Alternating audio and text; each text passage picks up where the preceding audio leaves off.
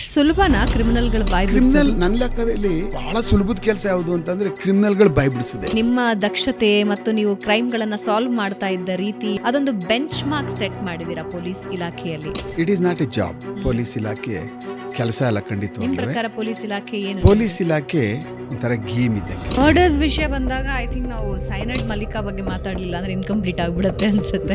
I think ಇಂಡಿಯಾದಲ್ಲೇ ಮೊದಲ ಸರಣಿ ಹಂತಕಿ ಅನ್ನೋದು ಈಕೆನೆ ಮೊದಲು ಅನ್ಸುತ್ತಲ್ಲ. ನಾನು ಹೇಳಲ್ಲ ಯಾರು ಅಂತ, ನಾನು ಸತ್ರು ಹೇಳಲ್ಲ. ನಾವು ಹಿಡ್ಕೋಬೇಕಾದಾಗ ಅವ್ಳ ಬ್ಯಾಗ್ ಒಳಗಡೆ ಸೈನೈಡ್ ಇತ್ತು. ಅಯ್ಯೋ ಸಾಯಿಸ್ಬಿಡ್ತಾರೆ, ನನ್ನ ಮಗನ ಸಾಯಿಸ್ಬಿಡ್ತಾರೆ, ಅಯ್ಯೋ ನಾನು ಹೇಳ್ತೀನಿ ಕರೀರಿ ನಾನು ಹೇಳ್ಬಿಡ್ತೀನಿ ಎಲ್ಲ ಮರ್ಡರ್ ಮಾಡಿರೋದ ಅಂತ ಹೇಳಿ. ಪೊಲೀಸರು ಅಂದ್ರೆ ಜನಗಳಲ್ಲಿ ನಂಬಿಕೆ ಕಡಿಮೆ, ನಮ್ಮ ಮೇಲೆ ಅವ್ರಿಗೆ ಅಪನಂಬಿಕೆಗಳು ಬಂದ್ಬಿಟ್ಟಿದೆ. ಹೆಂಗಿತ್ತು ಸರ್? ಹೆಂಗಿದೆ ಸರ್ ಅಂಡರ್ ವರ್ಲ್ಡ್? ಈಗ ಹೆಂಗಿದೆ, ಆಗ ಹೆಂಗಿದೆ? ಯಾರು ಅನಿಲ್ ಕುಮಾರು, ಜೈರಾಜು, ಕೊತ್ವಾಲು ಏನೊಂದು ಎರ ಇತ್ತು ನೋಡಿ ಅವ್ರದೆಲ್ಲ, ಆ ಟೋಟಲಿ ಆ ಎರ ಎಲ್ಲ 1990 ಫಿನಿಶ್ ಆಗ್ಬಿಟ್ಟು. ನಮಸ್ಕಾರ ವೀಕ್ಷಕರೇ, ಬೆಂಗಳೂರು ಬಸ್ಗೆ ಸ್ವಾಗತ. ನಾನು ಭಾವನಾ ನಾಗಯ್ಯ. ಪ್ರತಿ ವಾರ ಒಬ್ಬ ಗಣ್ಯ ಅತಿಥಿ ನಮ್ಮ ಬೆಂಗಳೂರು ಬಸ್ ಪಾಡ್ಕಾಸ್ಟ್ನಲ್ಲಿ ನಮ್ಮ ಜೊತೆ ಇರ್ತಾರೆ. ಅವರ ಜೀವನವನ್ನ ಹಂಚಿಕೊಳ್ತಾರೆ, ಅವರ ಸವಾಲುಗಳನ್ನ ನಮ್ಮ ಜೊತೆ ಹಂಚಿಕೊಳ್ತಾರೆ. ಹಾಗೆಯೇ ಇವತ್ತು ಮತ್ತೊಬ್ಬ ಗಣ್ಯರನ್ನ ನಿಮಗೆ ಪರಿಚಯ ಮಾಡಿಕೊಡ್ತಾ ಇದ್ದೀನಿ. ಪೊಲೀಸ್ ಇಲಾಖೆ. ನನಗೆ ಯಾವಾಗಲೂ ಅನ್ಸುತ್ತೆ, ಪೊಲೀಸ್ ಇಲಾಖೆ ಒಂದು ಎಚ್ಚರ ಇದ್ದರೆ ನಾವೆಲ್ಲರೂ ನೆಮ್ಮದಿಯಾಗಿ ನಿದ್ದೆ ಮಾಡೋದಕ್ಕೆ ಸಾಧ್ಯ ಅಂತ. ದಿನ ಬೆಳಗಾದರೆ ನಮ್ಮದೇ ಟೆನ್ಷನ್ಗಳನ್ನು ಇಟ್ಕೊಂಡು ಸಂಬಳ, ಮನೆ, ಕೆಲಸ, ಕಷ್ಟ, ನಷ್ಟ ಇವೆಲ್ಲದರ ನಡುವೆ ನಮ್ಮ ರಕ್ಷಣೆ ಬಗ್ಗೆ ನಾವು ಯೋಚನೆ ಮಾಡೋದು ಬಹಳ ಕಮ್ಮಿ. ಯಾಕಂದರೆ ಪೊಲೀಸರ ಮೇಲಿರೋ ನಂಬಿಕೆ ಅದು. ಪೊಲೀಸರು ಸರಿಯಾಗಿ ಕಾರ್ಯನಿರ್ವಹಿಸ್ತಾ ಇದ್ದಾರೆ, ಕಳ್ಳರನ್ನು, ಕೊಲೆಪಾತಕರನ್ನು ಹಿಡಿತಾ ಇದ್ದಾರೆ. ಹಾಗಾಗಿ ನಾವು ನೆಮ್ಮದಿಯಾಗಿ ಜೀವನ ಮಾಡಬಹುದು, ನೆಮ್ಮದಿಯಾಗಿ ತಲೆ ದಿಂಬಿಗೆ ಕೊಟ್ಟು ನಿದ್ದೆ ಮಾಡಬಹುದು ಅನ್ನೋ ನಂಬಿಕೆ ನಮ್ಮಲ್ಲಿ ಇರಬೇಕು. ಅಂದರೆ ಆ ಪೊಲೀಸ್ ವ್ಯವಸ್ಥೆ ಅಷ್ಟು ಸುಭದ್ರವಾಗಿರಬೇಕು. ಕರ್ನಾಟಕದಲ್ಲಿ ಬಹಳಷ್ಟು ಪೊಲೀಸ್ ಆಫೀಸರ್ಗಳನ್ನು, ಅವರ ಹೆಸರುಗಳನ್ನು ನೀವು ಕೇಳಿರ್ತೀರಿ. ಆದರೆ ನೆನಪಿನ ಪುಟಗಳಲ್ಲಿ ಉಳಿದು ಹೋಗುವಂತಹ ಹೆಸರುಗಳು ಬಹಳ ಕಡಿಮೆ ಇರುತ್ತೆ, ಬೆರಳೆಣಿಕೆಯಷ್ಟು ಅಂತ ಹೇಳ್ಬೋದು. ಅಂತಹದ್ದೇ ಒಂದು ಹೆಸರು SK ಉಮೇಶ್ ಅವರದ್ದು. ಅವರ ದಕ್ಷತೆ, ಅವರ ಕಾರ್ಯವೈಖರಿ ಇವತ್ತೂ ಕೂಡ ಹಲವಾರು ಪೊಲೀಸರು ಗುಣಗಾನ ಮಾಡ್ತಿರ್ತಾರೆ. ಹಾಗೆ ಕೇಸ್ ಹಿಸ್ಟ್ರಿಯಲ್ಲಿ ಜನರಿಗೆ ಹೇಳ್ತಾ ಇರ್ತಾರೆ. ಅಂದರೆ ಯಾರ್ಯಾರು ಅಪ್ರಾಂಟಿಸ್ ಇರ್ತಾರೋ ಅವರಿಗೆ ಕೇಸ್ ಹಿಸ್ಟ್ರಿಗಳನ್ನು ಹೇಳ್ತಾ ಇರ್ತಾರೆ. ಸೊ SK ಉಮೇಶ್ ಅವರು ಇವತ್ತು ನಮ್ಮ ಜೊತೆ ಇದ್ದಾರೆ. ನಮಸ್ಕಾರ SK ಉಮೇಶ್ ಅವರೇ. ಸ್ವಾಗತ. ಹೇಗಿದ್ದೀರಿ? Fine madam. ಈಗ ಹಳತು, ಆದರೆ ನಿಮ್ಮ ದಕ್ಷತೆ ಮತ್ತು ನೀವು ಕೆಲಸ ಸಾಲ್ವ್ ಮಾಡ್ತಾ ಕ್ರೈಮ್ಗಳನ್ನು ಸಾಲ್ವ್ ಮಾಡ್ತಾ ಇದ್ದ ರೀತಿ ಇವತ್ತಿಗೂ ಟೆಕ್ಸ್ಟ್ ಬುಕ್ಗಳಾದರೆ ಒಳ್ಳೆಯದು ಅಂತ ಅನಿಸುತ್ತೆ. ಅಷ್ಟು ಕೇಸ್ಗಳನ್ನು ನೀವು ಸಾಲ್ವ್ ಮಾಡಿದ್ದೀರಾ. ಹಾಗೆ ಅದೊಂದು ಬೆಂಚ್ ಮಾರ್ಕ್ ಸೆಟ್ ಮಾಡಿದ್ದೀರಾ ಪೊಲೀಸ್ ಇಲಾಖೆಯಲ್ಲಿ. ಸೊ ಒಂದ್ಸಲ ರಿವೈಂಡ್ ಮಾಡಿಕೊಂಡ್ರೆ ಏನನ್ಸುತ್ತೆ SK ಉಮೇಶ್ ಅವರು ಮತ್ತು ಪೊಲೀಸ್ ಇಲಾಖೆ? ಪೊಲೀಸ್ ಇಲಾಖೆ ಬಹಳ ಅದ್ಭುತವಾದಂಥ ಇಲಾಖೆ. ಇಲ್ಲಿ ಕೆಲಸ ನಾವು ಮಾಡ್ತೀವಿ ಅಂತ ಹೊರಡ್ತು ಅಂತ ಅಂದರೆ it is not A job. Police ಇಲಾಖೆ ಕೆಲಸ ಅಲ್ಲ ಖಂಡಿತವಾಗ್ಲೂ. ಪೊಲೀಸ್ ಇಲಾಖೆ ಏನು? ಪೊಲೀಸ್ ಇಲಾಖೆ ಒಂಥರ ಗೇಮ್ ಇದ್ದಂಗೆ. ಅಂದರೆ ಪ್ರತಿ ದಿವಸ ಘಟನೆಗಳು, ಪ್ರತಿ ದಿವಸ ಚಾಲೆಂಜಸ್ಗಳು, ಪ್ರತಿ ದಿವಸ ಹೊಸ ಮಾಡಬೇಕು. ನಾವು ಹೊಸದ ಪತ್ತೆ ಮಾಡಬೇಕು. ಪತ್ತೆ ಆಗದೆ ಇರ್ತಕ್ಕಂಥದ್ರ ಜೊತೆ ನಾವು ಸೇರಿಕೊಂಡು ಅದೇನೇ ಪಾತಾಳದಲ್ಲಿದ್ದರೂ ಅದನ್ನು ಈಚೆ ತೊಗೊಬರ್ಬೇಕು ಅನ್ನುವಂಥ ಒಂದು ಧ್ಯೇಯ ಇರುತ್ತೆ ನೋಡಿ ನಮ್ಮಲ್ಲಿ. ಆ ಕಾರಣಕ್ಕೋಸ್ಕರ ಏನಾಗುತ್ತೆ ಅಂದರೆ ನಮ್ಮ ಕೆಲಸನೇ ಅನಿಸಲ್ಲ. ಅದು ಏನು ಇನ್ವೆನ್ಷನ್ ಅಂತ ಕರಿತೀವಿ ನಾವು ಅದನ್ನು. ಅಂದರೆ ಪ್ರತಿ ದಿವಸ ಏನಾದರೂ ಪತ್ತೆ ಮಾಡಬೇಕು, ಏನಾದರೂ ಒಂದು ಅದನ್ನು ಪತ್ತೆ ಮಾಡಿ ಎಸ್ ನಾನು ಇದು ಮಾಡಿದ್ದೀನಿ ಅಂತ ಅನ್ನುವಂಥದ್ದು ಸಾಯಂಕಾಲಕ್ಕೆ ನನ್ನ ಅಕೌಂಟಿಗೆ ಬರಬೇಕು. ಅದು ಆಡು ಭಾಷೆಯಲ್ಲಿ ಗೀಳು ಅನ್ಬೋದಾ? ಹೌದು, ಅದೊಂಥರ ಗೇಮ್ ಅಂತ ಕರಿತೀನಿ ನಾನು ಸಾಮಾನ್ಯವಾಗಿ ಹಾಗೆ ಕರೀದು. It is a game. ಯಾರು ಒಳ್ಳೆ ಆಟ ಆಡ್ತಾರೋ, ಯಾರು ಅದ್ಭುತವಾಗಿ ಆಡ್ತಾರೋ, ಯಾರು ಹೆಚ್ಚಿಗೆ ಹೊತ್ತು ಆಡ್ತಾರೋ, ಯಾರು ಶಕ್ತಿ ಮೀರಿ ಆಡ್ತಾರೋ ಅವರು ಮಾತ್ರ ಗೆಲ್ಲೋಕ್ಕೆ ಸಾಧ್ಯ ಆಗ್ತದೆ. ಅತ್ಯಂತ ಬೇಗವಾಗಿ ಗೆಲ್ಲೋಕ್ಕೆ ಸಾಧ್ಯ ಆಗ್ತದೆ, ಭಾಳ ಚೆನ್ನಾಗಿ ಗೆಲ್ಲೋಕ್ಕೆ ಸಾಧ್ಯ ಆಗ್ತದೆ. ಅದನ್ನು ಲಾಜಿಕಲ್ ಎಂಡಿಗೆ ತೊಗೊಂಡು ಹೋಗ್ತಕ್ಕಂಥ, ಯಾಕೆಂದರೆ ಮಾಡಿದವರೇ ನಾವಾದ್ರಿಂದ ಅದನ್ನು ಒಂದು ಲಾಜಿಕಲ್ ಎಂಡಿಗೆ ತೊಗೊಂಡು ಹೋಗುವಂಥದ್ದು ಇದೆಯಲ್ಲ, ಕೊನೆ ಹಂತಕ್ಕೆ ಮುಟ್ಟಿಸುವಂಥದ್ದು, that is the finest stage. ಅದು ನಮಗೆ ಸ್ಯಾಟಿಸ್ಫ್ಯಾಕ್ಷನ್ ಕೊಡ್ತಕ್ಕಂಥದ್ದು. ನಾನೇ ಮಾಡಿದೆ, ಟ್ರಯಲ್ ನಾನೇ ಆಯಿತು, ಮುಗೀತು ನನ್ನ ಪೀರಿಯಡಲ್ಲೇ, ಮತ್ತು ಅದಕ್ಕೆ ಏನು ಸಿಗಬೇಕಾದಂಥ ಶಿಕ್ಷೆ ಸಿಕ್ತು ಅಂತ ಅನ್ನುವಂಥದ್ದಾದಾಗ ಒಬ್ಬ ಪೊಲೀಸ್ ಅಧಿಕಾರಿಗೆ ಅದಕ್ಕಿಂತ ಬೇರೆ ಏನು ಬೇಕಾಗಿಲ್ಲ. ಅದಕ್ಕೆ ಭಾಳ ಅದ್ಭುತವಾದಂಥ ಕೆಲಸಗಳವು. ಆ ಕಾರಣಕ್ಕೆ ನಾವು ಅದರೊಳಗಡೆ ಇದ್ಬಿಟ್ಟು ಆದಮೇಲೆ ಏನಾಗ್ತದೆ ಅಂದರೆ ಎಲ್ಲೂ ಸಹ ನಮಗೆ ವೇಳೆ ಗೊತ್ತಾಗಲ್ಲ, ರಾತ್ರಿ ಗೊತ್ತಾಗಲ್ಲ, ಹಗಲು ಗೊತ್ತಾಗೋದಿಲ್ಲ. ಆಮೇಲೆ ಇದ್ರ ಮಧ್ಯೆ ಎಲ್ಲ ಮರ್ತೊಬಿಡ್ತೀರಾ ಅಂತ ನೀವು ಒಂದು ಪ್ರಶ್ನೆ ಕೇಳ್ಬೋದು ನಮಗೆ. ಎಲ್ಲ ಮರ್ತೋಗ್ತದಾ ಇದೆಲ್ಲ ಅಂತ ಅಂದಾಗ ಖಂಡಿತವಾಗ್ಲೂ ಮರ್ತೋಗ್ತದೆ. ಆದರೆ ಅಷ್ಟೇ ಜವಾಬ್ದಾರಿನೂ ಇರ್ತದೆ. ನಮ್ಮ ಸಂಸಾರ, ಮಕ್ಕಳು ಏನು ಮಾಡ್ತಾ ಇದ್ದಾರೆ ಅನ್ನೋದ್ರ ಬಗ್ಗೆನೂ, ಅದು ಎಷ್ಟು ಮಾಡಬೇಕೋ, ಎಷ್ಟು ನೋಡ್ಕೋಬೇಕು ಅನ್ನುವಂತಹ ಒಂದು ಪರಿಜ್ಞಾನನೂ ನಾವು ಸರಿಯಾಗಿ ಇಟ್ಕೋಬೇಕು. ಇಲ್ಲ ಅಂತಂದರೆ ನಮ್ದು ಇನ್ನೊಂದು ಚಕ್ರದ ಕಡಾಣಿನೇ ಬಿದ್ದೋಗ್ಬಿಡುತ್ತೆ. ಅಂದರೆ ಈ ಪೊಲೀಸ್ ಕುಟುಂಬಗಳಿಂದ ಒಂದು ಪ್ರಶ್ನೆ ಕೇಳುತ್ತೇನೆ ನಿಮಗೆ. ಕುಟುಂಬಗಳ ಕಡೆಯಿಂದ ಪೊಲೀಸ್ ಆಫೀಸರ್ಗಳಿಗೆ ಅಥವಾ ಪೊಲೀಸ್ ಸಿಬ್ಬಂದಿಗೆ ಕುಟುಂಬನ ನಾನು ಚೆನ್ನಾಗಿ ನೋಡ್ಕೊಂಡೆ ಅನ್ನೋ ಸ್ಯಾಟಿಸ್ಫ್ಯಾಕ್ಷನ್ ಇರುತ್ತಾ, ಕೆಲಸ ಮತ್ತು ಕುಟುಂಬ ಎರಡನ್ನೂ ಇಟ್ಟಾಗ? ನಾನು ತುಂಬ ಬ್ಯುಸಿ, ನಾನು ಭಾಳ ಕೆಲಸ ಮಾಡ್ತಾಯಿದ್ದೀನಿ, ನಾನು ಸಿಕ್ಕಾಬಟ್ಟೆ ನನಗೆ ಇದಿಲ್ಲ ಅಂತ ಆ ಥರ ಏನಾರ ಅಂದರೆ ಒಬ್ಬ ಮೂರ್ಖನೇ. ಏಕೆಂದರೆ ನಾವು ಏನೇನೆಲ್ಲ ಮಾಡ್ಕೋಬೋದು, ಏನೇನೆಲ್ಲ ಮಾಡೋಕ್ಕೆ ಸಾಧ್ಯ ಆಗ್ತದೆ, ಎಷ್ಟು ತೊಡಗಿಸ್ಕೊಳ್ಳೋಕೆ ಸಾಧ್ಯ ಆಗ್ತದೆ, ಕಾಂಪನ್ಸೇಟ್ ಎಷ್ಟು ಮಾಡಬೇಕು ಅನ್ನುವಂಥ ಜ್ಞಾನ ನಮ್ಮಲ್ಲಿದ್ದರೆ ಖಂಡಿತವಾಗ್ಲೂ ನಾವೇನು ಫ್ಯಾಮಿಲಿಗಳಿಗೆ, ಸಂಸಾರಗಳಿಗೆ ಮತ್ತು ಮಕ್ಕಳುಗಳಿಗೆ ನಾವು ಸಮಯ ಕೊಡ್ತಾ ಇಲ್ಲ, ಅವ್ರು ಕಾನ್ಸಂಟ್ರೇಟ್ ಮಾಡ್ತಾ ಇಲ್ಲ, ಅವರ ಏಳಿಗೆಗಳನ್ನ ನೋಡ್ಕೋತಾ ಇಲ್ಲ ಅನ್ನುವಂಥದ್ದು ನನ್ನ ಲೆಕ್ಕದಲ್ಲಿ ಅಧಿಕಾರಿ ವರ್ಗಗಳು ಆಗಿರ್ತದೆ. ಪಾಪ ನಮ್ಮ ಕೆಳ ಹಂತದ ಪೊಲೀಸ್ ಅಧಿಕಾರಿಗಳು ಅವ್ರು ಪೊಲೀಸ್ ಸ್ಟೇಷನ್ಗೆ ಬರಬೇಕು ಅಂದರೆ ಅವ್ರು ಮಾರ್ನಿಂಗ್ 8:30 ಬರ್ತಾರೆ. ಅವ್ರು ಅರ್ಲಿ ಮಾರ್ನಿಂಗ್ 6 ಗಂಟೆ 6:15 ಬಿಡಲೇಬೇಕಾಗ್ತದೆ ಪ್ರತಿ ದಿವಸ. ಅದಾದಮೇಲೆ ಮತ್ತೆ ವಾಪಸ್ ಅವ್ರು 8:30 8:30 ಬೇರೆ ಶಿಫ್ಟ್ನವ್ರು ಬಂದು ಅವ್ರು ಅಲ್ಲಿ ಡ್ಯೂಟಿ ಕೊಡುವವರೆಗೂ ಅವ್ರು ಇರ್ತಾರೆ. ಅಂದರೆ ಮತ್ತೆ ವಾಪಸ್ ಅವ್ರು ಹೋಗೋಷ್ಟೊತ್ತಿಗೆ 10 ಗಂಟೆ 10:30 ಅದೇ ಆಗುತ್ತೆ.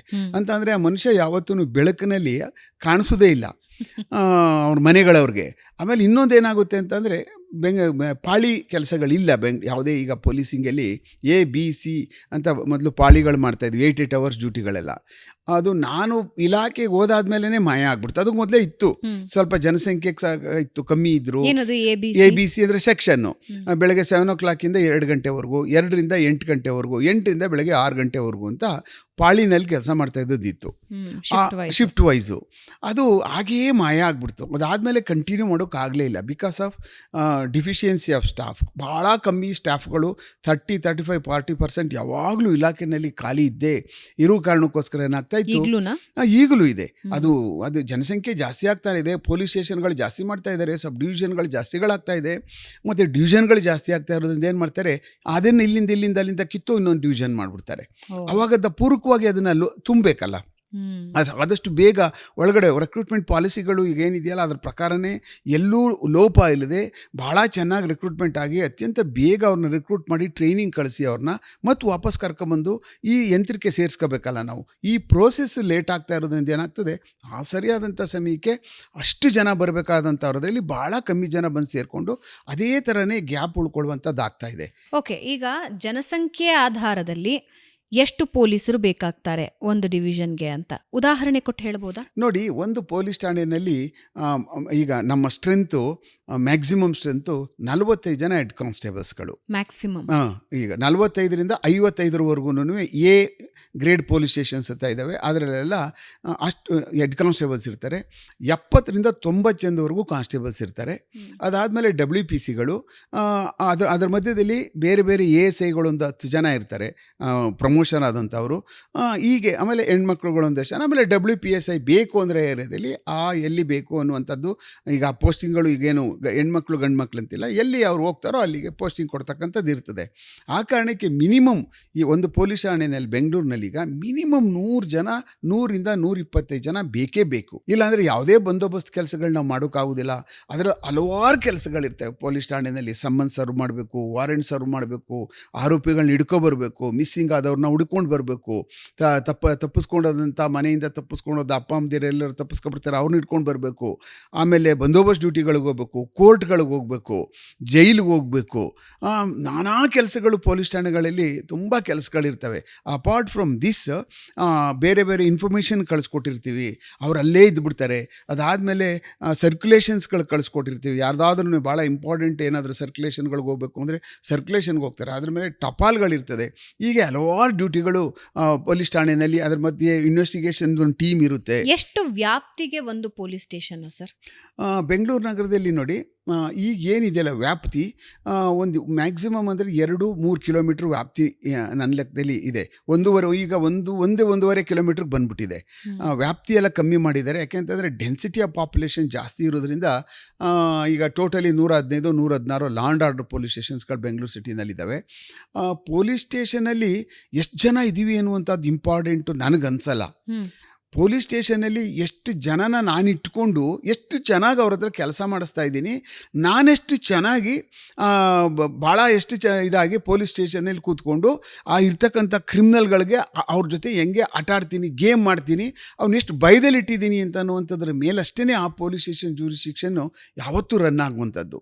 ಅವ್ರ ತಲೆಗೆ ಬಂದ್ಬಿಡ್ತದೆ, ಅವನ ಹತ್ರ ಪೊಲೀಸ್ ಸ್ಟೇಷನ್ ಹತ್ರ ಹೋಗ್ಬಿಟ್ರಪ್ಪ ರಾಮಾಯಣ ಅವ್ನ ಕೈ ಸಿಗಾಕೊಂಡ್ರೆ ಅಷ್ಟೇ, ಆಮೇಲೆ ರಾಮಾಯಣ ಬೇಡ ಪಕ್ಕದ ರೋಡ್ಗೆ ಹೋಗ್ಬಿಡ್ತಾರೆ ಅವರು. ಇದು ಈ ಮೊದಲು ನಡೀತಾ ಇತ್ತು, ಈಗಲೂ ನಡೀತದೆ, ಮುಂದೆನೂ ನಡೀತದೆ. ಅಂದರೆ ತುಂಬ ಚೆನ್ನಾಗಿ ಯಾರು ಈ ಕ್ರೈಮ್ ನಡೆಸ್ತಕ್ಕಂಥ, ಅಪರಾಧ ನಡೆಸ್ತಕ್ಕಂಥವ್ರು, ಅಪರಾಧ ಮಾಡುವಂಥವ್ರು, ಅಪರಾಧನೇ ಪ್ರವೃತ್ತಿ ಅಂತ ಮಾಡ್ಕೊಬಿಟ್ಟಿರ್ತಕ್ಕಂಥವ್ರು, ಪಿಕ್ ಪಾಕೆಟ್ಗಳೇ ಜೀವನ ಅನ್ನುವಂಥವ್ರು, ಮೋಸನೇ ಜೀವನ ಅಂದ್ಕೊಂಡಿರ್ತಕ್ಕಂಥವ್ರು, ಆಮೇಲೆ ರೌಡಿಸಮ್ಮೇ ಜೀವನ ಅನ್ನುವಂಥ ಅವ್ರಿಗೂ ಅವ್ನು ನಮ್ಮ ಪಲ್ಸ್ ನೋಡ್ತಾರೆ. ಯಾರು ಪೊಲೀಸ್ ಇನ್ಸ್ಪೆಕ್ಟ್ರ್ ಬಂದು ಪೊಲೀಸ್ ಸ್ಟ್ಯಾಂಡ್ನಲ್ಲಿ ಕೂತ್ಕೊಂಡಿದ್ದಾನೆ, ಅವನಿಗೆ ಏನೋ ಹೆಂಗೋ ಮೀಟ್ರು ಒಂದು ಅಂತಾರೆ ಅವರೆಲ್ಲ. ಅಂದರೆ ಏನು ಈ ಮನುಷ್ಯ ಕಾಂಪ್ರಮೈಸ್ ಆಗ್ತಾನಾ, ಯಾತಕ್ಕಾದ್ರೂ ಇವನು ನಮ್ಮ ಜೊತೆ ಕಾಂಪ್ರಮೈಸ್ ಮಾಡ್ಕೊಳ್ಳುವಷ್ಟು ಇದೆಯಾ, ಮಾಡ್ಕೋಬೋದಾ, ಇಲ್ಲ ಯಾರು ಮುಖಾಂತರ ಮಾಡ್ಕೋಬೋದು, ಯಾವ ಚೋಟ ಮೋಟ ಲೀಡರ್ಗಳು ಯಾರೋ ಇದ್ದಾರಲ್ಲ ಅವರೆಲ್ಲ MLAಗಳ ಹತ್ತಿರ ಇರ್ತಾರೆ ಕೆಲವು ಸಲ, ಅವ್ರ ಮುಖಾಂತರ ಹೋದರೆ ನಾವೆಲ್ಲ ಇವನ್ನ ಪ್ಯಾಕೆಟ್ ಮಾಡ್ಕೋಬೋದಾ, ಇದನ್ನೆಲ್ಲ ಸ್ಟಡಿ ಮಾಡ್ಕೊಂಡು ಬರ್ತಾರೆ. ಆವಾಗ ಇದನ್ನೆಲ್ಲ ನೋಡಿ ಅವರು ಅದ್ರ ಮೇಲೆ ಆ್ಯಕ್ಟ್ ಮಾಡೋಕ್ಕೆ ಶುರು ಮಾಡ್ತಾರೆ. ಏರಿಯಾಗಳಲ್ಲಿ ಕಲೆಕ್ಷನ್ನು ಸಿಕ್ಕಾಬಟ್ಟೆ, ಒಂದು ಹಬ್ಬಕ್ಕೆ 6 ತಿಂಗಳು ಮಿನಿಮಮ್ 3 ತಿಂಗಳು ಮಾಡ್ತಾರೆ ಕಲೆಕ್ಷನ್ಗಳು, ಎಲ್ಲ ಚೋಟಗಳು ಬಡ್ಡಿಂಗ್ಗಳು ಎಲ್ಲ ರೆಡಿ ಆಗ್ತಾ ಇರ್ತಾರೆ ಸೊಸೈಟಿನಲ್ಲಿ. 18 ವರ್ಷ. ಈ ಕ್ರೈಮ್ ಸರ್ಕಲ್ ಹೆಂಗೆ ವರ್ಕ್ ಆಗುತ್ತೆ ಅಂದರೆ, ನಾನು ಇವಾಗ ಇದನ್ನು ಹಿಂಗೆ ಅರ್ಥ ಮಾಡ್ಕೋಬಹುದಾ, ಎಲ್ಲಿ ಕ್ರೈಮ್ ಜಾಸ್ತಿ ಆಗ್ತಿದೆಯೋ ಅಲ್ಲಿ ಪೊಲೀಸ್ ಸ್ಟೇಷನ್ನಲ್ಲಿರೋ ದಕ್ಷತೆ ಕಮ್ಮಿ ಅಂತ ಅನ್ಕೋಬಹುದಾ ನಾನು? ನೋಡಿ, ಸಾಮಾನ್ಯವಾಗಿ ಏನಾಗುತ್ತೆ, ಜನ ಏನು ಅಂದ್ಕೊಳ್ತಾರೆ ಅಂದರೆ ಉಪ್ಪಾರಪೇಟೆಯಲ್ಲಿ ಭಾಳ ಕ್ರೈಮ್ ಆಗ್ಬಿಡ್ಬೋದು ಅಂದ್ಕೊಳ್ತಾರೆ, ಮಾರ್ಕೆಟಲ್ಲಿ ಕ್ರೈಮ್ ಆಗ್ಬಿಡ್ಬೋದು ಅಂದ್ಕೊಳ್ತಾರೆ, ಆಮೇಲೆ ಕಮರ್ಷಿಯಲ್ ಸ್ಟ್ರೀಟಲ್ಲಿ ಆಗ್ಬಿಡ್ಬೋದು ಅಂತಾರೆ. ಖಂಡಿತವಾಗ್ಲೂ ಅಲ್ಲಿ ಅಪರಾಧಗಳು ಕಮ್ಮಿ ಆಗೋದೇ ಇಲ್ಲ. ಜನ ಮಾತ್ರ ಬ್ಯುಸಿ ಇರ್ತಾರೆ ಅಷ್ಟೇ. ಅವ್ರು ಬರ್ತಾರೆ, ಅವ್ರ ಕೆಲಸ ಮುಗಿಸ್ಕೊಂಡು ಹೋಗ್ತಾರೆ.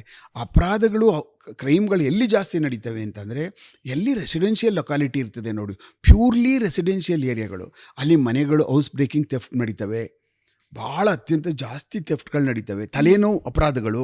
ಆಮೇಲೆ ಅಲ್ಲೇ ಸಹ ವಿಸಿನಿಟಿಗಳಲ್ಲಿ ಯಾವ್ದಾದ್ರು ಸ್ಲಮ್ಗಳಿರ್ತವೆ, ಮರ್ಡರ್ಗಳಾಗ್ತಾ ಇರ್ತವೆ. ಮೂರನೇದು, ಅಲ್ಲೇ ತುಂಬ ಜನ ಇವರು ರೌಡಿಗಳು ಯಾರು ಬದುಕೊಂಡಿರ್ತಕ್ಕಂಥವ್ರು, ಅವರು ಇಂಡಿ ಇಪ್ಪೆ ಮಾಡ್ತಾ ಇರ್ತಾರೆ ಆ ಜಾಗಗಳಲ್ಲಿ. ಆಮೇಲೆ ಅತ್ಯಂತ ಜಾಸ್ತಿ ಪೊಲೀಸ್ ಠಾಣೆಗೆ ಬರ್ತಕ್ಕಂಥ ತುಂಬ ಕೇಸ್ಗಳು ಯಾವುದಾದ್ರು ಪೊಲೀಸ್ ಠಾಣೆಗೆ ಅಂದರೆ ಮ್ಯಾಟ್ರಿಮೋನಿಯಲ್ ಇಶ್ಯೂಗಳು ಬರ್ತವೆ.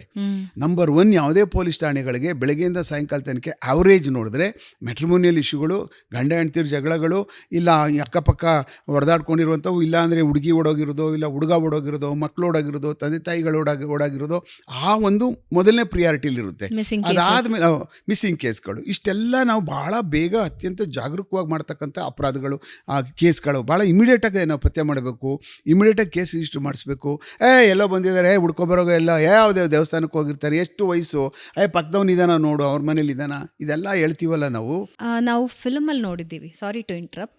ಈ ಕೆಟ್ಟ ಪೊಲೀಸ್ ಅಂತ ತೋರಿಸ್ತಾರೆ, ಮಗಳು ಕಾಣ್ತಿಲ್ಲ ಅಂತ ಹೇಳಿದ್ರೆ ಯಾರ ಜೊತೆನೋ ಓಡೋಗ್ಬಿಟ್ಟಿರ್ಬೇಕು, ಅಥವಾ ಅಪ್ಪನ ಬಗ್ಗೆ ಇನ್ನೇನೋ ಕೇಳಮಾತು, ತಂದೆ ಬಗ್ಗೆ, ತಾಯಿ ಬಗ್ಗೆ ಕೇಳಮಾತು, ಇಂಥವು ಆಗ್ತಾವ ಸರ್ ಪೊಲೀಸ್ ಸ್ಟೇಷನ್ನಲ್ಲಿ? ಆಗಲ್ಲ ಅಂತ ಅನ್ನೋಂಗಿಲ್ಲ.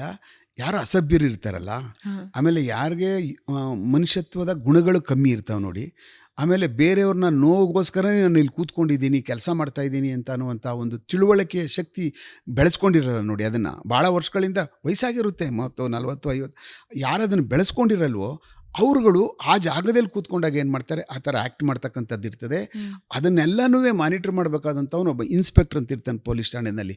ಅವನು ಅದನ್ನ ಭಾಳ ಅತ್ಯಂತ ಎಚ್ಚರಿಕೆಯಿಂದ ನೋಡ್ಕೋಬೇಕು. ಅದನ್ನು ಯಾರೇ ಬಂದರು ನೋಡಿ, ನಾನು ನನ್ನ ಸರ್ವಿಸ್ನಲ್ಲಿ ನಾನು ಅಂದ್ಕೊಂಡಿರೋದು, ಯಾವುದೇ ಕೇಸ್ಗಿಂತ ಕೊಲೆ ಆದರೆ ಆಗೋಯ್ತು, ಮುಗೀತು, ಪತ್ತೆ ಮಾಡ್ತೀವಿ, ಅವ್ನಿಗೆ ಶಿಕ್ಷೆ ಕೊಡಿಸ್ತೀವಿ, ಅದೇನು ಸಮಸ್ಯೆ ಏನಾಗಲ್ಲ. ಕಳ್ತನ ಆದರೂ ಪತ್ತೆ ಮಾಡ್ತೀವಿ, ಎಷ್ಟು ಸಾಧ್ಯನೋ ಅಷ್ಟು ರಿಕವರಿ ಮಾಡ್ತೀವಿ, ಅವ್ನು ಜೈಲಲ್ಲಿ ಇಂದ ಬರದೇ ಇರೋ ಥರ ಮಾಡ್ಕೊಳ್ತೀವಿ. ಈ ಥರದ ಅಪರಾಧಗಳಿಗೆ ನಾವೊಂದು ಚಾಲೆಂಜಸ್ಗಳು ಹೊಡ್ತಕ್ಕಂಥದ್ದು ನಮಗೇನು ದೊಡ್ಡ ಕಷ್ಟ ಆಗಲ್ಲ. ಬಟ್ ನಗರಗಳಲ್ಲಿ, ಇಂಥ ನಗರಗಳಲ್ಲಿ ಏನಾಗ್ತದೆ, middle class and below middle ಕ್ಲಾಸ್ಗಳಲ್ಲಿ ಮಕ್ಕಳುಗಳು ತುಂಬ ಓಡೋಗ್ಬಿಡ್ತಾರೆ, ತಪ್ಪಿಸ್ಕೊಬಿಡ್ತಾರೆ. ಅದು ಓದವ್ರು ಎಷ್ಟೋ ಕೇಸಸ್ಗಳು ಅವರು ಓದಿದ ತಕ್ಷಣವೇ ಅವ್ರನ್ನ ಕೂರಿಸ್ಕೋಬೇಕು, ಅವ್ರು ಹೆಂಗೆ ಗಾಬರಿ ಆಗಿಬಿಡ್ತಾರೆ ಅಂತಂದರೆ, ಯಾಕೆಂದ್ರೆ ನಾನು ನೋಡ್ತೀನಲ್ಲ ಅವನ್ನೆಲ್ಲ ಸ್ಟೇಷನಿಗೆ ಕಾಂಪೌಂಡೇ ಬಿಟ್ಟು ಹೋಗಲ್ರು, ರಾತ್ರಿಯೆಲ್ಲ ಅಲ್ಲೇ ಕೂತಿರ್ತಾರೆ. ಅದು ಇವಾಗ ನಮ್ಮ ಮಕ್ಕಳುಗಳು ಹಂಗೆ ಹೋದಾಗ, ಎಲ್ಲಾದರೂ ಹೋಗಿ ರಾತ್ರಿ ಬರಲಿಲ್ಲ 9-10 ಗಂಟೆ ಅಂದಾಗ, ನಾವು ಅವ್ರ ಸ್ಟೇಜಲ್ಲಿ ಯೋಚನೆ ಮಾಡಿದಾಗ ನಮಗೂ ಹಂಗೆ ಅನ್ನಿಸ್ತದೆ. ನಾವು ಹೋಗ್ತೀವ ಪೊಲೀಸ್ ಸ್ಟೇಷನ್ ಕಾಂಪೌಂಡ್ ಬಿಟ್ಟು ಹೋಗ್ತೀವ, ಹೆಂಗೆ ನಿದ್ರೆ ಬರುತ್ತಾ, ಬರಲ್ಲ. ಇನ್ನು ಯಾವುದೇ ಅಪರಾಧಗಳು ಏನೇ ಆಗ್ಬಿಟ್ರೂ ತಂದೆ ತಾಯಿದರಿಗೆ ಅಷ್ಟು ಡಿಸ್ಟರ್ಬು ಯಾವ ಕೇಸಲ್ಲೂ ಆಗಲ್ಲ. ಆ ಕಾರಣಕ್ಕೋಸ್ಕರನೇ ನಾವುಗಳು ಭಾಳ ಅತ್ಯಂತ ಎಚ್ಚರಿಕೆಯಿಂದ ಅಂತ ಬಂದ ತಕ್ಷಣವೇ ಅವ್ರಿಗೆ ಧೈರ್ಯ ತುಂಬುವಂಥದ್ದು, ಅವ್ರಿಗೆ ಮಾತಾಡ್ಸ್ತಕ್ಕಂಥದ್ದು, ಆಯಿತು ಕೂತ್ಕೊಳ್ಳಿ ಅಂತ ಹೇಳುವಂಥದ್ದು, ನಾವು ಪತ್ತೆ ಮಾಡ್ತೀವಿ, ನೀವೇನು ಚಿಂತೆ ಮಾಡ್ಕೊಳಕ್ಕೆ ಹೋಗಬೇಡಿ, ಎಲ್ಲಿದ್ದರೂ ಪತ್ತೆ ಮಾಡ್ತೀವಿ ಅಂತ ಅನ್ನುವಂಥದ್ದು, ಆ ವಿಶ್ವಾಸ ತುಂಬಬೇಕಲ್ಲ ಅವರಲ್ಲಿ. ಸರ್, ಈ ಯಂಗ್ ಏಜ್ ಮಕ್ಕಳು ಮನೆ ಬಿಟ್ಟು ಹೋಗ್ತಾರಲ್ಲ, ಪರ್ಸೆಂಟೇಜ್ ವೈಸ್ ಹೇಳೋದಾದ್ರೆ ಯಾವ ಕಾರಣಕ್ಕೆ ಹೆಚ್ಚು? ಲವ್ ಕಾರಣಕ್ಕ ಅಥವಾ ಮನೆಯಲ್ಲಿರೋ ಡಿಸ್ಟರ್ಬೆನ್ಸ್ ಕಾರಣಕ್ಕ? ಯಾವ್ದು ಹೆಚ್ಚು ಸರ್? ನೋಡಿ, ಮೊದಲು ಓಡೋಗ್ತಾ ಇರಲಿಲ್ಲ ಅಂತ ಕೇಳ್ಬೋದು ನೀವು. ಖಂಡಿತವಾಗ್ಲೂ ಮೊದಲು ಹೋಗ್ತಾ ಇದ್ರು. ಈ ಸೋಷಿಯಲ್ ಮೀಡಿಯಾಗಿಂತ ಏನಿದೆಯಲ್ಲ ಅದಕ್ಕಿಂತ ಮೊದಲೂ ಸಹ ಹೋಗ್ತಾ ಇದ್ರು. ಸೋಷಿಯಲ್ ಮೀಡಿಯಾ ಬಂದಾದಮೇಲೆ ಸ್ವಲ್ಪ ರೇಷಿಯೋ ಜಾಸ್ತಿ ಆಯಿತು. ಯಾಕೆಂದರೆ ನಾವು ಫೇಸ್ಬುಕ್ಕು ಮತ್ತು ವಾಟ್ಸಪ್ಗಳು, ಮೆಸೇಜಸ್ಗಳು ಇವೆಲ್ಲ ಬರೋಕ್ಕೆ ಶುರುವಾದಾಗ ಏನಾಗ್ತು, ಸಂಖ್ಯೆ ಜಾಸ್ತಿ ಆಯಿತು. ಯಂಗ್ಸ್ಟರ್ಸ್ಗಳು 17, 18, 19, 20 ವರ್ಷ ಒಳಗಡೆನೆ. ಆಮೇಲೆ ಅವನ ಹುಡುಗ ಇನ್ನೂ 21 ಆಗಿರಲ್ಲ, 18, ಅವನಿಗೂ 20 ವರ್ಷ, 21 ವರ್ಷ, ಹೀಗೆ ಆ ಸಂಖ್ಯೆಗಳು ಜಾಸ್ತಿ ಆಗೋಕ್ಕೆ ಶುರುವಾಗೋಗ್ಬಿಡ್ತು, ಓಡೋಗುವಂಥದ್ದು. ಆ ಕೇಸ್ಗಳು ಆ ಥರದವು ಏನಿದಾವಲ್ಲ, ಅವು ಭಾಳ ಡಿಸ್ಟರ್ಬ್ ಮಾಡಿಬಿಡ್ತವೆ. ಮತ್ತು ಇಡೀ ಫ್ಯಾಮಿಲಿನ ಕಾಯಿಲೆಯ ಆಗರ ಮಾಡಿಟ್ಬಿಡುತ್ತೆ. ಒಂದು ಮನೆಯಲ್ಲಿ ಅವ್ರು ಎಷ್ಟೇ ಬಡವರಾಗಿರಲಿ, ಏನೇ ಆಗಿರಲಿ, ಅವಳು ಮಗಳು ಓಡೋಗ್ಬಿಟ್ಟಿದ್ದಾಳೆ, ಎಲ್ಲೋ ಓದ್ಲು, ಯಾರ ಜೊತೆನೋ ಓದ್ಲು, ಅವ್ರ ಪಾಪ ಗೊತ್ತಿರಲ್ಲ. ಅವ್ರು ಹೊಟ್ಟೆ ತುಂಬಿಸ್ಕೊಳ್ಳೋದೇ ಕಷ್ಟ ಆಗ್ತದೆ ಬೆಳಗ್ಗೆಯಿಂದ ಸಾಯಂಕಾಲದವರೆಗೂ. ಅವ್ರು ದುಡಿದು ಅವ್ರ ಮಕ್ಕಳ ಹೊಟ್ಟೆ ತುಂಬಿಸಿ ಇವ್ರನ್ನೊಂದು ಓದಿಸ್ತಕ್ಕಂಥದ್ದು, ಅವ್ರನ್ನ ಸಮಾಜದಲ್ಲಿ ಏನೋ ಒಂದು ಮಾಡಬೇಕಪ್ಪ, ನಾವು ಎಷ್ಟು ಕಷ್ಟಪಡ್ತಾಯಿದ್ದೀವಿ ಅನ್ನುವಂಥ ಒಂದು ಮನೋಭಾವನೆಯಲ್ಲೇ ಜೀವನ ಮಾಡ್ಕೊಂಡು ಹೋಗ್ತಾ ಇರೋರಿಗೆ ಏಕಾಏಕಿ ಅವಳು ಮನೆ ಬಿಟ್ಬಿಟ್ಟು ಹೊಟ್ಟೋಗ್ಬಿಟ್ಲು, ಯಾರ ಜೊತೆ ಹೋಗಿದ್ದಾಳು ಏನು ಇವ್ರು ಬಂದ ತಕ್ಷಣವೇ, ಸಾರ್ ನನ್ನ ಮಗಳೆಲ್ಲೋ ಹೋಗ್ಬಿಟ್ಲು, ಬರುವಷ್ಟೊತ್ತಿಗೆ 2 ದಿವಸ ಆಗಿರುತ್ತೆ. ಏನು ಮಾಡೋದು, ಸ್ಟೇಷನ್ಗೆ ಹೋದ್ರೆ ಏನು ಮಾಡ್ತಾರೋ, ಏನು ಕೇಳ್ತಾರೋ ಏನು ಅಂತ ಹೇಳೋದು, ನಾವು ಧೈರ್ಯ ತಗೊಳ್ಳೋದೇ ಅವ್ರಿಗೆ ಭಾಳ ಕಷ್ಟ ಆಗ್ತದೆ ಪಾಪ.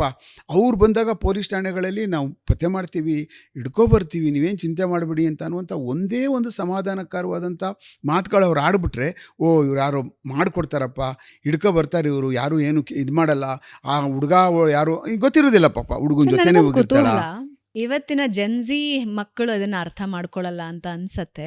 CCTV ಫುಟೇಜ್ ಇದೆ, ನೆಟ್ವರ್ಕ್ ಸಹಾಯ ಸಿಗುತ್ತೆ ನಿಮಗೆ, ಫೋನ್ ನೆಟ್ವರ್ಕ್ ಇದೆ, IMEI ನಂಬರ್ಗಳಿವೆ, ಎಷ್ಟು ಸೋರ್ಸಸ್. ಅಂದರೆ ನಮಗೆ ಟೆಕ್ನಾಲಜಿ ವೈಸ್ ನಾವು ಎಷ್ಟು ಮುಂದಿದ್ದೀವಿ ಅಂತ ಹೇಳಿದ್ರೆ ಇತ್ತೀಚಿನ ವರ್ಷಗಳಲ್ಲಿ ಕೇಸ್ನ ಸಾಲ್ವ್ ಮಾಡೋದು ಬಹಳ ಈಸಿ ಅನಿಸ್ಬಿಡತ್ತೆ. ತುಂಬ ನೀಟಾಗಿ ಎಲ್ಲೋ ಒಂದು ಕಡೆ ಸಿಕ್ಕಿಬಿಡುತ್ತೆ, ಡಾಟಾ ಸಿಗುತ್ತೆ, ಮತ್ತೊಂದು ಮಗದೊಂದು ಸಿಗುತ್ತೆ. ನಿಮ್ಮ ಕಾಲಕ್ಕೆ CCTV, ಸ್ಮಾರ್ಟ್ಫೋನ್ಗಳಿಲ್ಲ, IMEI ನಂಬರ್ಗಳಿರ್ತಿರ್ಲಿಲ್ಲ, ಆಮೇಲೆ ಬಂತು ಕಾಲಾಂತರದಲ್ಲಿ. IMEI ನಂಬರ್ಗಳಿರ್ತಾ ಇರಲಿಲ್ಲ. ಹೆಂಗೆ ಸಾಲ್ವ್ ಮಾಡ್ತಿದ್ರಿ ಕೇಸ್ಗಳನ್ನ? ಆವಾಗ ತುಂಬ ಹ್ಯೂಮನ್ ಇಂಟೆಲಿಜೆನ್ಸ್ ಇರ್ತಿತ್ತಾಗ. ಆವಾಗ ನಮಗಿದೇನು ಇರಲೇ ಇಲ್ವಲ್ಲ, ಆಪ್ಷನ್ಸೇ ಇಲ್ಲ. ಆಗ ಒಂದು ಕಾರ್ ಎಲ್ಲೋ ಹೋಯ್ತು ಅಂತ ಹೇಳಿದ್ರೆ ಎಲ್ಲಿ ಹೋಯ್ತು ಅನ್ನೋದನ್ನ ತಿಳ್ಕೊಳ್ಳೋದು ಕಷ್ಟ. ಹೌದು, ನಾವುಗಳು ಆವಾಗ ಬರೀ ಹ್ಯೂಮನ್ ಇಂಟೆಲಿಜೆನ್ಸು, ಇನ್ನು ಬೇರೆ ಏನೂ ಇರ್ತಿರ್ಲಿಲ್ಲ. ಆಮೇಲೆ ಮನುಷ್ಯ ಏನಾದರೂ ಕ್ರಿಯೆ ಮಾಡ್ತಾ ಇದ್ದಾನೆ, ಏನೋ ನಡೀತಿದೆ ಅಂದಾಗ ಇನ್ನೊಬ್ಬರಿಗೆ ಅದು ಗೊತ್ತೇ ಇರುತ್ತೆ ಅನ್ನುವಂಥ ಪಾಲಿಸಿ ಅಂತ. ಅಂದರೆ ನಮಗದು ಗೊತ್ತಿರುತ್ತೆ. ಇವ್ರು ಹೋಗಿದ್ದಾರೆ ಅಂದರೆ ಇವ್ರು ಬೇರೆಯವ್ರು ಯಾರೋ ಸಪೋರ್ಟ್ ಮಾಡಬೇಕು, ಬೇರೆಯವ್ರಿಗಂತೂ 100ಕ್ಕೆ 100ರಷ್ಟು ಗೊತ್ತೇ ಇರುತ್ತೆ ಎಲ್ಲಿಗೆ ಹೋಗಿರ್ತಾರೆ, ಏನಕ್ಕೆ ಹೋಗಿರ್ತಾರೆ ಅವರು ಅಂತ ಅನ್ನುವಂಥದ್ದನ್ನ ಪತ್ತೆ ಮಾಡುವಂಥದ್ದು ಒಂದು ಚಾಲೆಂಜ್ ಇರ್ತಿತ್ತು. ಅವಾಗ ನಾವು ಪತ್ತೆ ಮಾಡಿಬಿಡ್ತಿದ್ವಿ, ತೊಂದರೆ ಏನಿರ್ತಿರ್ಲಿಲ್ಲ. ಯಾರು ಭಾಳ ಹತ್ತಿರದಲ್ಲಿದ್ದರು, ಆಮೇಲೆ ಎಲ್ಲ ಮುಚ್ಚಿಟ್ಕೊಬಿಡ್ತಾರೆ, ಎಲ್ಲ ಸುಳ್ಳು ಹೇಳ್ತಾರೆ, ಆ ಥರದ್ದು ಏನಿರಲಿಲ್ಲ. ಎಲ್ಲ ಸತ್ಯ ಏನಿರ್ತಿತ್ತೋ ನಾವು ಕೇಳಿದಾಗ ಅವರೆಲ್ಲ ಹೇಳುವಂಥದ್ದೆಲ್ಲ ಮಾಡ್ತಾಯಿದ್ರು. ಯಾಕೆಂದರೆ ಇದೇನು ದೊಡ್ಡ ಅಪರಾಧನ ಏನೋ ಆಗ್ತಾ ಇರಲಿಲ್ಲ. ಬಟ್ ಆದರೆ ತುಂಬ ಡಿಸ್ಟರ್ಬ್ ಆಗಿಬಿಡ್ತಾರೆ, ತಪ್ಪಿಸ್ಕೊಂಡು ಹೋಗುವಂಥದ್ದು, ಹಿಡ್ಕೊಂಡು ಕರ್ಕೊಬರ್ತೀವಿ. ಆಮೇಲೆ ಪೋಕ್ಸೋ ಕಾಯ್ದೆಗಳು ಬಂದು ಮೊದಲೇನಾಗ್ತಾಯಿತ್ತು, ಬರೀ ಮಿಸ್ಸಿಂಗಲ್ಲಿ ಹೋಗ್ಬಿಡ್ತಾಯಿತ್ತು. ಆ ಮಿಸ್ಸಿಂಗ್ ಕೇಸ್ಗಳೇನಾಗ್ತಾಯಿತ್ತು, ಎಷ್ಟೋ ಕೇಸ್ಗಳಲ್ಲಿ ಹೋದಾಗ ಅಲ್ಲೇ ಎಲ್ಲೋ ಸತ್ತೋಗ್ಬಿಡೋದು, ಎಲ್ಲೋ ಯಾವುದೋ ಏರಿಯಾಗಳಲ್ಲಿ ಕರ್ಕೊಂಡೋಗಿರ್ತಾರೆ, ಇವ್ರು ಯಾರೋ ಹೋಗಿರ್ತಾರೆ, ಆಮೇಲೆ ಅಲ್ಲೇ ಎಲ್ಲೋ ಮರ್ಡರ್ ಆಗಿಬಿಟ್ಟಿರುತ್ತೆ. ಆ ಕೇಸ್ ಫೈಲ್ಗಳು ಹಂಗಂಗೆ ಉಳ್ಕೊಬಿಟ್ಟಿರ್ತವೆ, ಗೊತ್ತೇ ಆಗಲ್ಲ. ನೋಡಿದ್ರೆ ಪೊಲೀಸ್ ಠಾಣೆಯಲ್ಲಿ ಮಿಸ್ಸಿಂಗ್ ಪ್ರಕರಣ ಯಾವುದ್ರದ್ದು ಅಂದರೆ 91ನೇದು. ಅಂದರೆ ಅವನ ಮುಕ್ತಾಯ ಮಾಡ್ತಕ್ಕಂಥದ್ದಕ್ಕೆ ಕಾನೂನಲ್ಲಿ ಅವಕಾಶ ಇಲ್ಲ. 7 ವರ್ಷ ಆದಮೇಲೆ ಅದನ್ನು ಒಂದು ಕ್ಲೋಷರ್ ರಿಪೋರ್ಟ್ ಅಂತ ಬರಿತೀವಿ. ಯಾಕೆ ಅಂತಂದರೆ ನಾಳೆ ದಿವಸ ಅವ್ರದ್ದು ಏನಾದ್ರು ಡಾಕ್ಯುಮೆಂಟೇಷನ್ಸ್ ಆಗಬೇಕು, ಅವ್ರದ್ದು ಇಲ್ಲ ಅವರು ಅನ್ನುವಂಥದ್ದು ಪ್ರೂವ್ ಆಗಬೇಕು ಅಂದಾಗ ಒಂದು ಕ್ಲೋಷರ್ಗೆ ಒಂದು 7 ಇಯರ್ಸ್, ಆಫ್ಟರ್ 7 ಇಯರ್ಸು ಹೀಗೆ ಏನೇನು ಇಷ್ಟೆಲ್ಲ ನಾವು ಕಟ್ಟೆ ಹಾಕಿದೋ, ಇಷ್ಟೆಲ್ಲ ಮಾಡಿದ್ದೀವಿ, ನಾವು ಪತ್ತೆ ಆಗಲಿಲ್ಲ, ಅಂದರೆ ಪ್ರಿಸ್ಯೂಮ್ಸ್ ಟು ಬಿ ಡೆಡ್ ಅಂತ ಅನ್ನುವಂಥದ್ದಕ್ಕೆ ಒಂದು ರಿಪೋರ್ಟ್ ತಯಾರಾಗೋ ಥರ ಆಗಿ ಅವರು ಇಲ್ಲ, ಇನ್ನು ಬರಲ್ಲ, ಇನ್ನು ಸಿಗಲ್ಲ, ಏನೋ ಆಗಿದ್ದಾರೆ ಅಂತ ಅನ್ನುವಂಥದ್ದಕ್ಕೆ ಡಾಕ್ಯುಮೆಂಟೇಷನ್ಗೋಸ್ಕರ ಒಂದು ದಾಖಲಾತಿಗಳು ಅವ್ರು ತೊಗೊಂಡೋಗ್ತಾರೆ 7 ವರ್ಷ ಆದಮೇಲೆ. ಇದು ಹಿಂಗೆ ಒಂದು ಮಿಸ್ಸಿಂಗ್ ಕೇಸ್ ಬಹಳ ಪ್ರಯತ್ನ ಪಟ್ಟು ಹಿಡ್ತಿದ್ದು ಯಾವುದಾದ್ರೂ ಇದೆಯಾ ನೆನಪಿದೆ? ಇಲ್ಲ, ನನಗೆ ನೋಡಿ ಮಿಸ್ಸಿಂಗ್ ಪ್ರಕರಣಗಳನ್ನ ಮಾಡೋದ್ರಲ್ಲೇ ನಾನು ಅದು ತೊಡ್ಕೊಬಿಟ್ಟಿದ್ದೆ. ಮಿಸ್ಸಿಂಗ್ ಪ್ರಕರಣಗಳಲ್ಲಿ ನಾನು ಒಂದು ಹೆಚ್ಚು ಕಡಿಮೆ ಒಂದು 80 ಕೇಸ್ಗಳು ಮರ್ಡರ್ ಕೇಸ್ಗಳು ಪತ್ತೆ ಮಾಡಿದ್ದೀನಿ. 80 ಮರ್ಡರ್ ಹೌದು, ಕೇಸ್. ಮರ್ಡರ್ ಕೇಸ್ಗಳಾಗಿರ್ತಕ್ಕಂಥವು. ನಂದಿ ಬೆಟ್ಟಕ್ಕೆ ಕರ್ಕೊಂಡೋಗಿ ಮರ್ಡರ್ ಮಾಡಿರ್ತಕ್ಕಂಥದ್ದು, ಮುತ್ಯಾಲಮಡು ಕರ್ಕೊಂಡೋಗಿ ಮರ್ಡರ್ ಮಾಡಿರ್ತಕ್ಕಂಥದ್ದು. ಆಮೇಲೆ ಇಲ್ಲಿ ನಮ್ಮ ಹೋಟೆಲ್ಲು ಒಂದು ಯಂಗ್ಸು ನೋಡಿ ಏನಾಗುತ್ತೆ, ಪಾಪ ಈಸ್ ವೆರಿ ಸ್ಮಾಲ್ ಫ್ಯಾಮಿಲಿ. ಅವರು ಮಂಗಳೂರು ಕಡೆಯವರು. ಅವ್ರು ಬಂದು ಸುಬ್ರಹ್ಮಣ್ಯಪುರದಲ್ಲಿ ಒಂದು ಸಣ್ಣದೊಂದು ಹೋಟ್ಲು ನಡೆಸ್ತಾಯಿದ್ರು. ಗಂಡ ಹೆಂಡತಿ, ಒಂದು ಮಗು ಇತ್ತು. ಅಲ್ಲಿಗೆ ಹಲವಾರು ಜನ ಬರೋದು, ತಿಂಡಿಗೆ ಬಂದಾಗೆಲ್ಲ ಪರಿಚಯ ಆಗ್ತಕ್ಕಂಥದ್ದು. ಈಗೆಲ್ಲ ಪರಿಚಯ ಆದರು. ಊಟ ತಿಂಡಿ ತಿನ್ಕೊಂಡು ಹೋಗ್ತಕ್ಕಂಥವ್ರು ತುಂಬ ಜನ ಮಾಡಿಕೊಂಡು ಇಡೀ ಅಲ್ಲಿ ಬರ್ತಕ್ಕಂಥ ಯಾವುದೇ ವೆಹಿಕಲ್ಗಳಿಗೆಲ್ಲ ಊಟ ಕೊಡುವಂಥದ್ದು. ಒಂದು ದಿವಸ ಈ ಅಮ್ಮನಿಗೆ ಏನೋ ಸ್ವಲ್ಪ ಹೊಟ್ಟೆದೇನೋ ಸಮಸ್ಯೆ ಇತ್ತಂತೆ. ಅದಕ್ಕೆ ನಾನು ನಾಟಿ ತೊಗೊಂಡು ಬರ್ತೀನಿ ಅಂತ ಹೇಳ್ಬಿಟ್ಟು ಅಂತ ಉಡುಪಿ ಕಡೆ ಊರವ್ರದ್ದು. ಉಡುಪಿಗೆ ಹೋದ್ಲ ಅಮ್ಮ.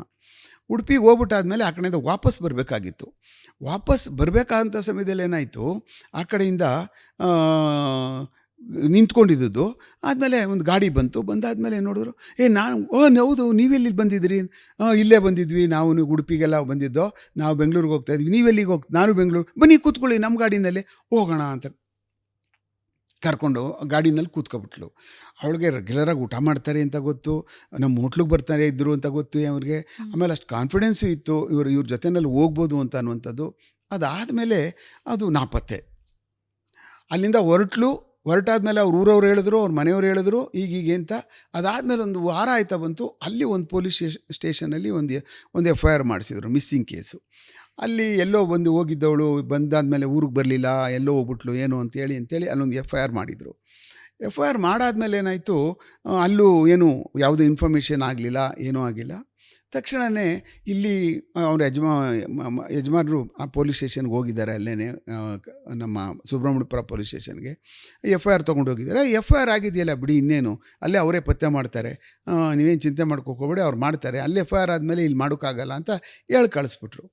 ಆಮೇಲೆ ಒಂದು ವಾರ ಆಯಿತು, 15 ದಿವಸ ಆಯಿತು. ಆ ಮಗು ಬೇರೆ ಕೇಳ್ತದಲ್ಲ, ಅಮ್ಮನ ಎಲ್ಲಿ ಬರಲಿಲ್ವಲ್ಲ ಅಂತ ಅಂದ್ಬಿಟ್ಟು ಅಂತ ಅವ್ರ ಮಗನ ಬಿಟ್ಬಿಟ್ಟು ಹೋಗಿದ್ದು. ಒಂದು ಮಗು, ಒಂದು ಹೆಣ್ಮಗಳು, ಒಂದು ಮಗು, ಚಿಕ್ಕ ಮಕ್ಕಳು. ಆಮೇಲೆ ಅಲ್ಲಿ ಇಲ್ಲಿ ಓಡಾಡಿ ಎಲ್ಲಿ ಹೋಗೋದು ಏನು ಅವ್ನು ತಲೆ ಕೆಟ್ಟು ಇದು ಒಂಥರ ಟೋಟಲಿ ಬ್ಲ್ಯಾಂಕ್.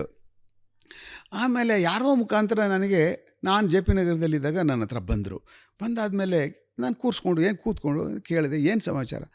ಏನಿಲ್ಲ ಸರ್, ನನ್ನ ಹೆಂಡ್ತಿ ಏನು ಹೊಟ್ಟೆನೋ ಸಲುವಾಗಿ ನಾಟಿ ಕೆಲಸ ಇದಕ್ಕೆ ಉಡುಪಿಗೆ ಹೋಗಿದ್ದರು ಸರ್.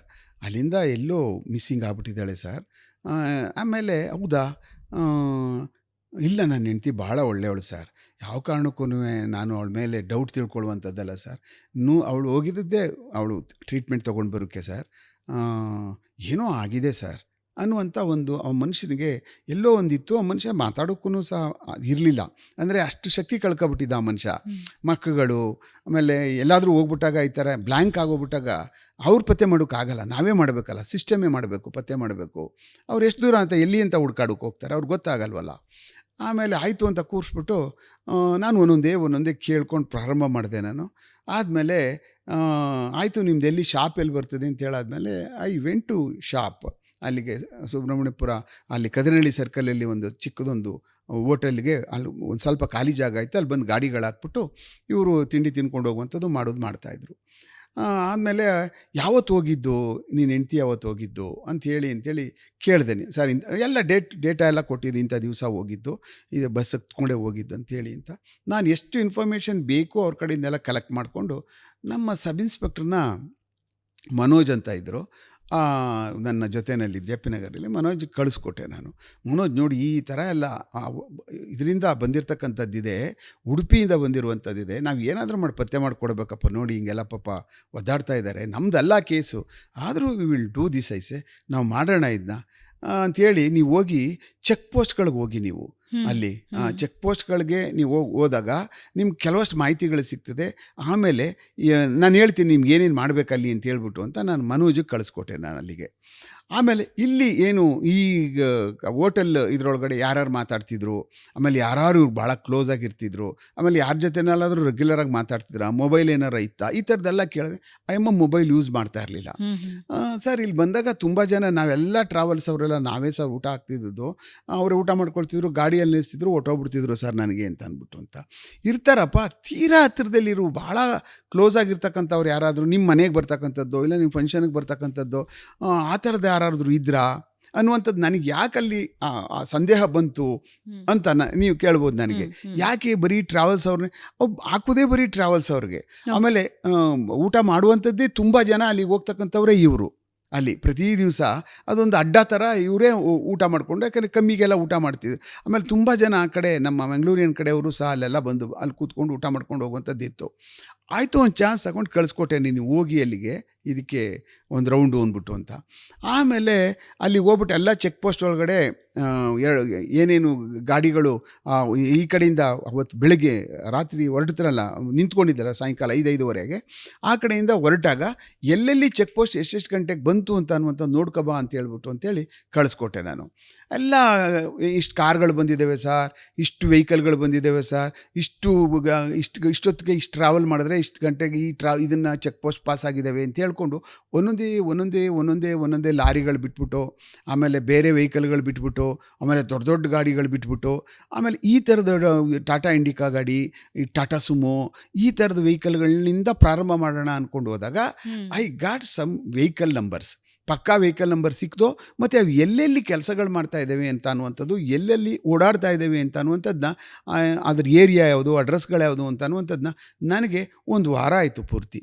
1 ವಾರ ನಾನೇ ಅದನ್ನೇ ಕೂತ್ಕೊಂಡು 1 ವಾರಕ್ಕೆ ಇಡೀ ಇನ್ಫಾರ್ಮೇಷನ್ ಕಲೆಕ್ಟ್ ಮಾಡ್ಕೊಂಡಾದ್ಮೇಲೆ ಈ ಗಾಡಿಗಳು ಎಲ್ಲೆಲ್ಲಿಗೆ ಹೋಗ್ತಾ ಇದ್ದಾವೆ, ಈ ವೆಹಿಕಲ್ಗಳು ಯಾವ್ಯಾವ ಟ್ರಾನ್ಸ್ಪೋರ್ಟ್ಗೆ ಅಟ್ಯಾಚ್ ಆಗಿದ್ದಾವೆ ಮತ್ತು ಯಾವ್ಯಾವ ಕಂಪ್ನಿಗಳಿಗೆ ಹೋಗ್ತಾ ಇದ್ದಾವೆ ಅಂತ ಅನ್ನುವಂಥ ಮಾಹಿತಿನೂ ಸಹ ನಾನು ತೊಗೊಂಡಾದ್ಮೇಲೆ ಒಂದು 10 ವೆಹಿಕಲ್ ಶಾರ್ಟ್ ಲಿಸ್ಟ್ ಮಾಡಿಕೊಂಡು, ಅದರಲ್ಲಿ ಒಂದು ವೆಹಿಕಲ್ ಏನಿತ್ತಲ್ಲ ಆ ವೆಹಿಕಲ್ಗೆ ಸಂಬಂಧಪಟ್ಟವ್ರು ಯಾರು, ಆ ವೆಹಿಕಲಲ್ಲಿ ಯಾಕೆಂತಂದರೆ ನಾನು ಇದನ್ನ ಪತ್ತೆ ಮಾಡಿದಂಥದ್ದು 2011 ಎಂಡಲ್ಲಿ. ಅವಾಗ ಮೊಬೈಲ್ ಇದ್ರಿಂದ ಏನಾಯಿತು, ಅದನ್ನು ಯಾರು ಡ್ರೈವರ್ ಯೂಸ್ ಮಾಡ್ತಾನೆ ಇದ್ರೊಳಗಡೆ ಹೋಗಿ ಅದನ್ನೆಲ್ಲ ಪತ್ತೆ ಮಾಡ್ಕೊಳ್ಳುವಂಥ ಇದಕ್ಕೆ ಅದರಲ್ಲಿ ಒಂದು 2 ಮೊಬೈಲ್ಗಳನ್ನ I suspect 2 mobile I downloaded the CDR. ಅದರಲ್ಲಿ ಅವರು ಅವತ್ತೊಂದು ದಿವಸ, ಅದಕ್ಕೆ ಮೊದಲೇ 3 ದಿವಸ ಕುಂಭಕೋಣಮ್ಮು ಮತ್ತು ಆ ಕಡೆಗೆಲ್ಲ ಟೂರ್ ಹೋಗಿ ಆ ಕಡೆಯಿಂದ ಬಂದಾದಮೇಲೆ ಪಿಕಪ್ ಅಲ್ಲಿಂದ ಆ ಟೈಮ್ಗೆ 5-5:30 ಹಂಗೆ ಅಲ್ಲಿಗೆ ಬಂದಿರತಕ್ಕಂಥದ್ದು. ಮತ್ತು ಅಲ್ಲಿಂದ ವಾಪಸ್ಸು ಅವ್ರು ಅಲ್ಲಿಂದ ಬಂದಾದಮೇಲೆ ಮುಂದೆ ಬಂದು ಇಲ್ಲಿ ನಮ್ಮ ಪರಪ್ ನಗರದ ಹತ್ರ ಬಂದು ಅಲ್ಲಿಗೆ ಆ ಫೋನು ಎಂಡ್ ಆಗಿಬಿಡುತ್ತೆ, ಕಟ್ ಆಗಿಬಿಡ್ತದೆ ಆ ಫೋನು. ಅಷ್ಟಕ್ಕೆ ಅದೇನೋ ಗೊತ್ತಾಯ್ತೋ ಏನೋ ಅವ್ರಿಗೆ, ಈ ಮೊಬೈಲ್ ಯೂಸ್ ಮಾಡೋದು ಬೇಡಪ್ಪ ಅಂತ ಏನು ಅಂದ್ಕೊಂಡ್ರೇನೋ ಅಲ್ಲಿ ಕಟ್ ಆಗಿಬಿಡ್ತದೆ. ಆಮೇಲೆ ನನಗಷ್ಟು ಅದು ಗೊತ್ತಾದ ತಕ್ಷಣವೇ ನಾನು ಸಡನ್ನಾಗಿ ಆ ಮೊಬೈಲ್ ಇಂಟರ್ಸೆಪ್ಷನ್ ಕೇಳ್ಕೋಣ ಯಾರು ಇವರು ಅಂತ ಅಂದ್ಬಿಟ್ಟು ಅಂತ ಸ್ಟಾರ್ಟೆಟು ಇದನ್ನು ಮಾಡೋಣ ಅನ್ನೋಷ್ಟೊತ್ತಿಗೆ ಮೊಬೈಲ್ ಕಟ್ಟಾಗಿತ್ತು. ಅದಾದಮೇಲೆ ಆ ರೆಗ್ಯುಲರಾಗೆ ಇರ್ತಕ್ಕಂಥ ಮೊಬೈಲ್ಗೆ ಒಂದಷ್ಟು ಜನಕ್ಕೆ ನಾವು ಇನ್ನೆವಿಟಬಲ್ ನಂಬರ್ಸ್ ಅಂತ ಕರಿತೀವಿ ನಾವು. ನೀವು ಯಾವುದೇ ಹೊಸ ನಂಬರ್ ಬದಲಾವಣೆ ಮಾಡಿದ್ರೂ ನೀವು ಎಲ್ಲರನ್ನೂ ಬದಲಾವಣೆ ಮಾಡೋಕ್ಕಾಗಲ್ಲ ನಂಬರ್ನ. ನೀವು ನಿಮ್ಮದು ಮಾತ್ರ ಚೇಂಜ್ ಮಾಡ್ಬೋದು, ಬಟ್ ಬೇರೆಯವ್ರ ನಂಬರ್ನ ನೀವು ಚೇಂಜ್ ಮಾಡೋಕ್ಕಾಗೋದಿಲ್ಲ. ನಾವು ಅಲ್ಲಿ ಕಾಯ್ಕೊಂಡು ಕೂತ್ಕೊಳ್ತೀವಿ, ಹಿಂಗೆ ಮೀನಿನ ಗಾಣ ಹಾಕ್ಕೊಂಡು ಕೂತ್ಕೊಳ್ತೀವಿ. ನೀವು ಅಲ್ಲಿ ಟಕ್ ಅಂತ ಬಂದ ತಕ್ಷಣವೇ ನಮ್ಗೆ ಆ ನಂಬರ್ ಸಿಕ್ಬಿಡ್ತದೆ, ಹೊಸ ನಂಬರ್ ಯಾವ್ದು ನೀವು ತೊಗೊಂಡಿದ್ದೀರಿ ಅಂತ ಅನ್ನುವಂಥದ್ದು. ಯಾಕೆಂದರೆ ಅಷ್ಟೊಂದು ಫ್ರೀಕ್ವೆಂಟ್ ಕಾಲಿಂಗ್ ಇರುತ್ತೆ ಅವ್ರ ಜೊತೆ, ಒಡನಾಟ ಹಂಗಿರ್ತದೆ ನಮ್ಮದು ಪ್ರತಿ ದಿವಸ. ಆ ಕಾರಣಕ್ಕೆ ನಮಗೆ ಆ ಥರದ ಪತ್ತೆ ಮಾಡುವಂಥದ್ದು ಭಾಳ ಸುಲಭ. ಅದನ್ನು ನಾವು ಎತ್ಕೊಳ್ತೀವಿ. ಎತ್ಕೊಂಡ ತಕ್ಷಣವೇ ಇಂಟರ್ಸೆಪ್ಷನ್ ಮಾಡ್ಕೊಳ್ತೀನಿ ಕೇಸ್ನಲ್ಲಿ. ಇಂಟರ್ಸೆಪ್ಷನ್ ಮಾಡ್ಕೊಂಡ ತಕ್ಷಣವೇ ಕೇಳೋಕ್ಕೆ ಪ್ರಾರಂಭ ಆದಾಗ ಅವನು ಓಡಾಡ್ತಾ ಇರ್ತಾನೆ, ಆಮೇಲೆ ಸ್ವಲ್ಪ ಡಿಸ್ಟರ್ಬ್ ಆಗಿರ್ತಾನೆ, ಆಮೇಲೆ ಅವ್ನಿಗೆ ಇಲ್ಲಿ ಬಾ ಅಂತೇಳಿ ಒಂದು 5 ಜನ ಇರ್ತಾರೆ. 5 ಜನಕ್ಕೂ ಆ ಚಟುವಟಿಕೆ ಎಲ್ಲ ಪರಪ್ನಗರದಿಂದ ಆ ಕಡೆ ಒಂದು ಕಾರ್ನರ್ ಇದೆ, ಆ ಮೂಲೆಯಲ್ಲೇ ಈ ಮೊಬೈಲ್ಗಳೆಲ್ಲ ಓಡಾಡುವಂಥದ್ದು ಆಗ್ತಾ ಇರ್ತವೆ ಗ್ಯಾಂಗ್ಗಳದು. ನಾನು ಹೇಳಿದೆ ನಮ್ಮ ಸಿಬ್ಬಂದಿಗೆ, ನಮಗೆಲ್ಲ ನೋಡಿ ಈ ನಂಬರ್ಗಳೆಲ್ಲ ಆ ಕಡೆ ಅಲ್ಲೇ ಇದ್ದಾವೆ, ಬಟ್ ಎಲ್ಲೂ ರೈಟ್ ಲೊಕೇಶನ್ ಹೇಳ್ತಾ ಇಲ್ಲ ಅವರು. ಆ ಎಳ್ನೀರಂಗಡಿ ಹತ್ರ ಬಾ, ಇವನು ಮೊಸರಂಗಡಿ ಹತ್ರ ಬಾ, ಆ ಮೂಲೆಯಲ್ಲಿ ಮೊಬೈಲ್ ಅಂಗಡಿ ಹತ್ರ ಬಾ, ಗೋಬಿ ಮಂಚೂರಿ ಅಂಗಡಿ ಹತ್ರ ಬಾ, ಅದು ಎಲ್ಲದೇ ಅಂತ ಹೇಳಲ್ರು, ಇಷ್ಟು ಮಾತ್ರ ಹೇಳ್ತಾರೆ. ಆಮೇಲೆ ಆ ಥರ ಹೇಳಿದಾಗ ಬೆಂಗಳೂರು ಸಿಟಿನಲ್ಲಿ ಎಲ್ಲಾದರೂ ಅಂದ್ಬಿಡ್ಬೋದು. ಸ್ಪೆಸಿಫಿಕ್ ಜಾಗ ಹೇಳಿದಾಗ ನಮ್ಗೆ ಅಟ್ಲೀಸ್ಟ್ ಅಲ್ಲಿ ಹೋಗೋಕ್ಕಾದರೂ ಆಗ್ತದೆ. But that is somewhere in adjacent to jail area, Hosa Road area ಅಂತ ಗೊತ್ತಾಯಿತು. ಅದಾದಮೇಲೆ ಅದನ್ನು ಅಷ್ಟು ಗೊತ್ತಾದಮೇಲೆ ನಮಗೇನು ಕಷ್ಟದ ಕೆಲಸ ಏನಾಗಲಿಲ್ಲ. ತಕ್ಷಣ ಇಮ್ಮಿಡಿಯೇಟಾಗಿ ನಾವುಗಳು ಅವನು ಯಾವುದು ವೆಹಿಕಲ್ ಯೂಸ್ ಮಾಡ್ತಾಯಿದೆ ಎಲ್ಲ ಗೊತ್ತಾಗ್ತಲ್ಲ, ನೆಕ್ಸ್ಟ್ ಅವನನ್ನು ಒಬ್ಬನ್ನೇ ಪಿಕಪ್ ಮಾಡ್ಕೊಂಡು ಕರ್ಕೊಂಡು ಬರ್ತೀವಿ. ಕರ್ಕೊಂಡು ಬಂದಾದಮೇಲೆ ಅವನಿಗೆ ಗೊತ್ತಾಯಿತು ನಾನು ಏನು ಮಾಡ್ತೀನಿ ಅಂತ ಹೇಳ್ಬಿಟ್ಟೆ. ನೀನು ಹೇಳಲಿಲ್ಲ ಅಂದರೆ ನಾನು ಏನೇನು ಸ್ಟೇಜ್ ಬೈ ಸ್ಟೇಜ್ ನಾನು ನಿನಗೆ ಮಾಡ್ತೀನಿ, ಒಂದೊಂದೇ ಏನೇನು ಮಾಡ್ತೀನಿ ನಿನಗೆ. ಅವ್ರಿಗೆ ನೇರ ಕೇಳ್ಬಿಡ್ಬೇಕು. ಅವ್ರಿಗೆಲ್ಲ ಇಲ್ಲ, ಫಸ್ಟ್ ಸ್ಟೇಜ್ ಇದಪ್ಪ, ಸೆಕೆಂಡ್ ಸ್ಟೇಜ್ ಇದು, ಥರ್ಡ್ ಇಂಥದ್ದು, ಫೋರ್ತ್ ಇಂಥದ್ದು. ನೀನು ಬದುಕೋಕ್ಕಾಗಲ್ಲ, ಕೊನೆಗೆ ನೀನು ಗಾಡಿನೂ ಅಲ್ಲ, ನೀನು ಸ್ಟೇರಿಂಗೇ ಹಿಡಿಯೋಕ್ಕಾಗಲ್ಲ, ಆ ಮಟ್ಟ ಮಾಡಿಟ್ಬಿಟ್ಟಿರ್ತೀವಿ. ಬಟ್ ಸುಳ್ಳು ಹೇಳಬಾರ್ದು, ಯಾಕೆಂದರೆ ಇದರಲ್ಲಿ ನೀನೇ ಭಾಗಿಯಾಗಿರುವಂಥದ್ದು, 100% ಅಷ್ಟು ನೀನೇ ಮಾಡಿರೋದು. ಅದರಿಂದ ನೀನೇ ಹೇಳ್ಬೇಕು ಆತ್ಮಸಾಕ್ಷಿಯಾಗಿ. ನಾನು ಏನು ಅಂತ ಕೇಳಲ್ಲ, ನನಗೆ ಗೊತ್ತಿದೆ ನೀನೇನು ಮಾಡಿದ್ದೀಯ ಅಂತ ಅನ್ನುವಂಥದ್ದು ಭಾಳ ಅತ್ಯಂತ ಕಾನ್ಫಿಡೆನ್ಸಾಗಿ ಅವನ ಹತ್ರ ಮಾತಾಡ್ಬಿಟ್ರೆ ಯಾರೂ ಒಂದು ಕೂತ್ಕೊಬಿಟ್ಟು ಓಪನ್ ಮಾಡಿಬಿಡ್ತಾರೆ. ಒಂಥರ ಆಂಜನೇಯ. ಏನ್ ಟ್ರಿಕ್ ಸರ್ ಅದು? ಅಂದರೆ ನಾವು ಅಷ್ಟರ ಮಟ್ಟಿಗೆ ಆ ಕೇಸ್ ತಿಳ್ಕೊಂಡಿರಬೇಕು. ತಿಳ್ಕೊಂಡ ತಕ್ಷಣವೇ ಏನೇನು ನಡೆದಿದೆ, ಎಲ್ಲೆಲ್ಲಿ ಅವರು ಮಾಡ್ಕೊಂಡು ಬಂದಿದ್ದಾರೆ, ಹೇಗೆ ಅಂತ ಅನ್ನುವಂಥದ್ದನ್ನ ಪೂರ್ಣ ಪ್ರಮಾಣದ ಅವನ್ನ ಅರ್ಥ ಮಾಡ್ಕೊಬಿಟ್ಟು ನಾವೊಂದು ಸ್ವಲ್ಪ ಮುಂದೆ ಹೋಗ್ಬಿಟ್ಟ ಕೇಳಿದಾಗ ಪ್ರಶ್ನೆಗಳು ಹಾಕೋಕೆ ಶುರು ಆಗ್ಬಿಟ್ಟಾಗ ಏನಾಗ್ಬಿಡುತ್ತೆ, ಅದನ್ನು ಮುಚ್ಚಿಟ್ಕೊಳ್ಳೋಕ್ಕೆ ಎಂಥ ಮನುಷ್ಯನ ಕೈಲೂ ಸಾಧ್ಯ ಆಗಲ್ಲ. ಅಷ್ಟು ಸುಲಭನಾ ಕ್ರಿಮಿನಲ್ಗಳ ಬಾಯಿ ಕ್ರಿಮಿನಲ್ ನನ್ನ ಲೆಕ್ಕದಲ್ಲಿ ಅತ್ಯಂತ ಭಾಳ ಸುಲಭದ ಕೆಲಸ ಯಾವುದು ಅಂತಂದರೆ ಕ್ರಿಮಿನಲ್ಗಳು ಬಾಯಿ ಬಿಡಿಸಿದೆ. ಬಟ್ ಏನು ಅಂದರೆ ಭಾಳ ತುಂಬ ಚೆನ್ನಾಗಿ ಟೆಕ್ನಿಕ್ ಬೇಕು. ಅಂದರೆ ನಾವೇನು ನಮ್ಮ ಆ್ಯಕ್ಟಿಂಗ್ ಮಾಡ್ತೀವಿ ನೋಡಿ, ಅದು policing it is purely an acting. ಅದು ಅವ್ರು ಬಂದರೆ ಯಾರೋ ಬಂದವ್ರಿಗೆ ಅವ್ರ ಜೊತೆ ಚೆನ್ನಾಗಿ ಮಾತಾಡೋದು, ಇವ್ನು ಯಾರೋ ರೌಡಿ ಬಂದ ಅಂದರೆ ಅವ್ರಿಗೆ ಯಾವ ಥರ ರಿಪೇರಿ ಮಾಡಬೇಕು, ಯಾವ ಮಟ್ಟಕ್ಕೆ ಮಾಡಬೇಕು, ಅದೊಂದು chamber. This is different chambers. ನಮ್ಮ ಪೊಲೀಸ್ ಸ್ಟೇಷನ್ನು ಎಲ್ಲರಿಗೂ ಒಂದೇ ಥರ ಆ್ಯಕ್ಟ್ ಮಾಡೋಕ್ಕಾಗೋದಿಲ್ಲ, ಒಂದೊಂದು ಎಮೋಷನಲ್ಲಿ ಬರ್ತಾರೆ. We are dealing with N emotion of A people. ಆ ಕಾರಣಕ್ಕೆ ಪ್ರತಿಯೊಂದೂ ಕಂಪಾರ್ಟ್ಮೆಂಟ್ ಮಾಡ್ಕೊಂಡು ಇಟ್ಕೊಂಡಿರಬೇಕು. ಒಂದು ಕಡೆ ನಗ್ತಾ ಇರಬೇಕು, ಸಮಾಧಾನ ಮಾಡಬೇಕು, ಅಲ್ಲೂ ಹೋಗಬೇಕು, ಅಲ್ಲಿ ಅವ್ರಿಗೆ ರಿಪೇರಿಗಳು ಮಾಡಬೇಕು. ಒಂದು ವೇಳೆ ಇವ್ನು ಯಾವತ್ತಕ್ಕೆ ಬಾಯಿ ಬಿಡ್ತಾನೆ ಅಂತ ಅನ್ನುವಂಥ ಕಾರ್ಯಕ್ರಮನೂ ನಮ್ಗೆ ಚೆನ್ನಾಗಿ ಗೊತ್ತಿರಬೇಕು. ಇವನಿಗೆ ಹೊಡಿಬೇಕಾ ಇಲ್ಲ ಪಕ್ಕದವ್ರಿಗೆ ಯಾರಿಗಾದರೂ ಹೊಡೆದು ಅಂತ ಕಿರ್ಚಿಸ್ಬಿಟ್ರೆ ಇವ್ರು ಇಲ್ಲೇ ಬಾಯಿ ಬಿಟ್ಬಿಡ್ತಾರೆ. ಕೆಲವಷ್ಟೆಲ್ಲ ಮಾಡಲೇಬೇಕು ಪೊಲೀಸರು. ಸೈಕಾಲಜಿ ಏನಿಲ್ಲ, ಅಲ್ಲಿ ಕೂತ್ಕೊಬಿಟ್ಟು ಅವ್ರ ತಾಯಿ ಹತ್ರನೇ, ಅವ್ರ ತಾಯಿನ ಸುಮ್ಮನೆ ಮನೆಯವ್ರನ್ನ ಕರೆಸ್ಬಿಟ್ಟು ಅಲ್ಲಿ ಕೂರಿಸಿದ್ದು, ಇವ್ನು ಸುಮ್ಮನೆ ಕಿರ್ಚ್ತಾ ಇರೋ ಅಂದ್ರೆ ಸಾಕು. ಅಂದರೆ ಆ ಕಡೆ ಸೈಡು ಇನ್ನೊಬ್ಬನಿಗೆ ಯಾರಿಗಾದ್ರೂ ನೀನು ಕಿರ್ಚ್ಕೊಪ್ಪ ಅಂತ ಸುಮ್ಮನೆ ಹೊಡಿತಾ ಇದ್ರೆ ಯಾವ್ದಾರು ಒಂದು ಟೇಬಲ್ಗೆ ಇವ್ನು ಓಡ್ಬಂದು ಹೇಳ್ಬಿಡ್ತಾನೆ. ಅಂದರೆ ಅವ್ರ ತಾಯಿನೇ ಹೇಳ್ಬಿಡೋ ಬೇಡ ಸಾಯಿಸ್ಬಿಡ್ತಾರೆ, ಅವ್ರ ತಾಯಿ ಅಂದ್ಕೊಂಡಿರ್ತಾಳೆ ಇವ್ನು ಹೊಡಿತಾ ಇರ್ತಾರೆ ಅಂತ. ಇದೆಲ್ಲ ಪ್ಲೇ ಮಾಡ್ತೀವಿ ಗೇಮ್ಗಳನ್ನ, ಎಮೋಷ್ನಲ್ ಬ್ರೇಕ್ ಮಾಡುವಂಥ ಗೇಮ್ಗಳನ್ನೆಲ್ಲನೂ. ಆಗ ಭಾಳ ಸುಲಭ. ಏನು ನಮಗೆಲ್ಲ ಏನಪ್ಪ ಹೊಡೆದ್ಬಿಟ್ರೆ, ಏನಪ್ಪ ರಿಪೇರಿಗಳು ಮಾಡಿಬಿಟ್ರೆ, ಏನಪ್ಪ ಒಡಿಯರಿಗೆ ರಿಪೇರಿಗಳು ಮಾಡೋರಿಗೆ ಮಾತ್ರ ಇರ್ರಿಪೇರೇಬಲ್ ಆಗ್ಬಿಡ್ಬೇಕು. ಅವರು ರಿಪೇರಿನೇ ಆಗಬಾರ್ದು. ಯಾವ್ದಾದ್ರು ಟಫೆಸ್ಟ್ ಬಾಯಿ ಬಿಡಿಸಕ್ ಆಗದೇ ಇದ್ದಿದ್ದು ಯಾರಾದ್ರೂ ನೆನಪಾಗುತ್ತಾರ ನಿಮ್ಗೆ? ಹೌದು, ತುಂಬ ಟಫೆಸ್ಟ್ ಕೇಸಸ್ಗಳು ನಾನು ಬಾಯಿ ಬಿಡಿಸೋಕ್ಕಾಗದೆ, ಅಂದರೆ ಅರ್ಧಂಬರ್ಧ ಹೇಳಿದ್ರ ಪೂರ್ತಿ ನಾನು ಬಾಯಿ ಬಿಡಿಸೋಕ್ಕಾಗಲಿಲ್ಲ ಅಂತ ಅನ್ನುವಂಥದ್ದು ನಮಗೆ. ಅದರಲ್ಲಿ ಸುಮಾರು ಹಾರ್ಡ್ ಕೋರ್ಗಳಿದ್ದಾರೆ. ಅಂದರೆ ಅದನ್ನು ಚೀಟಿಂಗ್ ಸರಣಿಲಿ ಬರ್ತೇನೆ. ಅಂದರೆ ಪ್ರೊಫೆಷನಲ್ ಕ್ರೈಮ್ಸ್ ಮಾಡ್ತಾರೆ ನೋಡಿ ಅವರು. ಯಾರು ಈ ದಂಡುಪಾಳ್ಯದಂಥವ್ರು, ಆಮೇಲೆ ಇರಾನಿ ಗ್ಯಾಂಗ್ ಅಂತವರು ಪ್ರೊಫೆಷನಲ್ ಚೀಟಿಂಗ್. ಅವರು ವಂಶಪಾರಂಪರ್ಯವಾಗಿಯೇ ಅಪರಾಧಗಳು ಮಾಡ್ಕೊಂಡು ಬರ್ತಕ್ಕಂಥವ್ರು. ಕೇಳಿದೆ ಈಸಿಯಾಗಿ, ಹೌದು ಸರ್ ಅಂತ. ಎಷ್ಟು ಜನ ಇದ್ರಿ ಸರ್? ನಾವು 5 ಜನ ಇದ್ರು. ಏನು ಮಾಡಿದೆ, ಅವಳನ್ನ ಅಮ್ಮನ ಕರ್ಕೊಂಡು ಬಂದಿದ್ದಾರೆ. 1 ವಾರ ಅಲ್ಲೇ ಇಟ್ಕೊಂಡು 5 ಜನನೂ ದೇ ರೇಪ್ಡ್ ದಟ್ ಲೇಡಿ. ಅದಾದಮೇಲೆ ಏನಾಯಿತು, ಅವ್ರಿಗೆ ಗೊತ್ತಾಗೋಯ್ತು, ಇನ್ನು ತಗೊಂಡೋಗಿ ನಾವು ಬಿಟ್ಟರೆ, ನಾವು ಇನ್ನೇನಾದ್ರು ಮಾಡಿದ್ರೆ ಕಷ್ಟ ಆಗ್ಬಿಡ್ತದೆ, ಹೇಳ್ಬಿಡ್ತಾಳೆ, ಸುಮ್ಮನೆ ಇರಲ್ಲ ಇವಳು ಅಂತ ಅನ್ನುವಂಥದ್ದು ಅವ್ರಿಗೆ ಬರುತ್ತೆ. ಬಂದಾದಮೇಲೆ ಅವಳನ್ನ ಕರ್ಕೊಂಡೋಗಿ ಆನೇಕಲ್ಲಿಂದ ಕೆಳಗಡೆ ಆರೋಳಿಗೆ ಹೋಗುವಂಥ ಒಂದು ಕಾಡು ಪ್ರದೇಶ ಬರುತ್ತೆ. ಅಲ್ಲಿ ರಾತ್ರಿನಲ್ಲಿ ಸುಮಾರು 7-7:30 ಹಂಗೆ ಅಲ್ಲಿ ಹೋಗಿ ಅವಳಿಗೆ ಹೋಗ್ತಾ ಸ್ಟ್ರಾಂಗ್ಯುಲೇಟ್ ಮಾಡಿ ಅವಳನ್ನ ಸಾಯಿಸಿ ಅಲ್ಲೇ ಸುಟ್ಟಾಕ್ಬಿಟ್ಟು ಬಂದ್ಬಿಟ್ಟು ಅಷ್ಟೊತ್ತಿಗಾಗಲೇ ಆಲ್ಮೋಸ್ಟ್ ನಿಯರರ್ 1 ಮಂತ್ ಆಗೋಗ್ಬಿಟ್ಟಿತ್ತು. ಅದಾದಮೇಲೆ ಅಲ್ಲಿ ಸುಟ್ಟಾಕಿರೋಕ್ಕೆ ಸಂಬಂಧಪಟ್ಟಂಗೆ ಆನೇಕಲ್ ಪೊಲೀಸ್ ಠಾಣೆಯಲ್ಲಿ ಒಂದು ಮರ್ಡರ್ ಕೇಸ್ ರಿಜಿಸ್ಟರ್ ಆಗಿತ್ತು. ಹಾಗೆ ಈ ಥರ ಕೇಸಸ್ಗಳು ನಾನು ಒಂದಲ್ಲ ತುಂಬ ಕೇಸಸ್ಗಳು ಮಾಡಿ. ಮರ್ಡರ್ಸ್ ವಿಷಯ ಬಂದಾಗ ಐ ಥಿಂಕ್ ನಾವು ಸೈನೈಡ್ ಮಲ್ಲಿಕಾ ಬಗ್ಗೆ ಮಾತಾಡಲಿಲ್ಲ ಅಂದರೆ ಇನ್ಕಂಪ್ಲೀಟ್ ಆಗಿಬಿಡುತ್ತೆ ಅನ್ಸುತ್ತೆ. ಹೆಂಗೆ ಸರ್ ಅದು ಟ್ರ್ಯಾಕ್ ಮಾಡಿದ್ದು, ಹೆಂಗೆ ಭೇದಿಸಿದ್ದು, ಹೇಗೆ? ಅಂದರೆ ಐ ಥಿಂಕ್ ಇಂಡಿಯಾದಲ್ಲೇ ಮೊದಲ ಸರಣಿ ಹಂತಕಿ ಅನ್ನೋದು ಈಕೆನೆ ಮೊದಲು ಅನ್ಸುತ್ತಲ್ಲ. ಯಾರು ಬೇರೆ ಹಿಂದೆ ಯಾರಾದ್ರು ಸರಣಿ ಹಂತ ಫಿಮೇಲ್, ಹೌದೌದು, ಫಿಮೇಲ್ ಲೇಡಿ ಕಿಲ್ಲರ್ಸ್ ಅಂತ ಅನ್ನುವಂಥದ್ದು, ಸೈಕೋ ಕಿಲ್ಲರ್ಗಳು ಎಸ್ಪೆಷಲಿ ಆದವ್ರಂಥವ್ರ ಕೇಸ್ಗಳಲ್ಲಿ ಅವ್ರು ಟೆಲಿಗ್ರಾಫ್ ಏನು ಮಾಡಿದ್ರಲ್ಲಪ್ಪ, ಅವರು ಪ್ರಚಾರ ಮಾಡಿದಾಗ ಅವ್ರ ಪೇಪರು, ಟೆಲಿಗ್ರಾಫ್ ಪೇಪರ್ನವರು ಅವರು ಅದನ್ನೇ ಬರೆದಿದ್ರು. ನಾವು ಇತಿಹಾಸದಲ್ಲಿ ನಾವು ಏನು ಇದರಲ್ಲಿ ಜರ್ನಲಿಸಮಲ್ಲಿ ನೋಡಿಲ್ಲ, ಇದೇ ಇವಳೇ ಫಸ್ಟ್ ಅಂತ ಅನ್ನುವಂಥದ್ದು ಅವರು ಆ ಕಡೆ ವೆಸ್ಟ್ ಬೆಂಗಾಲ್ ಕಡೆ ಟೆಲಿಗ್ರಾಫ್ ಪ್ರಿಂಟ್ ಆಗಿರೋದ್ರಲ್ಲಿ ಭಾಳ ಚೆನ್ನಾಗಿ ಬರೆದಿದ್ರು. ನನಗೆ ಏನಾದರೂ ಆದರೆ, ಎಲ್ಲಾದರೂ ಆದರೆ, ಬೆಂಗಳೂರು ನಗರ ಒಂಥರ ನಮ್ಮ ಮನೆ ಇದ್ದಂಗೆ. Commissioner is our boss. ಅವರು ಇಡೀ ಬೆಂಗಳೂರು ಸಿಟಿದ ಜವಾಬ್ದಾರಿ ಅವ್ರು ಹೊತ್ಕೊಂಡಿರ್ತಾರೆ. ಅವ್ರ ಕೆಳಗಡೆ ನಾವು ಕೆಲಸ ಎಲ್ಲ ಮಾಡ್ತಾ ಇರ್ತೀವಿ. ನಮಗೆ ಕೊಟ್ಟಿರ್ತಕ್ಕಂಥ ಒಂದು ಪುಟಾಣಿ ಪೊಲೀಸ್ ಸ್ಟೇಷನ್ ಜ್ಯೂರಿಸ್ಡಿಕ್ಷನ್ ಒಳಗಡೆ ಕೆಲಸ ಮಾಡ್ಕೊಬಿಟ್ಟು ಇಲ್ಲೆಲ್ಲ ಆ ಥರ ಮನಸ್ಥಿತಿನ ನಾವು ಖಂಡಿತ ಕೆಲಸ ಮಾಡಬಾರ್ದು. ನಾವು ಒಂಥರ ಇದೆಲ್ಲ full complete totally Bengaluru city is A football ground. ಅದರಲ್ಲೆಲ್ಲ ಆಟ ಆಡ್ತಾ ಇರ್ತೀವಿ ಅಂತ ಮಾಡ್ಬೇಕು. ನಾವೆಲ್ಲ ಪ್ಲೇ ಮಾಡ್ತಾ ಇರ್ತೀವಿ, ನಾವೆಲ್ಲ ಬಾಲ್ನ ಒದಿತಾ ಇರ್ತೀವಿ ಅನ್ನುವಂಥ ಮನಸ್ಥಿತಿನಲ್ಲಿ ಇಲ್ಲಿ ಬೆಂಗಳೂರು ಸಿಟಿಗೆ ಬಂದವ್ರು ಕೆಲಸ ಮಾಡಬೇಕು.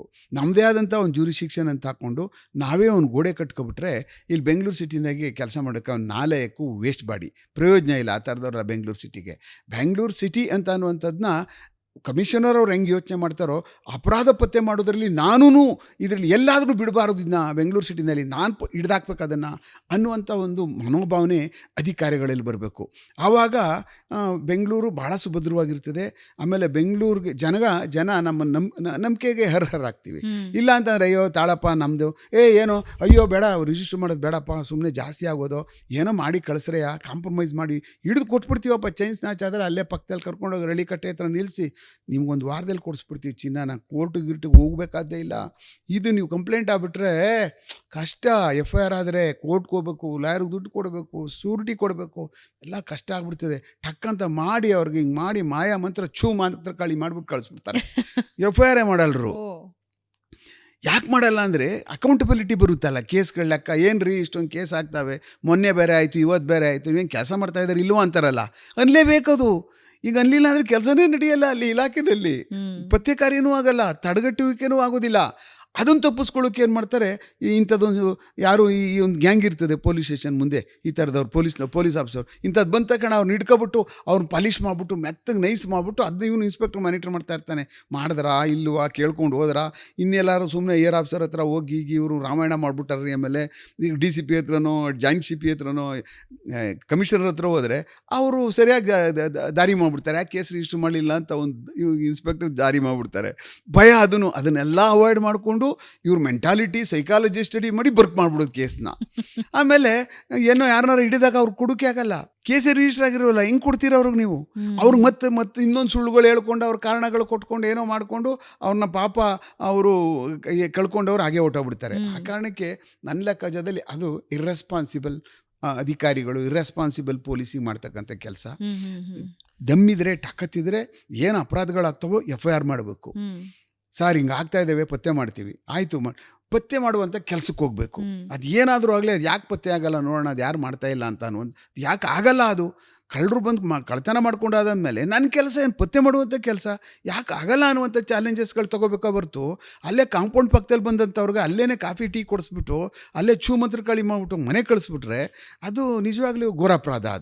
ಅದು ಎಂದೂ ಅದನ್ನು ಯಾವ ಪೊಲೀಸ್ನ ಮಾಡಬಾರ್ದದು, ಅನ್ಯಾಯನೂ ಸಹ ಸೊಸೈಟಿಗೆ. ಆಮೇಲೆ ನಾವು ಮೊದಲನೇ ತಪ್ಪದು ಪೊಲೀಸ್ನವ್ರು ಮಾಡ್ತಕ್ಕಂಥದ್ದು. ಏನಾದರೂ ತಪ್ಪು ಮಾಡ್ತಾವನೆ ಪೊಲೀಸ್ ಅಧಿಕಾರಿ ಅಂದರೆ ಅದೇ ಮೊದಲನೇ ತಪ್ಪು. ಹೀಗೆ ಸೈನೈಡ್ ಮಲಿಕಾಗೆ ನಾವು ಮಾತಾಡ್ತಾ ಇದ್ವಿ. ನಮಗೆ ನಾನು 2007 ಅದು, ಆವಾಗ ಇನ್ನೇನು ನವಂಬರ್-ಡಿಸೆಂಬರ್ ತಿಂಗಳು, 2006 ನವಂಬರ್-ಡಿಸೆಂಬರ್ ತಿಂಗಳು, ಆವಾಗ ನಾನು ನಮ್ಮ ಅತ್ತೆಯವರು ತೀರ್ಕೊಬಿಟ್ಟಿದ್ರು. ಆವಾಗ ಅಲ್ಲೇ ಪಕ್ಕ ಅಲ್ಗೂರು ಪಕ್ಕ ಒಂದು ಊರು ಬರುತ್ತೆ ತಂಬಾಡಿ ಅಂತೇಳಿ, ಅಲ್ಲಿಂದ ಅರ್ಲಿ ಮಾರ್ನಿಂಗ್ ಹೋದೆ ನಾನು. ನೋಡ್ಕೊಂಡು ಬಂದ್ಬಿಡೋಣ, ಸ್ಟೇಷನ್ಗೆ ಬರಬೇಕಲ್ಲ ಅಂತೇಳಿ ಒಂದು 60 ಕಿಲೋಮೀಟ್ರ್ ದೂರ ನೋಡ್ಕೊಂಡು ಅಲ್ಗೂರು ಅಂತ ಒಂದು ಜಾಗದಲ್ಲಿ ಒಂದು ಪೇಪರ್ ತೆಗೆಲಾಕಿದ್ರು. ಕನ್ನಡಪ್ರಭ ಪೇಪರ್ ಇತ್ತು. ನೋಡಿ ಕನ್ನಡಪ್ರಭ ಪೇಪರ್ ಓದಬೇಕಾಗಿತ್ತಲ್ಲ, ತೊಗೊಂಡೆ ನಾನು.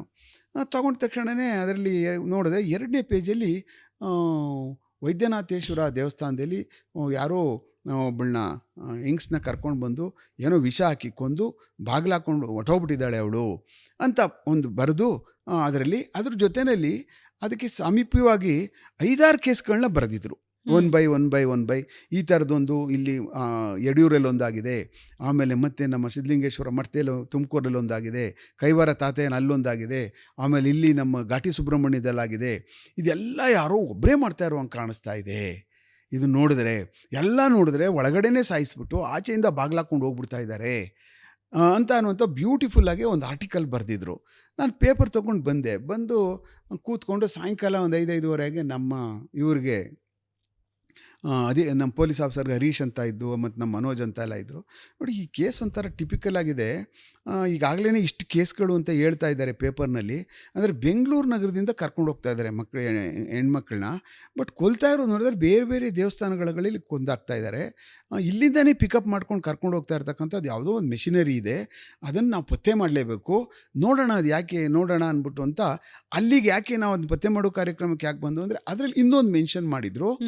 ಆ ಅಮ್ಮ ಕೆಂಪಮ್ಮ ಹೆಬ್ಬಾಳದಲ್ಲಿರ್ತಕ್ಕಂಥ ಕೆಂಪಮ್ಮ ದೇವಸ್ಥಾನದಲ್ಲಿ ಅರ್ಚಕಿ ಆಯಮ್ಮ ಯಶೋದಮ್ಮ ಅಲ್ಲಿ ಪೂಜೆ ಮಾಡ್ತಾ ಇರ್ತಕ್ಕಂಥವ್ರನ್ನ ವೈದ್ಯನಾಥೇಶ್ವರ ದೇವಸ್ಥಾನದಲ್ಲಿ ಕೊಲೆ ಮಾಡಿದ್ದಾರೆ ಅಂತ ಅನ್ನುವಂಥದ್ದು ಅದರಲ್ಲಿ ಬರೆದಿದ್ರು.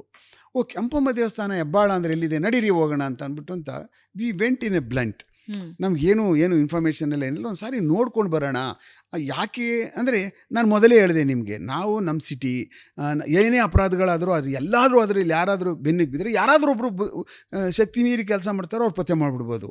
ಕುತೂಹಲ ಶುರು ಆಗುತ್ತೆ. ಹೌದು, ಅಂದರೆ ನಾನು ಯಾಕೆ ಮಾಡಬಾರ್ದು, ಇನ್ನೂ ಅವ್ರು ಮಾಡಿಲ್ಲ ಅಟ್ಲೀಸ್ಟು ಅನ್ನುವಂಥದ್ದು ನಮ್ಗೆ ಬಂದಾಗ 10 ಜನ ಪ್ರಯತ್ನ ಪಟ್ಟರೆ ಯಾರಿಗಾದ್ರೂ ಒಬ್ರಿಗೂ ಇಬ್ಬರಿಗೂ ಸಿಗಾಕಬಿಡುತ್ತೆ ಕೇಸು. ಅದು ಆ ಮನೋಭಾವನೆ ಬರಬೇಕು ಅನ್ನೋ.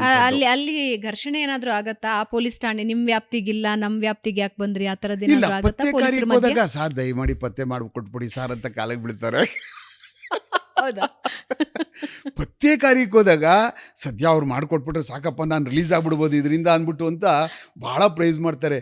ಸಾರ್ ಹಿಡಿದು, ಇಲ್ಲಾಂದರೆ ಅವ್ರಿಗೆ ಹಾಕ್ಕೊಂಡು ಕೂಗ್ತಾ ಇರ್ತಾರಲ್ಲ, ಯಾಕೆ ಪತ್ತೆ ಮಾಡು ಆಗ ಅಂತ ಅಂದ್ಬಿಟ್ಟು ಅದನ್ನ ತಪ್ಪಿಸ್ಕೊಳ್ಳೋಕ್ಕೆ ಭಾಳ ಸ್ಕೋಪ್ ಕೊಡ್ತಾರೆ. ಸಾರ್ ನಾವು ಯಾರು ಓದಿ ಹಿಂಗಾರ ಹೇ ಸಾರ್ ಒಂದು ಸ್ವಲ್ಪ ಹಿಡ್ಕೊಟ್ಬಿಡಿ ಸರ್ ಹಿಂಗೆಲ್ಲ ಹೇಳ್ತಾರೆ. ಪಾಪ ಅವರು they are showing their inefficiency. ಕೆಲವು ಟೆಕ್ನಿಕಲಿ ಸೌಂಡ್ ಇರಲ್ಲ, ಆಮೇಲೆ CDRಗಳ ಅನಾಲಿಸಿಸ್ ಮಾಡೋಕ್ಕೆ ಬರಲ್ಲ, ಆಮೇಲೆ ಏನೇನು ಅದನ್ನು ತುಂಬ ಎಕ್ಸ್ಪರ್ಟೈಸ್ ಬೇಕು. ಏನೋ ಒಂದು ಸ್ವಲ್ಪ ಸಣ್ಣ ಪುಟ್ಟ ತಿಳ್ಕೊಬಿಟ್ರಾಗಲ್ಲ.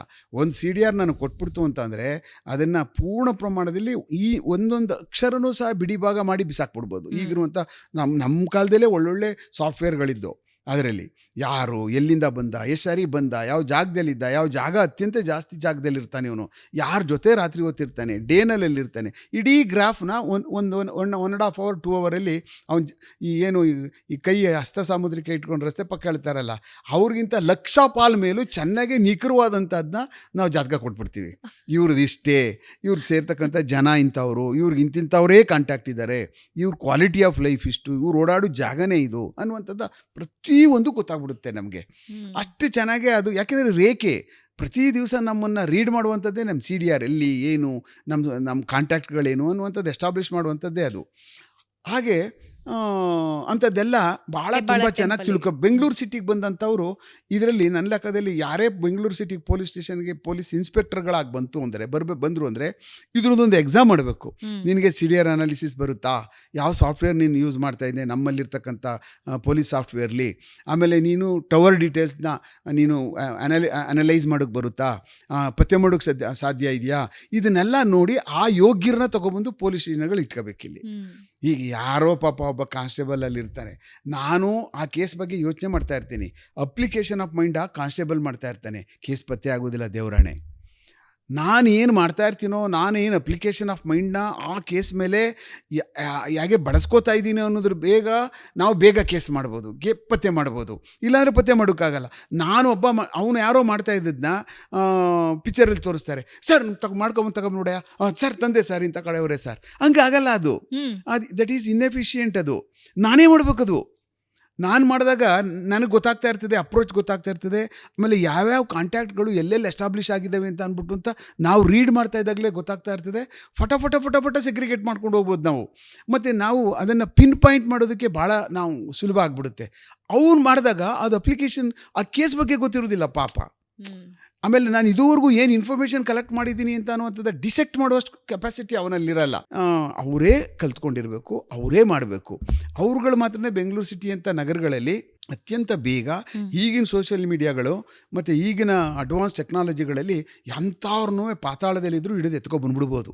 ಅವನಿಗೆ ಏನು ನಾನು ತಪ್ಪಿಸ್ಕೊಳ್ಳೋಕೆ ಆಗೋದೇ ಇಲ್ಲ ಅಂತ ಅವನು ಎಂಥ ಅಪರಾಧಗಾರ ಆದ್ರೂ ತಪ್ಪಿಸ್ಕೊಳ್ಳೋಕೆ ಸಾಧ್ಯನೇ ಇಲ್ಲ. ಈಗ ಅಪರಾಧಗಳು ಮಾಡಿ 100% 100% ಆ ಮನುಷ್ಯ ಸಿಕ್ಕೇ ಸಿಗ್ತಾನೆ. ಹಾಗೆ ನಾವು ಅಲ್ಲಿ ಹೋದ್ವಿ ಇವ್ರ ಹತ್ರ, ಹೆಬ್ಬಾಳ ಹೆಬ್ಬಾಳ ಹತ್ರ ಹೋದ್ವಿ. ಅಲ್ಲೆಲ್ಲ ಹೋಗ್ಬಿಟ್ಟು ವಿಚಾರ ಮಾಡ್ಕೊಂಡಾದ್ಮೇಲೆ ಯಶೋಧ ಯಮ್ಮ ತೀರ್ಕೊಂಡಿದ್ರಲ್ಲ, ಅವರು ಇನ್ಫಾರ್ಮೇಷನ್ ಎಲ್ಲ ತಿಳ್ಕೊಂಡಾದ್ಮೇಲೆ ಅವರು ಹೌದು ಸರ್, ಅವ್ರ ಪಾಪ ಅಕ್ಕಪಕ್ಕ ಅವ್ರ ಬಗ್ಗೆ ತೀರಾ ಅವ್ರಿಗೇನು ಗೊತ್ತಿರಲಿಲ್ಲ. ಅರ್ಚಕಿ ಇರ್ತಿದ್ರು ಸರ್, ತುಂಬ ಸಾಹುಕಾರಂತೆ ಅವರು, ಭಾಳ ಜಮೀನಿದೆಯಂತೆ ಸರ್. ಅದೇನೋ ಅತ್ತೆ ಮತ್ತು ಸೊಸೆ ಮತ್ತು ಮಗಂದು ಏನೋ ಪ್ರಾಬ್ಲಮ್ ಅಂತೆ, ಆ ಕಾರಣಕ್ಕೆ ಇಲ್ಲಿಗೆ ಬಂದುಬಿಟ್ಟಿದ್ದಾರೆ ಸರ್. ಅವ್ರ ತಂದೆ ದೊಡ್ಡ ಕಾರ್ ಇಟ್ಕೊಂಡಿದ್ದಾರೆ ಸರ್. ಅವ್ರ ಮಕ್ಕಳೆಲ್ಲ ಬಂದು ಹೋಗ್ತಾರೆ ಸರ್. ಇಲ್ಲಿ ಈ ಅಮ್ಮನ್ನ ಬಾ ಅಂತ ಕರೀತಾರೆ, ಈ ಅಮ್ಮ ಹೋಗ್ತಾ ಇಲ್ಲ. ಈ ಥರದ್ದು ಏನೋ ಒಂದು ಜೀವನದಲ್ಲಿ ಒಂದು ವ್ಯತ್ಯಾಸ ಆಗಿತ್ತು ಆ ಅಮ್ಮಂದು. ಅದಕ್ಕೋಸ್ಕರ ಏನು ಮಾಡಿದ್ರು, ದೇವಸ್ಥಾನದ ಅರ್ಚಕಿಯಾಗಿ ಬಂದ್ಬಿಟ್ಟು ಇಲ್ಲಿ ಉಳ್ಕೊಬಿಟ್ಟಿದ್ರು. ಹಾಗೇ ನಾ ಮಾಡ್ತಾ ಅಲ್ಲೊಂದು ಎದುರುಗಡೆ ಒಂದು STD ಬೂತ್ ಕಾಣಿಸ್ತು ಸ್ವಲ್ಪ ದೂರದಲ್ಲಿ. ಆದಮೇಲೆ ನಾನು ಅಲ್ಲಿ ಹೋಗಿ, ನಾನೇನು ಡ್ರೆಸ್ಸಲ್ಲಿ ಹೋಗಿರಲಿಲ್ಲ, ಸುಮ್ಮನೆ ಅವ್ರಿಗೆ ನಮ್ಮ ಅವರು ಯಾರು ಬರಬೇಡಿ ನೀವು ನನ್ನ ಹತ್ರ, ನಾನು ಹೋಗಿ ಅವ್ರು ಮಾತಾಡಿಸ್ತೀನಿ, ನೋಡೋಣ ಈ ಮನುಷ್ಯ ಯಾಕೆ ಅಂದರೆ ಪಕ್ಕದಲ್ಲಿ ಒಂದು ಅಂಗಡಿ ಇತ್ತು ಅಂದರೆ ಈ ಥರದ್ದು ಸಣ್ಣದೊಂದು ಇನ್ಫಾರ್ಮೇಷನ್ಗಳು, ತರಕಾರಿ ತೊಗೊಂಡು ಬರ್ತಾರೆ, ಏನೋ ಮಾತಾಡ್ತಾರೆ, ಒಂದು ರಿಲೇಷನ್ ಎಸ್ಟಾಬ್ಲಿಷ್ ಆಗಿರ್ತವೆ ಸಾಮಾನ್ಯವಾಗಿ ಅಕ್ಕಪಕ್ಕ ಇರ್ತಕ್ಕಂಥ ಹಾಲಿನ ಅಂಗಡಿ, ಆಮೇಲೆ ಒಂದು ಡ್ರಗ್ ಶಾಪ್ಗಳು, ಈ ಥರದವೆಲ್ಲ ಸಣ್ಣ ಏನು ಬೇಕಾಗಿರ್ತದೋ ಮನುಷ್ಯನಿಗೆ ಆ ವಿಸಿನಿಟಿಲಿರ್ತಕ್ಕಂಥವರೆಲ್ಲ ಎಸ್ಟಾಬ್ಲಿಷ್ ಆಗ್ಬಿಟ್ಟಿರ್ತಾರೆ ಅವ್ರ ಹತ್ರ. ಇದು ನಮ್ಗೆ ಚೆನ್ನಾಗಿ ಗೊತ್ತಿರುತ್ತೆ. ಆಮೇಲೆ ಹೋಗಿ ನಾವು ಮಾತಾಡ್ತಾ ಹಾಗೇನೆ ಅವನಿಗೆ ಒಂದು ಸ್ವಲ್ಪ ಬಾಯಿ ಬಿಡಿಸ್ತಾ ಅಲ್ಲಿರ್ತಕ್ಕಂಥ ಅವನಿಗೆ, ಏನೋ ಪಾಪ ಏನೋ ಅಮ್ಮ ಸತ್ತೋಗ್ಬಿಟ್ರಂತಲ್ಲ, ಪಾಪ ಯಾರಿಗೆ ಕರ್ಕೊಂಡೋದವರು, ಏನೋ ಇದಾಗೋಯ್ತಲ್ಲ, ಏನೋ ಹಿಂಗೆ ಆಗೋಗ್ಬಿಟ್ಟಿದೆಯಲ್ಲ ಅಂತ ಅವ್ರಿಗೆ ಗೊತ್ತಿಲ್ಲ ನಾನು ಪೊಲೀಸ್ ಅಂತೇಳಿ ಮಾತಾಡ್ತಾ, ಹೌದು ನೋಡಿ ಸರ್, ಭಾಳ ದೊಡ್ಡ ಸಾಕಾರು ಸಾಯಿಸ್ಬಿಟ್ರು ನೋಡಿ ಸರ್, ಎಲ್ಲದು ಮದ್ದೂರಲ್ಲಿ ಸಾಯಿಸ್ಬಿಟ್ರಂತೆ ದೇವಸ್ಥಾನದಲ್ಲಿ, ಭಾಳ ಒಳ್ಳೆಯ ಅಮ್ಮ ಸರ್ ಅಮ್ಮ. ಹಾಗೇ ಮಾತಾಡ್ಕೊಂಡು ಬಾಯಿ ಬಿಡಿಸ್ಕೊಂಡು ಹೋಗ್ತಾ ಇದ್ದೆ. ಅವ್ರ ಮಿಸ್ಸಸ್ಸು ಕೆಳಗಡೆ ಕೂತ್ಕೊಂಡು ಏನೋ ತರಕಾರಿ ಕಟ್ ಮಾಡ್ತಾವ್ರಿ ಕೆಳಗಡೆ ಅವರು. ಆವಾಗ ಪ್ರಶ್ನೆ ಆಗ್ತಾ ನಾನೇನು ಮಾಡಿದೆ, ಆ ಅಮ್ಮ ಏನು ಪಾಪ ಏನಾದ್ರು ಮಾತಾಡೋಕ್ಕೆಲ್ಲ ಏನು ಮಾಡ್ತಿದ್ರು, ಇಲ್ಲಿ ಏನಾರು ಬರ್ತಿದ್ರಾ ಮೊಬೈಲ್ಗೆ ಏನಾರು ಯೂಸ್ ಮಾಡೋದಕ್ಕೆ, ನಿಮ್ಮ STD ಬೂತ್ಗೆ ಏನಾರು ಫೋನ್ಗೆ ಏನಾರು ಬರ್ತಿತ್ತು ಹಾಗೆ ಹೀಗೆ. ಇಲ್ಲ ಸರ್, ನಾವು ಏನಾರು ಯಾರೋ ಒಂದಷ್ಟು ನಂಬರ್ಗಳಿಗೆ ಫೋನ್ ಬಂದ್ಬಿಟ್ಟಿದ್ದಾವೆ ಸರ್ ಮೊಬೈಲಿಗೆ, ಯಾರು ಒಬ್ಬರು ಬರಲ್ರು ಸರ್, ನಮಗೆ ಯಾರಾದರೂ ಅವರು ಇವರು ಮಾಡ್ತಾರೆ ಅಂತ ನಾವು ಫೋನ್ಗಳು ಇಟ್ಕೊಂಡಿದ್ದೀವಿ ಸರ್, ಯಾರೋ ಇಲ್ಲಿ ಅಕ್ಕಪಕ್ಕ ಹೊರಗಡೆ ಇವರು ಇದ್ದಾರೆ, ಅವ್ರು ಬಂದು ಯಾರೋ ಒಂದು ದಿವಸಕ್ಕೆ 1-2 ಕಾಲ್ ಮಾಡ್ತಾರೆ ಸರ್ ಹಾಗೆ ಅಂದ್ಬಿಟ್ಟು ಅವನು ಈ ಅವಾಯ್ಡೆಡ್ ಟು ಟೆಲ್ ಗುಡ್, ಭಾಳ ಇಂಪಾರ್ಟೆಂಟ್ ಇನ್ಫಾರ್ಮೇಷನ್ ಕೊಡೋದಕ್ಕೆ ಸ್ವಲ್ಪ ಅವಾಯ್ಡ್ ಮಾಡ್ದಂಗೆ ನಂಗೆ ಅನ್ನಿಸ್ತಾ ಇತ್ತು. ಅದಾದಮೇಲೆ ಈ ಅಜ್ಜಿ ಏನಾದರೂ ಯಾರು ಫೋನ್ಗಳು ಮಾಡಿ ಕರೆದು ಅವ್ರನ್ನೇನಾದರೂ ಮಾತಾಡಿಸುವಂಥದ್ದು ಏನಾದ್ರು ಬಂದಿದ್ರೆ ಅವಾಗಾದರೂ ಇಲ್ಲೆಲ್ಲ ಹಾಗೆ ಹೇಗೆ ಅಂತ. ಇಲ್ಲ ಸರ್ ಅಂತ ತಕ್ಷಣವೇ ಕೆಳಗಡೆ ಕೂತ್ಕೊಂಡಿದ್ದಾರಲ್ಲ ಅಮ್ಮ, ಆವತ್ತು ಇದ್ರ ದಿವಸ ದೀಪಾವಳಿ ಹಬ್ಬದ ದಿವಸ ಹಿಂದಿನ ದಿವಸದಲ್ಲಿ ಅಮ್ಮ ಬಂದಿರಲಿಲ್ಲ, ಒಂದು ಫೋನ್ ಬಂದು ಯಾವುದೋ ಕರೆದಿದ್ರಲ್ಲ, ನೀವು ಹೇಳಿದ್ರಲ್ಲ ಕರೆಕ್ಟ್ ಸರ್, ಒಂದು ಫೋನ್ ಬಂದಿತ್ತು ಅವತ್ತು ಒಂದು ದಿವಸ, ಇಟ್ಕೊಂಡಿದ್ರು, ಸ್ವಲ್ಪ ತಾದ್ಮೇಲೆ ಕರ್ಕೊಬರೋಕೆ ನಮ್ಮ ಹುಡುಗನ ಕಳಿಸ್ದೆ, ಅಜ್ಜಿ ಕರ್ಕೊಬರೋಕೆ ಫೋನ್ ಬಂದಿದೆ ಅಂದ್ಬಿಟ್ಟು ಅಂತ. ಮನೆಯವರೇನೋ ಮಾಡಿದ್ರೇನೋ ಸರ್ ಅಷ್ಟೇ. ಆಮೇಲೆ ಮತ್ತೆ ಎತ್ಬಿಟ್ಟು ಆಯಿತು ಬರ್ತೀನಿ ನಾನು, ಆಯಿತು ಬರ್ತೀನಿ ಅಂತ ಹೇಳ್ಬಿಟ್ಟು ಇಟ್ಬಿಟ್ರು ಸರ್, ಅಷ್ಟೇ ಹೊರಟೋದ್ರು ಅನ್ನುವಂಥದ್ದು ಒಂದೇ ಒಂದು ಸಣ್ಣದೊಂದು ಕ್ಲೂ ಕೊಟ್ಟಾಯಪ್ಪ. ಅದಾದಮೇಲೆ ನಾನು ನಮ್ಮ ಇವ್ರಿಗೆ ಮನೋಜ್ಗೆ ಅವ್ರಿಗೆ, ಇದು ನಾವು STDದು ನಾಳೆ ಬೆಳಗ್ಗೆ ವಿಜಯನಗರ ಎಕ್ಸ್ಚೇಂಜಿಗೆ ಬರುತ್ತದೆಲ್ಲ ಪೂರ್ತಿ ಮಾನಿಟ್ರ್ ಮಾಡ್ತಕ್ಕಂಥದ್ದೆಲ್ಲ, ಇಮಿಡಿಯೇಟಾಗಿ ಅದನ್ನು ನಾವೊಂದು ಡೌನ್ಲೋಡ್ ಮಾಡೋಣ CDR, ಇದು ಬೇರೆ ಇನ್ನೇನು ಇನ್ಫಾರ್ಮೇಷನ್ ಸಿಗ್ತದೆ ನೋಡೋಣ ಅಂತ ಹೇಳ್ಬಿಟ್ಟು ಅಂತ we downloaded the entire STD booth CDR. ಅಲ್ಲಿ CDR ಡೌನ್ಲೋಡ್ ಮಾಡ್ಕೊಂಡಾದ್ಮೇಲೆ ಸೆಗ್ರಿಗೇಟೆಡ್. ಅವನು ಹೇಳ್ದಂಗೆ ತುಂಬ ಕಮ್ಮಿ ಮಾಡ್ತಾರೆ ಅನ್ನೋಂಗಿಲ್ಲ, ತುಂಬ ಕಾಲ್ಸ್ಗಳು ಹೋಗ್ತಾ ಇತ್ತು, ಬರುವಂಥ ಕಾಲ್ಗಳು ಭಾಳ ಕಮ್ಮಿ ಇತ್ತು, ಯಾಕೆಂದರೆ ಇವನಿಗೆ ಮಾಡ್ತಾಯಿದ್ರು. ಅಕಸ್ಮಾತ್ ಯಾರಾದರೂ ಮಾಡಿಬಿಟ್ಟು ನಾನು ಫೋನ್ ಹತ್ರ ಇದ್ದೀನಿ, ಇಲ್ಲಿದ್ದೀನಿ, ನೀನು ವಾಪಸ್ ಮಾಡು ಅನ್ನೋಂಥ ಕಾಲ್ಗಳು ಸಹ ಬಂದಿದ್ದು. ಹೀಗೆ ಹಲವಾರು ಕಾಲ್ಗಳಿದ್ದು. ನಾನು ಅದನ್ನ ಡಿಸೆಕ್ಟ್ ಮಾಡಿಕೊಂಡು, ಅದು ಸೆಗ್ರಿಗೇಟ್ ಮಾಡಿಕೊಂಡು, ಯಾವತ್ತೊಂದು ದಿವಸ ಬಂದಿರತಕ್ಕಂಥ ಕಾಲ್ ಯಾವುದು ಅನ್ನುವಂಥ ಪತ್ತೆ ಮಾಡುವಂಥ ಕೆಲಸ ಮಾಡ್ಕೊಂಡಾದ್ಮೇಲೆ ಅದನ್ನು ಎಲ್ಲಿ ವರ್ಕ್ ಆಗ್ತದೆ ಅಂತ ಅಂದಾಗ ಅದರ CDR ತೊಗೊಂಡ್ರೆ ಅದು ಲಕ್ಷ್ಮೀ ದೇವಸ್ಥಾನ ಬರುತ್ತಿತ್ತು ಇದರಲ್ಲಿ, ನಮ್ಮ ತುಮಕೂರು ಹತ್ರ. ಆ ಭಾಗದಲ್ಲಿ ಅಲ್ಲಿಂದ ಮಾತಾಡುವಂಥ ಫೋನ್ ಆಗಿರ್ತದು. ಆ ಫೋನು ಏನು ಯೂಸ್ ಮಾಡಿರ್ತಕ್ಕಂಥ ಸಿಮ್ ಕಾರ್ಡ್ ಇತ್ತಲ್ಲ, ಈ STD ಬೂತ್ ಮಾತಾಡಾದ್ಮೇಲೆ ಮತ್ತೆ ಮಾತಾಡಲಿಲ್ಲ ಬೇರೆ ಯಾವುದಕ್ಕೂ, ಯಾರಿಗೂ ಮಾತಾಡಿಲ್ಲ ಬೇರೆ ಫೋನು. ನಾನು ಏನಿದು ಈ ಥರ ಆಗ್ಬಿಡ್ತಲ್ಲ, ಒಂಥರ ಚಾಲೆಂಜ್ ಆಯಿತು. ಆಮೇಲೆ ಪತ್ತೆ ಕೆಲಸಕ್ಕೆ ಸ್ಟಾರ್ಟ್ ಮಾಡ್ಕೊಂಡು ನಾವು, ಆ ಫೋನ್ ಯಾವುದು, ಅಲ್ಲಿಂದ ಯಾರು, ಯಾಕೆ ಲಕ್ಷ್ಮೀ ದೇವಸ್ಥಾನದಿಂದ ಫೋನ್, ಅಂದರೆ ಲಕ್ಷ್ಮೀ ದೇವಸ್ಥಾನದಿಂದ ಫೋನ್ ಮಾಡಿದ್ರು ಅಂದರೆ ಯಾರೋ ಗೊತ್ತಿರ್ತಕ್ಕಂಥವ್ರೆ ಮಾಡಿರ್ತಾರೆ ಅಂತೇಳಿ ವಿ ವೆಂಟ್ ದೇರ್, ಅಲ್ಲಿಗೆ ಹೋದ್ವಿ. ಅಲ್ಲಿ ಹೋಗ್ಬಿಟ್ಟಾದ್ಮೇಲೆ ಅಲ್ಲಿ ಪ್ರೋಬ್ ಮಾಡ್ಕೊಂಡಾದ್ಮೇಲೆ ಅಲ್ಲಿ ದೇವಸ್ಥಾನದ ಹತ್ರ ಒಂದು ಹೂವು ಮಾರ್ತಕ್ಕಂಥವಳು ಫೋನುಗಳು ಕೊಟ್ಟಾಗ ಕೇಳ್ಕೊಂಡು ಹೋದಾಗ ಅವಳು ಹೇಳಿದ್ಲು, ಯಾರೋ ದೇವಸ್ಥಾನಕ್ಕೆ ಬಂದಿರ್ತಾಳೆ ಫೋನ್ ಮಾಡಿಕೊಡ್ತೀನಿ ಅಂತ ಕೊಟ್ಬಿಟ್ಟು ಅಲ್ಲಿ ನನ್ನ ಮೊಮ್ಮಗ ತಂದು ಕೊಟ್ಟಿದ್ದ ನೆನ್ನೆ ದಿವಸ ಫೋನ್ ಅದು, ನೀನು ಇಟ್ಕೋ, ನೀನು ಏನಾದರೂ ಇದ್ದರೆ ನೀನು ನಾವು ಫೋನ್ ಮಾಡಿದಾಗ ನೀನು ಎತ್ಕೋ, ಫೋನ್ ಮಾತಾಡು ಅಂತ. ನಂಗೆ ಮಾತಾಡೋಕ್ಕೆಲ್ಲ ಬರ್ತಿರ್ಲಿಲ್ಲ, ಇಲ್ಲಿಟ್ಟಿದ್ದೆ. ಅದು ಯಾರೋ ಏನೋ ಒಂದು ಹೆಂಗಸು ಒಂದು ಬಂದಾದಮೇಲೆ ಫೋನೇ ಇಲ್ಲ, ಎತ್ಕೊಂಡು ಹೋಗ್ಬಿಟ್ಟವಳು ಅವಳು. ಸಾರ್ ಅವಳೇ ಕತ್ಕೊಟ್ಟೋಗ್ಬಿಟ್ಟಿದ್ದಾಳೆ ಸರ್ ಫೋನ, ಇಲ್ಲಿ ಅಜ್ಜಿ ಕೊಟ್ಬಿಟ್ಟಿದ್ದಾಳೆ ಯಾರಿಗೋ ಮಾತಾಡೋಕ್ಕೆ ಅಂತ ಅಜ್ಜಿ ಹೇಳಿದ್ಲು. ಅಂದರೆ ಅದನ್ನು ಅಜ್ಜಿ ಯೂಸೇ ಮಾಡಿರಲಿಲ್ಲ ಆ ಫೋನ್ನ. ಆವಾಗ ತಾನೇ ಒಂದು ಸಿಮ್ ಕಾರ್ಡ್ ಹಾಕಿ ಇವನಿಗೊಂದು ಫೋನ್ ತಗೊಬಂದು, ಅಜ್ಜಿ ನೀನು ಮಾತಾಡು, ಏನಾರು ಇದ್ದರೆ ಫೋನ್ ಮಾಡ್ತೀವಿ ನಾವು ಅಂತ ಕೊಟ್ಟಿರ್ತಕ್ಕಂಥದ್ದಾಗಿತ್ತದು. ಅಷ್ಟು ಇನ್ಫಾರ್ಮೇಷನ್ ಸಿಕ್ತು.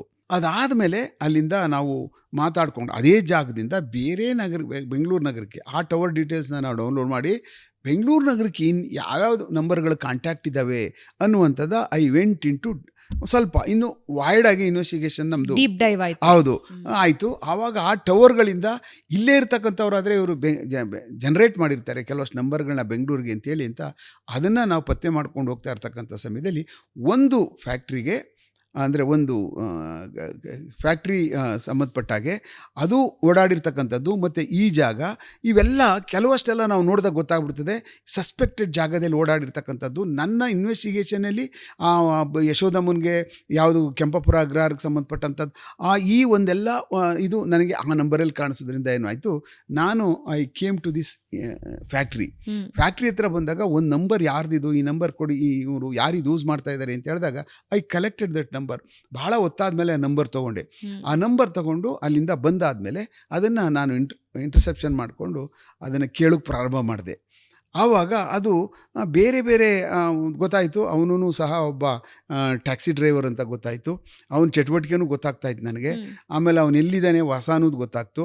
ಆಮೇಲೆ ಅವನು ಯಾರಿಗೆ ಮಾತಾಡ್ತಾನೆ, ಅಕ್ಕಂಗೆ ಮಾತಾಡ್ತಾನೆ, ತಂಗಿಗೆ ಮಾತಾಡ್ತಾನೆ, ಅಪ್ಪನಿಗೆ ಮಾತಾಡ್ತಾನೆ, ಇದೆಲ್ಲ ಗೊತ್ತಾಗ್ತಾಯಿತ್ತು ನನಗೆ. ಬಟ್ ಸ್ವಲ್ಪ ಬ್ಯಾಡ್ ಕ್ಯಾರೆಕ್ಟರ್ ಅನ್ನುವಂಥದ್ದು ಗೊತ್ತಾಗ್ತಾಯಿತ್ತು ನನಗೆ ಅದರಲ್ಲಿ ಅವನ ನಂಬರು. ಆಮೇಲೆ ಕೊನೆಗೆ ಫೈನಲಿ ಟಾರ್ಗೆಟೆಡ್ ಆ ನಂಬರ್ಗೆ ಒಂದು ಅವ್ರದ್ದು ಯಾರ್ದು ತಾಯಿ ಕಾಂಟ್ಯಾಕ್ಟ್ ಇದೆ ಅಂತ ಅನ್ನುವಂಥದ್ದು, ಮತ್ತು ಆವತ್ತೊಂದು ದಿವಸ ಮಾತಾಡುವಂಥ ಒಂದು ಶಬ್ದ, ಇದೀನು ನಾನು ತಂದುಬಿಡ್ತೀನಪ್ಪ ಮಾಂಸ ಟಿಫನ್ ಕ್ಯಾರಿಯರು ನಾನು ತೊಗೊಬರ್ತೀನಿ, ನೀನು ಅಲ್ಲಿಗೆ ಬಂದ್ಬಿಡು ಅಂತ ಹೇಳುವಂಥ ವಾಯ್ಸು ನಮಗೆ ಗೊತ್ತಾಗಿ ಅದ್ರ ಮುಖಾಂತರ ವಿ ಸ್ಟಾರ್ಟೆಡ್ ಇನ್ವೆಸ್ಟಿಗೇಷನ್. ಫೈನಲಿ ಅವಳನ್ನ ಇನ್ನೂ ಅದರಲ್ಲಿ ಬೇರೆ ಬೇರೆ ಬೇರೆ ಥರದಂಥ ಡೈವಲ್ಜ್ಗಳಿತ್ತು ಇನ್ವೆಸ್ಟಿಗೇಷನ್ ಪ್ರೋಸೆಸ್ಸಲ್ಲಿ. ಕೊನೆಗೆ ಅವಳನ್ನು ನಾವು ಹಿಡ್ಕೊಳ್ತೀವಿ ಒಂದು ಕಡೆ. ಹಿಡ್ಕೊಂಡಾಗ ಅವಳನ್ನು ನಾವು ಕ್ವಶನ್ ಮಾಡೋಕ್ಕೋದಾಗ ಅವಳು ಬ್ಯಾಗಲ್ಲಿ ಒಂದಷ್ಟು ಈಗಾಗಲೇ ಏನು ಕೊಲೆ ಮಾಡಿ ಕೀಗಳಿದ್ದು ನೋಡಿ, ಗೆಸ್ಟ್ ಹೌಸ್ಗಳ ಕೀಗಳು, ಅದನ್ನೆಲ್ಲನೂ ಅವಳು ಬ್ಯಾಗಲ್ಲೇ ಹಾಕ್ಕೊಂಡಿದ್ಲು. ಒಂದು 8-10 ಕೀಗಳಲ್ಲೇ ಇತ್ತು ಬ್ಯಾಗಲ್ಲಿ. ಯಡಿಯೂರು ಸಿದ್ಧಲಿಂಗೇಶ್ವರದಿತ್ತು, ಆಮೇಲೆ ನಮ್ಮ ಇವ್ರದ್ದು ತುಮಕೂರ್ದು ಸಿದ್ಧಗಂಗಾ ಮಠದಲ್ಲಿ ಅಲ್ಲಿ ಅದಿತ್ತು, ಆಮೇಲೆ ಶಾರದಾ ಲಾಡ್ಜ್ ಅಂತ ಬರುತ್ತೆ ಅಲ್ಲಿ ಮೈಸೂರಲ್ಲಿ, ಒಂದು ನರ್ಸ್ ಕರ್ಕೊಂಡೋಗಿ ಮಾಡಿತ್ತು ಅದಿತ್ತು, ಕೈವಾರ ತಾತಯ್ಯಂದಿತ್ತು, ಆಮೇಲೆ ನಮ್ಮ ಇದು ಘಾಟಿ ಸುಬ್ರಹ್ಮಣ್ಯಂದಿತ್ತು, ಆಮೇಲೆ ನಮ್ಮ ಕಬ್ಬಾಳಮ್ಮನ ದೇವಸ್ಥಾನ ಬರುತ್ತೆ ಅಲ್ಲಿ ಕರ್ಕೊಂಡೋಗಿ ಒಂದು ಎಲಿಜಬೆತ್ ಅಂತ ಮಾಡ್ತಾರೆ, ಆ ಗೆಸ್ಟ್ ಹೌಸ್ದು ಕೀ ಇತ್ತು. ಈಗ ಎಲ್ಲ ಕೀಗಳು ಸಿಕ್ತು. ಎಲಿಜಬೆತ್ ಅಂದ್ರೆ ಮೊಮ್ಮಗ ಕಳೆದೋಗಿದ್ದ ಕೇಸ್.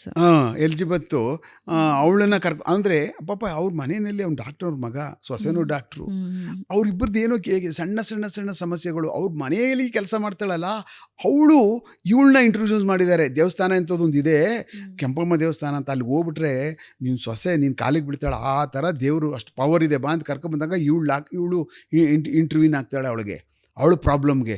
ಆದಾಗ ನಾನೆಲ್ಲ ನಿನಗೆ ಮಾಡಿಸ್ತೀನಿ, ದೇವ್ರ ಹತ್ರ ಕೂತ್ಕೊಬಿಟ್ಟು ಒಂದು ಮಂಡಲ ಪೂಜೆ ಮಾಡಿಬಿಟ್ರೆ ಎಲ್ಲ ಮಠಾಸ್ ಕಂಪ್ಲೀಟ್ ನೀನು ಹೇಳ್ದಂಗೆ ಕೇಳ್ತಾಳು ಸೊಸೆ ಬಾ ಅಂತ ಕರ್ಕೊಂಡೋಗಿ. ಪಾಪ ಎಲಿಜಿಬೆತ್ ಮಂಡಲ ಪೂಜೆ ಹೆಂಗೆ ಅಂದ್ರೆ ನೀವು ಚಂದ ರೆಡಿ ಹಾಕೊಂಡು, ಹೌದೌದೌದು, ಬಂಗಾರ ಏನೇನಿರ್ತದೆ ಎಲ್ಲ ಹಾಕೊಂಡು ಬರಬೇಕು ಅಂತ ಹೇಳ್ಬಿಡ್ತಾಳೆ. ಲಕ್ಷ್ಮಿ ಥರ ಕೂತ್ಕೋಬೇಕು ದೇವ್ರ ಮುಂದೆ, ರೇಷ್ಮೆ ಸೀರೆ ಉಟ್ಕೊಂಡು. ವೀಕ್ಷಕರೇ, ಸೈನೈಡ್ ಮಲ್ಲಿಕಾ ಯಾರ್ಯಾರನ್ನ ಟಾರ್ಗೆಟ್ ಮಾಡ್ತಾ ಇದ್ಲೋ ಅವರಿಗೆ ಹೇಳ್ತಾ ಇದ್ದದ್ದು ಒಂದು ಮಂಡಲ ಪೂಜೆ ಆಗಬೇಕು, ನೀವು ಸರ್ವಾಲಂಕಾರ ಭೂಷಿತಿಯಾಗಿ ಬರಬೇಕು, ಅಂದ್ರೆ ರೇಷ್ಮೆ ಸೀರೆ ಉಟ್ಕೊಂಡು ನಿಮ್ಮ ಹತ್ರ ಏನೇನು ಒಡವೆಗಳಿದೆಯೋ ಎಲ್ಲಾನು ಹಾಕೊಂಡ್ಬರ್ಬೇಕು ಅಂತ ಹೇಳಿದ್ರು.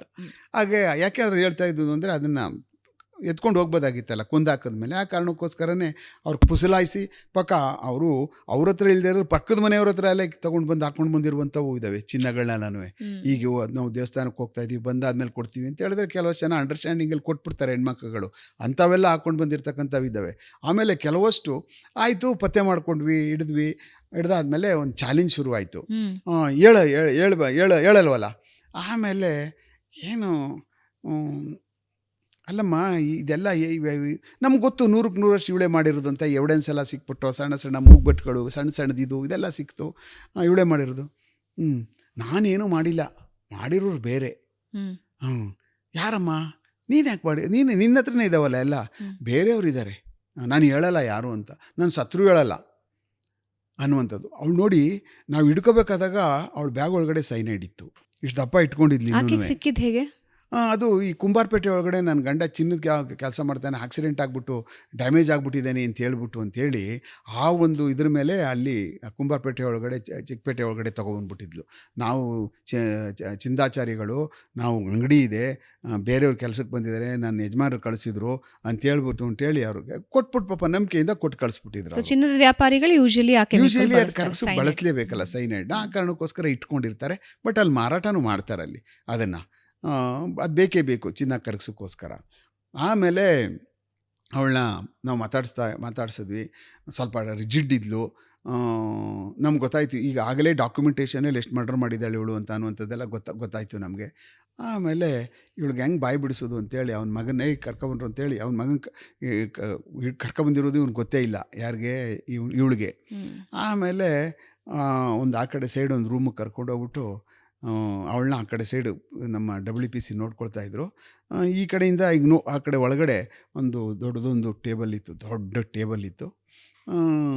ಆ ಟೇಬಲ್ ಸರಿಯಾಗಿರ್ತಪ್ಪ ಲಾಠಿ ತಗೊಂಡು, ನಾವು ನಿನಗೆ ಹೊಡಿಯಲ್ಲ, ಬಟ್ ನೀನು ಕಿರ್ಚಾಡ್ಬೇಕಷ್ಟೇ ಕೆಲಸ ಅನ್ನೋದು. ಹೆಂಗೆ ಕಿರ್ಚಿಯೋ, ನೀನು ಕಿರ್ಚಿಲ್ಲ ಅಂದರೆ ಆಮೇಲೆ ಸರಿಯಾಗಿ ಕೊಟ್ಬಿಡ್ತೀವಿ, ಅದು ಒರಿಜಿನಲ್ ಕಿರ್ಚಿಬಿಡ್ಬೇಕು ನೀನು.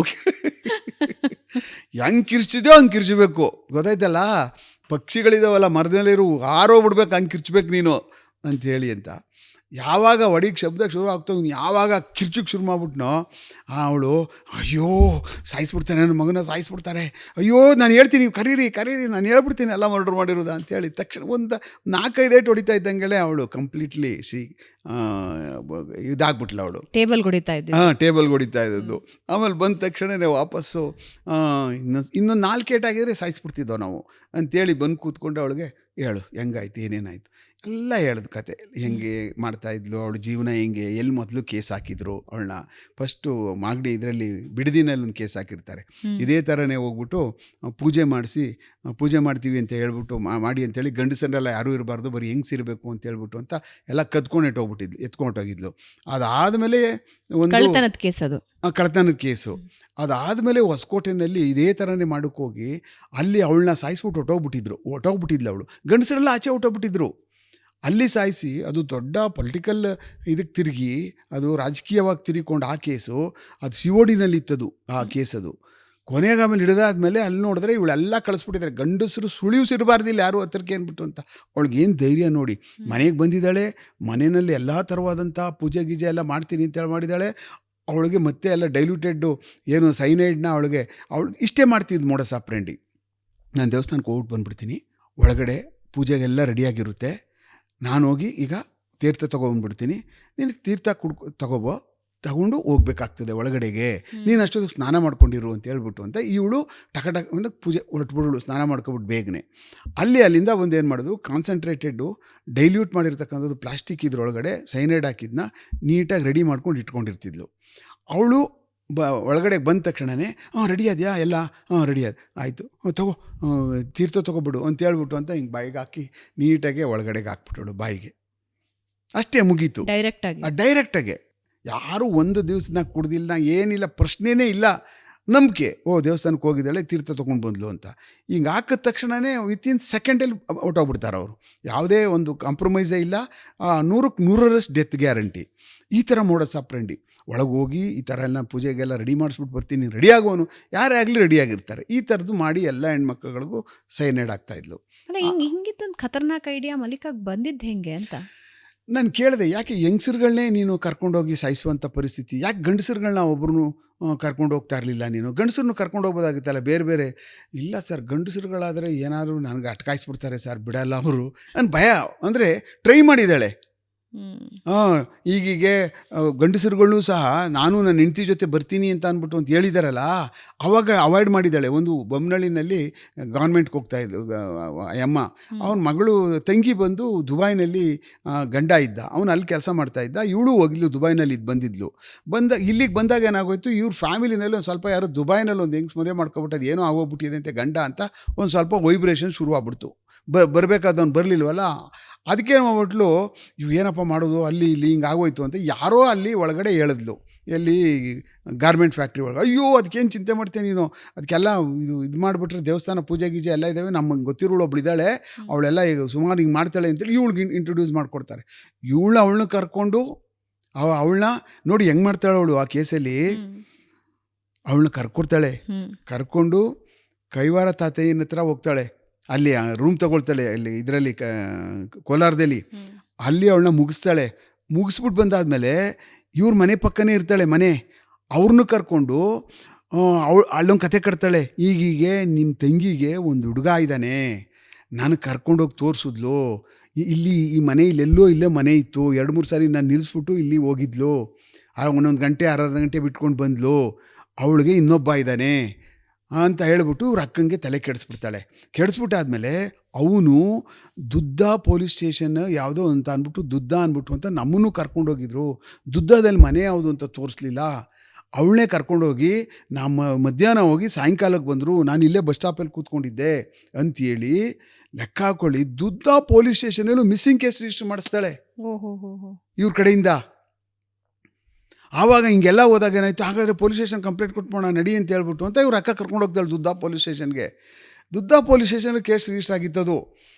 ಹಂಗೆ ಬಂದು ಅವ್ರ ಮನೆಯಲ್ಲೇ ಇದ್ಕೊಂಡು ಎಲ್ಲ ಮಾಡಿ ಡ್ರಾಮಾ ಮಾಡಿಬಿಟ್ಟು ಹೌದಾ ಹಾಗಾದರೆ ಅವನ ಜೊತೆ ಓಡೋಗ್ಬಿಟ್ಟವಳೆ, ಅವನಿದ್ನಲ್ಲ ಅವನೆಲ್ಲೋ ಬಾಂಬೆ ಕಡೆಯವನಂತೆ, ಕರ್ಕೊಂಡೋಗ್ಬಿಟ್ಟಿರ್ತಾನೆ ಬಿಡು ಅವನು, ಅವನ ಜೊತೆ ಓಡೋಗ್ಬಿಟ್ಟಿದ್ದಾಳೆ ಅಂತ ಹೇಳ್ಬಿಟ್ಟು ಅಂತ ಇವ್ರಿಗೆ ಸಮಾಧಾನ ಮಾಡಿ ಬಿಟ್ಬಿಟ್ಟಿದ್ದ. ನೋಡಿ ಅಷ್ಟೂ ಕೇಸ್ ಹೇಳಿದ್ದಾಳೆ, ಎಲ್ಲ ಕೇಸ್ ಹೇಳಿದ್ದಾಳೆ, ಪ್ರತಿಯೊಂದು ಕೇಸ್ನೂ. ಈ ಕೇಸ್ ಹೇಳೇ ಇಲ್ಲ. ನಾವು ಯಾವಾಗ ಮೀಡಿಯಾದಲ್ಲಿ ಹೇಳಿದಾಗ ಇವ್ರು ಬಂದರು, ಇವಳು ನಮ್ಮ ತಂಗಿ ಕರ್ಕೋಗ್ಬಿಟ್ಟಿದ್ಲು ಸಾರ್, ಇವಳು ದುದ್ದಾದಲ್ಲಿ ಇದ್ದಾಳೆ, ಅಲ್ಲಿಗೆ ಯಾರೂ ಇಟ್ಕೊಬಿಟ್ಟಿದ್ದಾನೆ ಅಂತ ಕರ್ಕೊಂಡು ಹೋಗ್ಬಿಟ್ಲು ಸಾರ್, ಅಲ್ಲಿಗೆ ಹೋದ್ಲು ಸಾರ್ ಇವಳು ಏನೋ ಮಾಡಿಬಿಟ್ಟವಳೆ ಸಾರ್. ಅವರು ಇದರಲ್ಲಿ ಟಿ ವಿಲಿ ನೋಡ್ಕೊಂಡು ಬರ್ತಾರೆ ಪಾಪ ಅವರು, ಅವ್ನು 2-3 ಜನ ಬಂದರು, ಇವಳು ನಮ್ಮನ್ನು ಕರ್ಕೊಂಡೋಗಿದ್ರು ಅಂತ. ಆಮೇಲೆ ಏನು ಸಮಾಚಾರ ನಿಂದು, ಏನು ದುದ್ದದ ಕೇಸು, ಏನಾಯ್ತು ಕತೆ ನಿಂದದು ಹಾಗೆ ಹೀಗೆ ಅಂತ. ಹೌದು ಸರ್, ದುದ್ದಾಗ ನಮಗೂ ಕರ್ಕೊಂಡೋಗಿದ್ಲು ಸರ್ ಅಮ್ಮ, ಅಲ್ಲೇ ಬಸ್ ಸ್ಟಾಪಲ್ಲಿ ಕೂರಿಸ್ಬಿಟ್ಟು ಅದು ಯಾವ ಕಡೆಗೆ ಹೋಗ್ಬಿಟ್ಲು ಸರ್ ಹಾಗೆ ಹೀಗೆ ಅಂತಾಳೆ. ಆಮೇಲೆ ಮತ್ತೆ ನಾನು ಕರ್ಕೊಂಡು ಬಂದು ಈ ಸರ್ ಮಾತ್ರ ನಿನ್ನನ್ನು ಸಾಯೋವರೆಗೂ ನೇತಾಕ್ಬಿಡ್ತೀನಿ, ಬಿಡಲ್ಲ, ನೀನು ಹೆಂಗ್ಸು ಅನ್ನುವಂಥದ್ದನ್ನ ನಾನು ನೋಡೋದೇ ಇಲ್ಲ ನಾನು. ಸಾರ್ ಸುಳ್ಳು ಹೇಳ್ತಾರೆ ಸರ್, ನಾನು ಸಹಾಯ ಮಾಡಿದೆ ಸರ್ ಇವ್ರಿಗೆ, ನೋಡಿ ಸರ್ ಇವ್ರು ದೇವ್ರು ಒಳ್ಳೇದು ಮಾಡ್ತಾನೆ, ನನ್ನ ಮೇಲೆ ಹೇಳ್ತಾವ್ರಲ್ಲ ಸರ್ ಇವರು. ಇಲ್ಲ ಸರ್, ಅವ್ರ ಮನೆ ಊಟ ಮಾಡಿದ್ದೀನಿ ಸರ್ ನಾನು.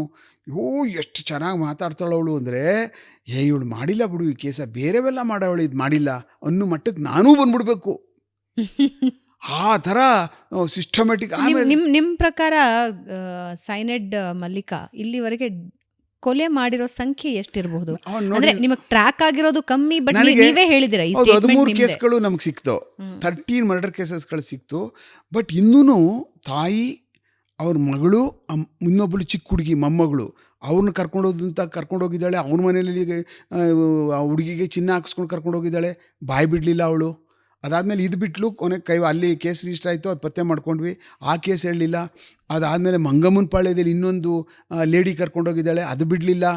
ಅದಾದಮೇಲೆ ಇನ್ನೂ ಇಲ್ಲಿ ನಮ್ಮ ನೆಲಗದರ್ನಳ್ಳಿ ಅಂತ ಬರುತ್ತೆ, ಅಲ್ಲಿ ಅದು ಕರ್ಕೊಂಡೋಗಿರುವಂಥದ್ದು, ಅದು ಹೇಳಲಿಲ್ಲ. ಆಮೇಲೆ ನರ್ಸ್ ಕರ್ಕೊಂಡೋಗಿದ್ಲು, ಈ ಮೊದಲೊಂದು ನರ್ಸ್ ಕರ್ಕೊಂಡೋಗಿ ಮೈಸೂರಲ್ಲಿ ಮರ್ಡರ್ ಮಾಡಿದ್ಲು, ಅದೇ ಥರ ಇನ್ನೊಂದು ನರ್ಸ್ ಕರ್ಕೊಂಡೋಗಿದ್ಲು.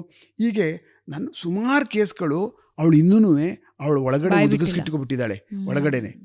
ನಮಗೇನಾಗೋಯ್ತು, ಯಾಕೆ ಅದನ್ನು ಬಾಯಿ ಬಿಡಿಸೋಕ್ಕಾಗಲಿಲ್ಲ ನಮ್ಮ ಕೈಯಲ್ಲಿ ಅಂತಂದರೆ, ಇಷ್ಟೆಲ್ಲ ಇನ್ವೆಸ್ಟಿಗೇಷನ್ ಆಯಿತು, ಇಷ್ಟೆಲ್ಲ ಕೇಸ್ ಆದೋ, ಎಲ್ಲ ಕೇಸ್ ಮಾಡಿ ಅವಳನ್ನು ಇದಕ್ಕೆ ನಾವು ಅಲ್ಲೆಲ್ಲ ಇಟ್ಬಿಟ್ರೆ ಡ್ಯಾಮೇಜ್ ಮಾಡ್ಕೊಬಿಡ್ತಾಳೆ ಇವಳು ನೇಣು ಹಾಕೊಂಡು ಸತ್ತೋಗ್ತಾಳೆ. ಆ ಮನಸ್ಥಿತಿಗೆ ಬಂದ್ಬಿಟ್ಟವಳೆ.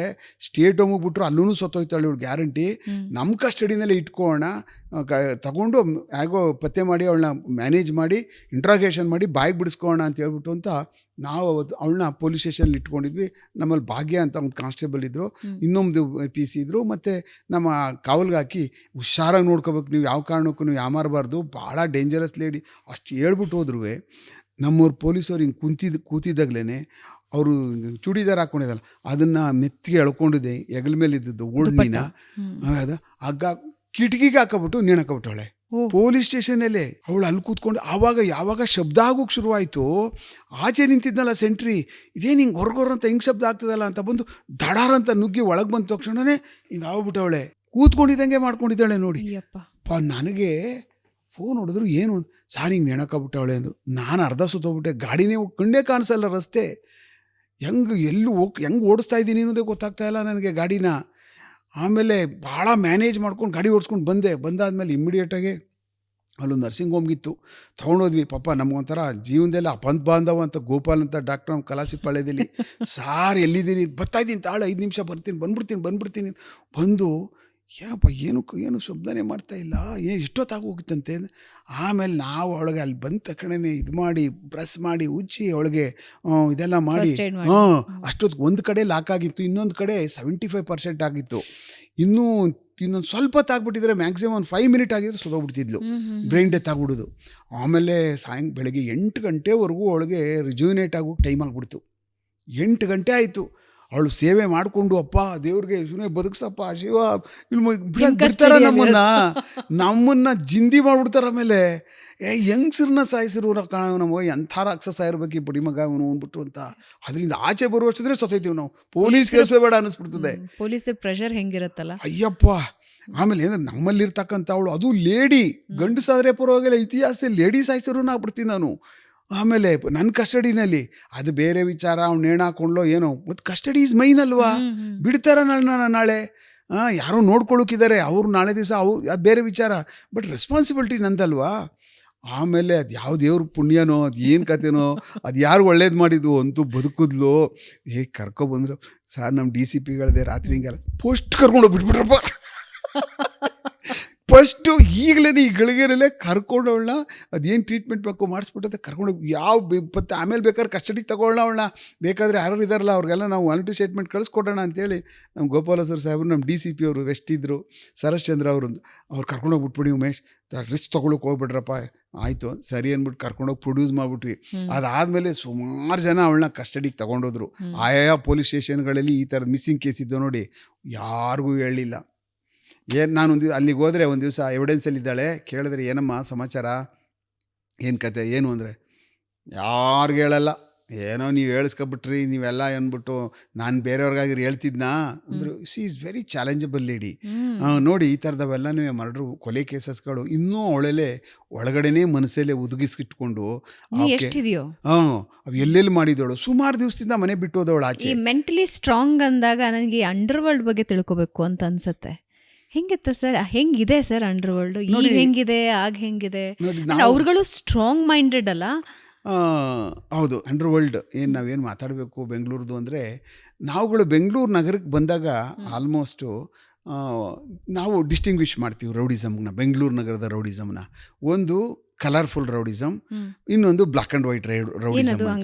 ಅಂದರೆ ಈ ಯಾರು ಅಯಿಲ್ ಕುಮಾರು, ಜೈರಾಜು, ಕೊತ್ವಾಲು ಏನೊಂದು ಎರ ಇತ್ತು ನೋಡಿ ಅವ್ರದ್ದೆಲ್ಲ, ಆ ಟೋಟಲಿ ಆ ಎರ ಎಲ್ಲ 1990 ಫಿನಿಶ್ ಆಗಿಬಿಡ್ತದೆ. 1990ಕ್ಕೆ ಅವರೆಲ್ಲ ಹೋಗ್ಬಿಡ್ತಾರೆ, ಯಾರೂ ಉಳ್ಕೊಳ್ಳಲ್ರು, ಎಲ್ಲ ಹೊಟ್ಟೋಗ್ತಾರೆ. ಇನ್ನು 90ರಿಂದ ಈಚೆಗೆ ಅವರು ಆ 90ರಿಂದ ಈಚೆ ಬರ್ತಕ್ಕಂಥವರೆಲ್ಲ ಎಲ್ಲ ಹೊಸ ಅವರ ಪಳಿಯುಳಿಕೆಗಳಾದ್ರೂ ಸಹ ಇವರು ಗ್ಯಾಂಗ್ಸ್ಟರ್ಸ್ಗಳು. ಅಂದರೆ ಇವ್ರು ಗ್ಯಾಂಗ್ಸ್ಟರ್ಸ್ ಆಗಿ ಮಾಡ್ತಾ ಇರಲಿಲ್ಲ ಕೆಲಸನ. ಕೊತ್ವಾಲ ಒಬ್ಬನ ಹತ್ರ ಮಾತ್ರ ಸ್ವಲ್ಪ ಸಣ್ಣ ಗುಂಪಿಟ್ಕೋತಿದ್ದ, ಅವನು ಗ್ಯಾಂಗ್ ಇಟ್ಕೋತಿರ್ಲಿಲ್ಲ. ಜೈರಾಜು ಗ್ಯಾಂಗ್ಸ್ಟರ್ ಅಲ್ಲ, ಅವನು ಗ್ಯಾಂಗ್ ಇಟ್ಕೊಳ್ತಿರ್ಲಿಲ್ಲ. ಈ ಒನ್ ಮ್ಯಾನ್ ಆರ್ಮಿ ಇದ್ದಂಗೆ ಅವನು. ನನಗೆ ಯಾರು ಮಾಡೋಕ್ಬೋದು, ನನಗೆ ಯಾರು ಹೊಡಿತಾರೆ, ನನ್ನನ್ನೇನು ಮಾಡ್ಕೋಕ್ಕಾಗ್ತದೆ ಅಂತೇಳಿ 120 ಓಡಾಡ್ತಿದ್ದಂಥ ಮಹಾನ್ ಇವನು ಪಂಟ್ರು, ಆಗಾಗಲೇ ಜೈಲಲ್ಲಿದ್ದ, ಆವಾಗಲೇ ನಿಮ್ಮ ಒಳಗಡೆ ನಮ್ಮ ಗೋಪಿಯ ಮರ್ಡರ್ಗೆ 307 ಕೇಸಲ್ಲಿ ಜೈಲಲ್ಲಿ ಕೋರ್ಟಲ್ಲಿ ಹೊಡೆದಂಥ ಕೇಸಲ್ಲಿ ಕನ್ವಿಕ್ಷನ್ ಆಗಿ ಸಜೆ ಆಗಿ ಈಚೆ ಬಂದಿದ್ದ. ಅದಾದಮೇಲೆ ಕೊತ್ವಾಲ್ ಮರ್ಡರ್ ಕೇಸಲ್ಲಿ ಒಳಗಡೆಗೆ ಹೋದ, ಮತ್ತು ಅದನ್ನೆಲ್ಲ ಮುಗಿಸ್ಕೊಂಡು ಈಚೆ ಬರುವಷ್ಟೊತ್ತಿಗೆ ಮತ್ತು ಇದೆಲ್ಲ ನಡೆಯುವಂಥ ಸಮಯದಲ್ಲಿ ಪೊಲೀಸವ್ರು ಭಯಂಕರವಾಗಿ ನಮ್ಮ ವಿರುದ್ಧ ಬಿದ್ದ. ಪೊಲೀಸವ್ರನ್ನ ವಾಚಾಮ ಗೋಚರವಾಗಿ ನಮ್ಮ ಮೇಲೆ ಪೊಲೀಸ್ನವ್ರನ್ನ ಮಾಡೋಕ್ಕೆ ಹೋದ. ಯಾಕೆ ಅಂತಂದರೆ ಆ ಮಟ್ಟದ ಪೊಲಿಟಿಕಲ್ ಸಾಥ್ ಸಿಗ್ತಾಯಿತ್ತು ಅಂತ ನಮಗಿರ್ತಕ್ಕಂಥ ಅಧಿಕಾರಿ ಹೇಳಿರ್ತಾರೆ. ಅದು ಯಾಕೆ ಕೊಡ್ತಾಯಿದ್ರು ಅಂತ ದೇವ್ರಿಗೊಬ್ಬಂಗೆ ಗೊತ್ತು. ಯಾಕೆ ಅವ್ನಿಗೆ ಅಷ್ಟೊಂದು ಜೊತೆ ಪೊಲಿಟಿಕಲ್ ಪಾರ್ಟಿಗಳ ಜೊತೆ ಯಾಕೆ ಅವನು ವಿಧಾನಸೌಧಕ್ಕೆ ನೇರಕ್ಕೆ ಹೋದಾಗ ಅವನಿಗೆ ಚೇರಲ್ಲಿ ಕೂರಿಸಿ ಕಾಫಿ ಕೊಡುವಂಥ ಯಾಕೆ ಮಾಡ್ತಾಯಿದ್ರು ಅನ್ನುವಂಥದ್ದು ಯಕ್ಷ ಪ್ರಶ್ನೆ ಇದುವರೆಗೂ. ಇಂಥವ್ರಿಗೆ ಅವರು ಇಂಥ ಮನುಷ್ಯ ಅಂತ ಹೇಳಿದ ತಕ್ಷಣವೇ ಯಾಕೆ ದೂರ ಇರಲಿಲ್ಲ ಅಂತ ಅನ್ನುವಂಥದ್ದು ಇನ್ನೊಂದು ದೊಡ್ಡ ಪ್ರಶ್ನೆ ನಮಗೆ. ಹೀಗೂ ಇರ್ತಾರೆ ಪೊಲಿಟಿಷಿಯನ್ಗಳು, ಈ ಮಟ್ಟಕ್ಕೆ ಕೆಳಮಟ್ಟಕ್ಕೆ ಹೋಗ್ತಾರೆ. ಇಂಥವ್ರನ್ನ ಬಂದು ಮನೆ ಹತ್ರ ಬಂದು ಅಲ್ಲಿ ನಿಂತ್ಕೊಂಡು ಬೆಳಗ್ಗೆ ಹೊತ್ತು ಲಾಲ್ಬಾಗ್ ಇದಕ್ಕೆ ಕೃಷ್ಣರಾವ್ ಪಾರ್ಕ್ಗೆ ವಾಕಿಂಗ್ ಕರ್ಕೊಂಡು ಹೋಗ್ತಕ್ಕಂಥದ್ದು ಏನಿರ್ಬೋದು ಇದು ಕತೆ? ದೇವರಣೆ ನಮ್ಗೆ ಈಗಲೂ ಅರ್ಥ ಆಗಲಿಲ್ಲ. ಅದ್ರ ಬಗ್ಗೆ ಪುಸ್ತಕ ಬರೆದಿದ್ರು ಏನಾದರೂ ನೋಡೋಣ, ಅದ್ರಲ್ಲಿ ಬರೆಯೋಣ ಅನ್ನೋದಕ್ಕೂ ಏನೂ ಸಿಗಲಿಲ್ಲ ನನಗೆ. ಆಮೇಲೆ ಅವರೆಲ್ಲ ಉದುರೋಗ್ಬಿಟ್ಟಿದ್ರು. ಎಲ್ಲ ಯಾವ ಮರದಲ್ಲೂ ಒಂದು ಎಲೆ ಇರಲಿಲ್ಲ, ಎಲ್ಲ ಖಾಲಿ ಆಗ್ಬಿಟ್ಟಿತ್ತು. ಬ್ಲ್ಯಾಕ್ ಆ್ಯಂಡ್ ವೈಟ್ ಎರ ಕಂಪ್ಲೀಟು ಹೊಟ್ಟೋಗ್ಬಿಟ್ಟಿತ್ತು ಪೂರ್ತಿ, ಇನ್ಕ್ಲೂಡಿಂಗ್ ಅನಿಲ್ ಕುಮಾರ್ ಹೋಗ್ಬಿಟ್ಟಿದ್ದ, ಜಯರಾಜು ಹೊಟ್ಟೋಗ್ಬಿಟ್ಟ, ಮುಗ್ದೋಯ್ತು. 99ಕ್ಕೆ ನಾವು ಪೊಲೀಸ್ಗೆ ಏನು ಬರ್ತೀವಲ್ಲ, 1990ಗೆ ಬರ್ತೀವಲ್ಲ, ಆವಾಗ ಬೆಂಗಳೂರು ನಗರದಲ್ಲಿದ್ದಂಥ ರೌಡಿಸಮ್ ಪ್ಯಾಟ್ರನ್ನೇ ಬೇರೆ ಅಲ್ಲಿ ಇದ್ದಂಥದ್ದು. ಇಲ್ಲಿ ಗ್ಯಾಂಗ್ಸ್ಟರ್ಸ್ಗಳು ಅಷ್ಟೊತ್ತಿಗಾಗಲೇ ಒಂದೊಂದು ಏರಿಯಾಗಳಲ್ಲಿ ಗ್ಯಾಂಗ್ಸ್ಟರ್ಸ್ಗಳು ಪ್ರಾರಂಭಗಳಾಗ್ಬಿಟ್ಟಿದ್ರು.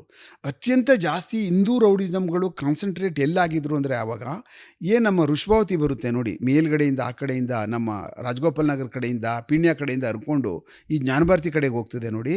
ಆ ಎರಡೂ ಭಾಗದಲ್ಲೂ middle class and below middle class ಜನಗಳು ತುಂಬ ಜನ ವಾಸ ಮಾಡ್ತಾಯಿದ್ರಲ್ಲಿ. ಆ ಭಾಗದಿನ ಅತ್ಯಂತ ಹೆಚ್ಚಿಗೆ ಕೊಡುಗೆ ಏನಾದರೂ ಕೊಟ್ಟಿದೆ ರೌಡಿಗಳ ಗ್ಯಾಂಗ್ಗಳನ್ನ, ಆಮೇಲೆ ಈ ಥರ ವೃತ್ತಿನಿರತ ರೌಡಿಗಳನ್ನ ಕೊಟ್ಟಿದೆ ಅಂದರೆ ಅದೇ ಭಾಗದಿಂದ ಕೊಟ್ಟಿರ್ತಕ್ಕಂಥದ್ದು. ದಟ್ ಈಸ್ ಎಂಟೈರ್ಲಿ ಕೊಟ್ಟಿರ್ತಕ್ಕಂಥದ್ದು ಬೆಂಗಳೂರು ನಾರ್ತು ಮತ್ತು ಬೆಂಗಳೂರು ವೆಸ್ಟು. ಅತ್ಯಂತ ಜಾಸ್ತಿ ರೌಡಿಗಳು ಉತ್ಪಾದನೆ ಆದಂಥ ಕಾಲ ಆವಾಗ. ಮತ್ತು ಮರ್ಡರ್ಗಳಾದಂಥವರು ಅಂದರೆ ಅದೇ ಭಾಗದವರು. ಮತ್ತು ತುಂಬ ವರ್ಷ ಜೈಲುಗಳಲ್ಲಿ ಗ್ಯಾಂಗ್ಸ್ಟರ್ಸ್ಗಳಾಗಿ ಗುಂಪು ಕಟ್ಕೊಂಡು ಉಳ್ಕೊಂಡಂಥವ್ರು, ನಿರಂತರವಾಗಿ ರೌಡಿಸಮ್ ಮಾಡುವಂಥವ್ರು, ಮತ್ತು ರೌಡಿಸಮ್ಗಳ ಜೊತೆ ಸುಪಾರಿ ಮಾಡ್ತಕ್ಕಂಥದ್ದು, ದುಡ್ಡುಗೋಸ್ಕರನೇ ಒಳಗಡೆನೇ ಇದ್ಕೊಂಡು ಬೇರೆಯವ್ರನ್ನ ಕೊಲಿಸ್ತಕ್ಕಂಥ ಕೆಲಸಗಳನ್ನ ಮಾಡ್ತಕ್ಕಂಥವ್ರು ಆ ಭಾಗದವರೇ ಆಗಿದ್ರು. ಮೋಸ್ಟ್ ನಟೋರಿಯಸ್ ಯಾರಿದ್ರು ಸರ್? ಮೋಸ್ಟ್ ನಟೋರಿಯಸ್ಗಳು ಕಲರ್ಫುಲ್ ಎರಾದಲ್ಲಿ, ಹೌದು, ಕಲರ್ಫುಲ್ ಎರಾದಲ್ಲಿ ಒಂದಷ್ಟು ಜನ ಇವನು ನಮ್ಮ ಡೆಡ್ಲಿ ಸೋಮ, ಇವರೆಲ್ಲ ಕಾಟನ್ಪೇಟೆ ಒಳಗಡೆ ಅವ್ರನ್ನ ಪಾರುಪತ್ಯ, ಬಿಡ್ಡ, ಈ ಥರದವರೆಲ್ಲ ಭಾಳ ಮಾರ್ಕೆಟ್ ರಾಜ, ಇವರೆಲ್ಲ ಆ ಎರಾದಲ್ಲಿ ಇದ್ದವರು, ಆ ಪೀರಿಯಡಲ್ಲೇ ಇದ್ದವರು. ಅವರೆಲ್ಲ 90 ಈಚೆ. ಡೆಡ್ಲಿ ಸೋಮ ಡೆಡ್ಲಿ ಅಂದರೆ ಆ ಮನುಷ್ಯ ಏನು ಡೆಡ್ಲಿ ಏನಾಗಿರಲಿಲ್ಲ, ಅವ್ನು ನಾವೇ ಡೆಡ್ಲಿ ಮಾಡಿದ್ದೊಂದು. ಎರಡನೇದು ಅವನ ಪ್ರವೃತ್ತಿ ಹೆಂಗಿತ್ತು. ಎರಡನೇದು ಅವನು ಒಬ್ಬ ಸಂಭಾವಿತ ಕುಟುಂಬದಲ್ಲೇ ಒಳ್ಳೆ ಫ್ಯಾಮಿಲಿನಲ್ಲಿ ಬೆಳೆದಂಥವನವನು. ಯಾವುದೇ ಒಬ್ಬ ಮನುಷ್ಯ ಏನೇ ಆದರೂ ಸರ್ಕಮ್ಸ್ಟೆನ್ಸಿಗೆ ಸಿಗಾಕೊಂಡು ನನ್ನನ್ನು ಒಬ್ಬ ಸಾಯಿಸಕ್ಕೆ ಬರ್ತಾ ಇದ್ದಾನೆ, ನನ್ನನ್ನು ಕೊಂದೇ ಕೊಲ್ತಾನೆ ಇವನು ಅಂದಾಗ ಅವನು ಎಂಥ ಸಂಭಾವಿತನಾದ್ರೂ ಇಲ್ಲ ತಪ್ಪಿಸ್ಕೊಳ್ಳೋಕೆ ಹೋಗ್ತಾನೆ, ಇಲ್ಲ ಒಡಿಕೆ ಯಾರು ಪ್ರಾರಂಭ ಮಾಡ್ತಾವನೋ ಅವನನ್ನು ಮುಗಿಸೋಕ್ಕೆ ಪ್ರಯತ್ನ ಪಡ್ತಾನೆ. ಅಂದರೆ ತಪ್ಪಿಸ್ಕೊಳ್ಳುವಂಥದ್ದು ಮಾಡುವಂಥವನು ಆಗಿದ್ದರೆ ತಪ್ಪಿಸ್ಕೋಬೋದಾಗಿತ್ತೋ ಏನೋ, ಬಟ್ ಅವನೇ ಮುಗಿಸೋಣ ಅಂತ ಅನ್ನುವಂಥ ಇನ್ನೊಂದು ಹೆಜ್ಜೆ ಏನು ಮುಂದಕ್ಕೆ ಹೋಗ್ತಾರಲ್ಲ, ಅವ್ರುಗಳೇನು ಮಾಡ್ತಾರೆ, ನೇರವಾದಂಥ ಅಂಡರ್ ಒಳಗೆ ಬಂದ್ಬಿಡ್ತಾರೆ. ಒಳಗಡೆಗೆ ಅವರು ಆಕರ್ಷಿತರಾಗ್ಬಿಡ್ತಾರೆ. ಕೊನೆಗೆ ಅವ್ರಿಗೆ ಹೊಡೆದಾದ್ಮೇಲೆ ಇವ್ರು ತಪ್ಪಿಸ್ಕೊಳ್ಳೇಬೇಕಾಗ್ತದೆ, ಇನ್ನೊಂದು ಗ್ಯಾಂಗ್ಗಳು ಅವ್ರಿಗೆ ಅಟ್ಯಾಕ್ ಮಾಡೋಕ್ಕಾಗದೇ ಆಗ್ತದೆ. ಆಗ ನಿರಂತರವಾಗಿ ಒಡೆಯುವುದು ಓಡಿಸ್ಕೊಳ್ಳುವಂಥ ಜಂಚರಲ್ಲಿ ಸಿಗಾಕಬಿಡ್ತಾರೆ ರೌಡಿಗಳು. ಐ ಥಿಂಕ್ ಬೆಂಗಳೂರಿನ ಅಂಡರ್ ವರ್ಲ್ಡ್ನ ಇನ್ನೊಂದ್ಸಲ ನಾವು ಇನ್ನೊಂದು ಎಪಿಸೋಡಲ್ಲಿ ಮಾಡಬೇಕಾಗುತ್ತೆ, ಇನ್ನೊಂದು ಪಾಡ್ಕಾಸ್ಟಲ್ಲಿ ನಾವು ಮಾಡಬೇಕಾಗುತ್ತೆ. ಖಂಡಿತ. ಪೊಲೀಸ್ ಮತ್ತು ಸಾರ್ವಜನಿಕರ ಅವರ ಕನೆಕ್ಷನ್ ಅಲ್ಲಿ ಇವತ್ತಿಗೂ ಒಂದು ವ್ಯಾಕ್ಯೂಮ್ ಇದೆ ಸರ್, ಇವತ್ತಿಗೂ ಒಂದು ಗ್ಯಾಪ್ ಇದೆ. ಪೊಲೀಸರು ಅಂದರೆ ಜನಗಳಲ್ಲಿ ನಂಬಿಕೆ ಕಡಿಮೆ, ಇಲ್ಲ ಅಂತಲ್ಲ, ನಂಬಿಕೆ ಕಡಿಮೆ. ಹಾಗೆ ಪೊಲೀಸರದು ಏನು ಆರೋಪ ಇರುತ್ತೆ ಅಂದರೆ ಸಾರ್ವಜನಿಕರು ನಮಗೆ ಸಹಕರಿಸೋದಿಲ್ಲ ಅಂತ. ಇದನ್ನು ಸರಿ ಮಾಡೋದು ಹೇಗೆ ನಿಮ್ಮ ಪ್ರಕಾರ? ಖಂಡಿತವಾಗ್ಲೂ. ಯಾಕೆ ನಾವು ಸಾರ್ವಜನಿಕರಿಂದ ನಾವು ಎಷ್ಟೇ ಅವ್ರ ಹತ್ರ ಹೋಗಬೇಕು ಅಂತ ಪ್ರಯತ್ನ ಪಟ್ಟರು, ನಾವು ಅವ್ರನ್ನ ನಮ್ಮ ಜೊತೆ ಕಮ್ಯುನಿಟಿ ಪೊಲೀಸಿಂಗ್ ಸೇರಿಸ್ಕೋಬೇಕು ಅಂದರು ಯಾಕೆ ದೂರ ಹೋಗ್ತಾರೆ ಅಂತಂದರೆ ನಮ್ಮ ಮೇಲೆ ಅವ್ರಿಗೆ ಅಪನಂಬಿಕೆಗಳು ಬಂದ್ಬಿಟ್ಟಿದೆ. ಯಾಕೆಂದರೆ ಅವ್ರು ಭಾಳ ಹತ್ತಿರದಲ್ಲಿ ನೋಡ್ತಾರೆ ನಮ್ಮನ್ನ ಆ್ಯಕ್ಟಿವಿಟೀಸ್ಗಳು, ನಮ್ಮ ಕೆಲಸಗಳು, ನಾವು ಯಾರ ಜೊತೆ ಸೇರ್ತೀವಿ, ಯಾರ ಜೊತೆ ಮಾತಾಡ್ತೀವಿ, ಯಾರ ಜೊತೆ ಊಟ ಮಾಡ್ತೀವಿ, ಬೆಳಿಗ್ಗೆ ಯಾರ ಜೊತೆ ಹೋಗ್ತೀವಿ, ನಾವು ಯಾರಿಗೆ ಪ್ರಿಫರೆನ್ಸ್ ಕೊಡ್ತೀವಿ ಹೋದ್ರಾಗ, ಯಾರ ಮಾತು ಕೇಳ್ತೀವಿ ಅನ್ನುವಂಥದ್ದು ಸೊಸೈಟಿಗೆ ಪೂರ್ಣ ಪ್ರಮಾಣದಲ್ಲಿ ಗೊತ್ತಾಗ್ಬಿಟ್ಟಿದೆ. ಅದು ಕೆಲವಷ್ಟು ಜನ ಇದ್ದಾರೆ, ದೇ ಆರ್ ಆಲ್ ಅವ್ರು ಪೊಲೀಸ್ನ ಮಾಡಿಸ್ಕೊಳ್ತಾರೆ. ಪೊಲೀಸ್ ಮನೆ ಹತ್ರಕ್ಕೆ ಹೋಗೋ ಥರ ಮಾಡ್ಕೊಳ್ತಾರೆ. ಪೊಲೀಸ್ನ ಹೆಂಗೆ ಬಳಸ್ಕೋಬೇಕು ಅನ್ನುವಂಥ ಶಕ್ತಿ ಅವರಲ್ಲಿರ್ತದೆ, ಬಳಸ್ಕೊಳ್ತಾರೆ ಕುಂತ ಕಡೆನೇ. ಆದರೆ ಯಾರಿಗೆ ಪೊಲೀಸ್ ಬೇಕು ರಿಯಲ್ಲಾಗೆ ಸಮಾಜದಲ್ಲಿ ಕಿತ್ಕೊಂಡು ತಿಂತಾ ಇರುವಂಥದ್ದು, ಬಡತನನೇ ಆಗಲಿ, ರೌಡಿಸಮ್ಮೇ ಆಗಲಿ, ಆಮೇಲೆ ಕಬ್ಜಾ ಮಾಡುವಂಥದ್ದೇ ಆಗಲಿ, middle class and below middle ಕ್ಲಾಸ್ಗೆ ಭಾಳ ಹತ್ತಿರದಾದಂಥ ಪೊಲೀಸ್ ಇರಬೇಕು. ಯಾಕೆಂದರೆ ಶೋಷಿತರಾಗ್ತಕ್ಕಂಥದ್ದೇ ಅವರೇ, ಎಲ್ಲರಿಂದನೂ ಶೋಷಿತರಾಗ್ತಕ್ಕಂಥವರೇ ಅದೇ ವರ್ಗದವರು. ಆ ಕಾರಣಕ್ಕೋಸ್ಕರ ಏನಾಗ್ತದೆ, ಅವರು ಯಾರನ್ನ ನಿರಂತರವಾಗಿ ಪೊಲೀಸರನ್ನ ನಮ್ಮನ್ನು ಒಡನಾಟ ಜಾಸ್ತಿ ಇರ್ತದೆ ಅವ್ರದ್ದು, ನಮಗೆ ಬೇರೆಯವ್ರದ್ದು ಒಡನಾಟ ಜಾಸ್ತಿ ಇರಲ್ಲ. Middle class and below middle class ಅವ್ರ ಜೊತೆನೇ ನಮ್ಮ ಒಡನಾಟ ಜಾಸ್ತಿ ಇರ್ತದೆ. ಅಲ್ಲೇ ನಡೆಯುವಂಥ ಅಪರಾಧಗಳು, ಅಲ್ಲೇ ಘಟನೆಗಳು ನಡೀತಕ್ಕಂಥದ್ದು ಅಲ್ಲೇ, ಆಮೇಲೆ ಎಲ್ಲ ಇಶ್ಯೂಗಳು ರೇಸ್ ಆಗ್ತಕ್ಕಂಥದ್ದು ಅದೇ ಜಾಗಗಳಲ್ಲಾದ್ದರಿಂದ ನಮಗೂ ಅವ್ರಿಗೂ ನಿರಂತರವಾದಂಥ ಸಂಪರ್ಕಗಳಿರ್ತವೆ. ಇಂಥದ್ರ ಮಧ್ಯೆ ಏನಾಗ್ತದೆ, ಪೊಲೀಸ್ ಅಧಿಕಾರಿಗಳು ನಾನು ಕೆಲಸ ಮಾಡಬೇಕಾದಾಗೇನು, ನಾನು ಅಪ್ಪ ಇವನು ನೋಡ್ಕೊಳ್ತಾರೆ, ಇವನು ಹೆಂಗೆ, ಇವ್ನು ಮೀಟ್ರ್ ಇದೆಯಾ ಫಸ್ಟ್ ತಿಳ್ಕೊಳ್ತಾರೆ, ಇವನು ದಕ್ಷನಾ, ಇವ್ನಿಗೆ ಯಾರ್ಯಾರು ಕಾಂಟ್ಯಾಕ್ಟ್ ಇದೆ, ಇವನು ಹೆಂಗೆ ಬಂದ ಇಲ್ಲಿಗೆ ಅಂತ ಅನ್ನುವಂಥದ್ದನ್ನ ಸೊಸೈಟಿ ನೋಸ್ ಇಟ್. ಸೊಸೈಟಿಗೆ ಗೊತ್ತಾಗ್ಬಿಡ್ತದೆ. ಇವನು ಬಂದ ತಕ್ಷಣವೇ ಒಂದು ವಾರಕ್ಕೆ ಇಡೀ ಏರಿಯಾ ಗೊತ್ತಾಗ್ಬಿಡ್ತದೆ, ಇಂಥ MLA ಇವರೇ ಅಂತ ಹಾಕಿಸ್ಕೊಂಡಿದ್ದು. ಆಗಲೇ ಹೇಳ್ಕೊಳ್ಳೋಕೆ ಶುರು ಮಾಡಿಬಿಡ್ತಾರೆ ಅಲ್ಲಿರುವಂಥ ಚೋಟಾ ಮೋಟಾ ಅವರು ಇವರು ಇದ್ದಾರೆ ನೋಡಿ, ಕಾರ್ಪೊರೇಟರ್ಗಳವರೇ ನಾನೇ ಹಾಕ್ಸ್ಕೊಂಡಿದ್ದು, ನಾವು ಸಾಹೇಬ್ರಿಗೆ ಹೇಳಿ ನಾವೇ ಹಾಕ್ಸ್ಕೊಂಡಿದ್ವಿ, ಏನಾರು ಇದ್ರೆ ಹೇಳಿ ಪೊಲೀಸ್ ಸ್ಟೇಷನಲ್ಲಿ ನಾನು ಮಾಡಿಸ್ಕೊಡ್ತೀನಿ, ತೊಂದರೆ ಏನಿಲ್ಲ ಅಂತ ಹೇಳುವಂಥದ್ದು. ಒಂದು ವಾರದಲ್ಲಿ ಈ ಗುಂಡೊಡೆದ್ರೆ ಪಕ್ಷಿಗಳು ಹಾರೋಗ್ಬಿಡ್ತಾವೆ ನೋಡಿ ಮರಕೆ, ಆ ಥರ ಪ್ರಚಾರ ಆಗ್ಬಿಡ್ತದೆ ಆ ಲೆವೆಲಲ್ಲಿ. ಆ ಪ್ರಚಾರ ಆದ ತಕ್ಷಣ ಏನಾಗುತ್ತೆ, ನಮ್ಮ ಮೇಲಿರ್ತಕ್ಕಂಥ ಕಾನ್ಫಿಡೆನ್ಸು ಪೊಲೀಸವ್ರ ಹತ್ರ ಏನು ಬಿಲ್ಟ್ ಆಗಬೇಕಾಗಿತ್ತಲ್ಲ, ಅದಕ್ಕೆ ಒಂದೇ ಸಾರಿ ಗುಂಡೊಡ್ದಂಗೆ ಆಗ್ಬಿಡುತ್ತೆ. ಯಾರು ನಮ್ಮ ಹತ್ರ ಬರಲ್ಲ, ನಮ್ಮ ಹತ್ರ ನೇರಕ್ಕೆ ಬರಲ್ರು. ಅಲ್ಲಿ ಹೋಗ್ತಾರೆ, ಅವನ ಹತ್ರ ಒಂದು ಚಾನಲೈಸ್ ಕ್ರಿಯೇಟ್ ಮಾಡ್ಕೊಬಿಡ್ತಾನೆ. ಅವನು ಅಲ್ಲಿ ಸ್ಕ್ರೂಟ್ನಿ ಮಾಡಿ ಅದರಿಂದ ಏನು ಲಾಭ ಎಷ್ಟು ನಷ್ಟ ಎಷ್ಟು ಅಂತ ತೂಕ ಹಾಕಿ ಅಲ್ಲಿ ಏನು ಮಾಡಬೇಕು ಅಂತೇಳಿ ಅವನು ಅಲ್ಲಿಂದ ಪೊಲೀಸ್ ಸ್ಟೇಷನ್ಗೆ ಕರ್ಕೊಂಡು ಬಂದು ನಮ್ಮ ಹತ್ರ ಇಲ್ಲಿ ಅವನು ನಮ್ಮ ಹತ್ರ ಬಿಟ್ಟು ಅವನಿಗೆ ಯಾವ ಥರ ಬೇಕೋ ಆ ಥರ ಮಾಡಿಸ್ಕೊಳ್ಳುವಂಥದ್ದು ಕೆಲಸ ಪ್ರಾರಂಭ ಮಾಡಿಬಿಡ್ತಾರೆ. ಇದು ಎಲ್ಲ ಪೊಲೀಸ್ ಠಾಣೆಗಳಿಂದಲೂ ಸಹ ಹಿಂದೆನೂ ಇತ್ತು, ಇವಾಗಲೂ ಇದೆ, ಮುಂದೇನೂ ಇರ್ತದೆ. ಯಾಕೆ ಅಂದರೆ ಆ ಪೊಲೀಸ್ ಸ್ಟೇಷನ್ಗೆ ಬರ್ತಕ್ಕಂಥವರು ನಮ್ಮ ಅಧಿಕಾರಿ ವರ್ಗಗಳು ನಮ್ಮನ್ನು ಕರ್ಕೊಬಂದು ಹಾಕಿದ್ರೆ ಅದು ಬೇರೆ ವಿಚಾರ. ನೀನು ಹಾಕ್ತಾಯಿದ್ದೀನಿ ಇಲ್ಲಿಗೆ, you are capable to do all those things, but you should do proper work, ಕರೆಕ್ಟಾಗಿ ಮಾಡಬೇಕು ಕೆಲಸನ. ನಿನಗೆ ತೊಗೊಂಡು ಬಂದಿದ್ದೀನಿ, ನೀನು ಒಳ್ಳೆ ಕೆಲಸ ಅಂತ ತಂದಿದ್ದೀನಿ ನಾನು ನಿನಗೆ ಅನ್ನುವಂಥ ಇದೇ ಹೊಟ್ಟೋಗ್ಬಿಟ್ಟಿದೆ. ಈಗ ನಮ್ಮ ಕಮಿಷನರ್ಗೆ ಪೊಲೀಸ್ ಹಿಸ್ಟ್ರಿಯಲ್ಲಿ ಅಂಥ ಕಮಿಷನರ್ಸ್ ಯಾರು ನೀವು ಕಂಡಂತ ನೋಡಿ, ನಾವುಗಳು ನಂದೊಂದು ಎಕ್ಸಾಂಪಲ್ ಹೇಳಬೇಕು ಅಂದರೆ, ನಾನು 1992ನಲ್ಲಿ ಮಾದೇಪುರಕ್ಕೆ ಹೋಗ್ತೀನಿ. ಆವಾಗ ಕೆಂಪಯ್ಯ ಅಂತ ಇದ್ರು ಅವರು, ನಮ್ಗೆ ಈಸ್ಟ್ DCP. ನಾನು ಅಲ್ಲೇ ಪ್ರೊಬೇಷನರಿ ಇದ್ದೆ ಆ ಮಾದೇಪುರ ಪೊಲೀಸ್ ಸ್ಟೇಷನ್ಲೇ. 91ಗೆ ಅಲ್ಲಿಗೆ ಹೋದೆ. ಆವಾಗ ನಾನು ಪ್ರೊಬೇಷನರಿ ಇದ್ದಾಗ ಏನು ಮಾಡಿದ್ರು ಅವರು, ನೀನು ಇಲ್ಲೇ ಪೋಸ್ಟಿಂಗ್ ಮಾಡ್ತೀನಿ ನಾನು, ನೀನು ಇಲ್ಲೇ ಇದ್ಬಿಡು ಸಬ್ ಇನ್ಸ್ಪೆಕ್ಟರ್, ಇಲ್ಲಿ ಭಾಳ ಜಾಸ್ತಿ ಅವಳಿ ಕಳ್ಳಬಟ್ಟಿ ಮತ್ತು ಅವ್ರದ್ದೆಲ್ಲ ಭಾಳ ಅವಳಿ ಇದೆ ಇಲ್ಲಿ, ಈಗ ಕಾಡುಗೋಡಿ ಮತ್ತು ಭಾಗದವ್ರದ್ದೆಲ್ಲ ತಲೆನೋವಾಗಿದೆ, ಡಕಾತಿ ಗಳಾಗ್ತವೆ ಅಂತ ನೇರಕ್ಕೆ ಹೇಳ್ಬಿಟ್ಟು, ನಮ್ಮ ಪೋಸ್ಟಿಂಗೇ ಕೊಟ್ಟಿಲ್ಲ, ಮೊದಲೇ ಹೇಳ್ಬಿಟ್ರು ಅವರು. ಅಂದರೆ ಆ ತಾಕತ್ತು ಅವಾಗ DCP ಅವರೇ ಉಳಿಸ್ಕೊಂಡಿದ್ರು. ಅಂದರೆ ಒಬ್ಬ IPS officer deputy commissioner of ಪೊಲೀಸ್ಗೆ ಆ ಶಕ್ತಿ ಅವಾಗಲೂ ಇಟ್ಕೊಂಡಿದ್ರಲ್ಲ. ಈಗ ಜಾಯಿಂಟ್ ಕಮಿಷನರ್ಗಳಿದ್ದಾರೆ, ಅದ್ರ ಮೇಲೆ ಕಮಿಷನರ್ಗಳಿದ್ದಾರೆ, ಅದ್ರ ಮೇಲೆ DG ಮತ್ತು ADG ಅಡ್ಮಿನ್ ಇದ್ದಾರೆ, ಅದಾದಮೇಲೆ DG ಇದ್ದಾರೆ. ಅದು ಯಾಕೆ ಈ ಸರ್ಕಾರಗಳು ಈ ಥರ ಇವ್ರಿಗೆ ಇದನ್ನು ಕೊಡಬಾರ್ದು ಅಂತ ಯಾರು ತೀರ್ಮಾನ ಮಾಡಿಕೊಂಡ್ರು, ಯಾಕೆ ಮಾಡಿಕೊಂಡ್ರು ಅಂತ ನನ್ನ ಲೆಕ್ಕದಲ್ಲಿ ಯಕ್ಷ ಪ್ರಶ್ನೆ. ಅವ್ರಿಗೆ ಬೇಡವಾದದ್ದು ಅವ್ರಿಗೆ. ಯಾಕೆ ಅಂದರೆ ನಮ್ಮನ್ನು ಹಿಡ್ಕೊಬಿಟ್ರೆ ಮುಗ್ದೈತಲ್ಲ, ಹಿಂಗೆ ಚಿರತೆ ಇಲ್ಲಿ ಹಿಡಿದುಬಿಟ್ರೆ ನಾವೇನು ಮಾಡೋಕ್ಕಾಗುತ್ತೆ? ಕಂಪ್ಲೀಟ್ ಕಂಟ್ರೋಲ್ ಇದೆ, ಟೋಟಲಿ ಕಂಟ್ರೋಲ್. ಅವ್ನು ಹೇಳಿದ ಕೆಲಸ ನಾನು ಮಾಡಲೇಬೇಕು. ಯಾಕ್ರಿ ಹಿಡ್ಕೊಂಡು ಬಂದಿದ್ರು, ಒಳ್ಳೆಯವನಂತೆ, ಏನು ಊರೆಲ್ಲ ಉರ್ಕೊಂಡು ತಿಂತಾ ಇರ್ತಾನೆ ಅವನಲ್ಲಿ ಉಸೂಲು ಮಾಡಿಕೊಂಡು, ಆ ಹಬ್ಬ ಈ ಹಬ್ಬ ಅಂತೇಳಿ ಬದುಕಿಸ್ಕೊಡಲ್ಲ. ಆ ಬೇಕ್ರಿ ಅಂಗಡಿಗಳನ್ನ ಅವ್ರನ್ನ 5,000 ಕೊಡು 10,000 ಕೊಡು, ನಾವು ಅದು ಅಣ್ಣಮ್ಮ ಈ ಅಮ್ಮ ಕಬಕ್ಕ ಆ ಕಬ್ಬಮ್ಮ ಈ ರಾಮಮ್ಮ ತಿಮ್ಮಮ್ಮ ಜಾತ್ರೆ ಮಾಡಬೇಕು ಅಂತೇಳಿ ಅವ್ರು ಬದುಕಿಸ್ಕೊಡಲ್ರು ಏರಿಯಾದಲ್ಲಿ. ಅವ್ರಿಗೆ ಎತ್ಕೊಬಂದು ಸರಿಯಾಗಿ ತಗೊಂಡು ಬಂದು ನಟ್ಟು ಬೋಲ್ಟ್ ಬಿಚ್ಚಿ ರಿಪೇರಿ ಮಾಡೋಣ ಅನ್ನುವಂಥ ಶಕ್ತಿ ಎಲ್ಲಿರ್ತದೆ ಪೊಲೀಸ್ಗೆ? ನಿಂಗೇನು ಮಾಡೋಕ್ಕೇನು ಕೆಲಸ ಇಲ್ಲ, ನಮ್ಮ ಹುಡುಗರೆಲ್ಲ ಏನು ಎದುರಿಸ್ತಾ ಇದೆಯಂತಲ್ಲ ಅಂತ ತಕ್ಷಣ ಪುಷ್ಪಟಾಕಿ ಕೂತ್ಕೊಬಿಡ್ತಾನೆ ಇವನು, ಏನೂ ಮಾಡೋಕ್ಕಾಗಲ್ಲ. ಇದು ಯಾವತ್ತಿಗೆ ಸರಿ ಹೋಗ್ತದೋ ನನ್ನ ಲೆಕ್ಕದಲ್ಲಿ, ನನಗಂತೂ ಅದೊಂದು ಚಿಂತೆ. ಬೇಕಾಗಿಲ್ಲ ಇದು ಅವ್ರಿಗೆ. ಅವಾಗ ಕೇಳುವಂಥ ತಾಕತ್ತು ಇಲ್ಲ ಈಗ ಅವ್ರಿಗೆ.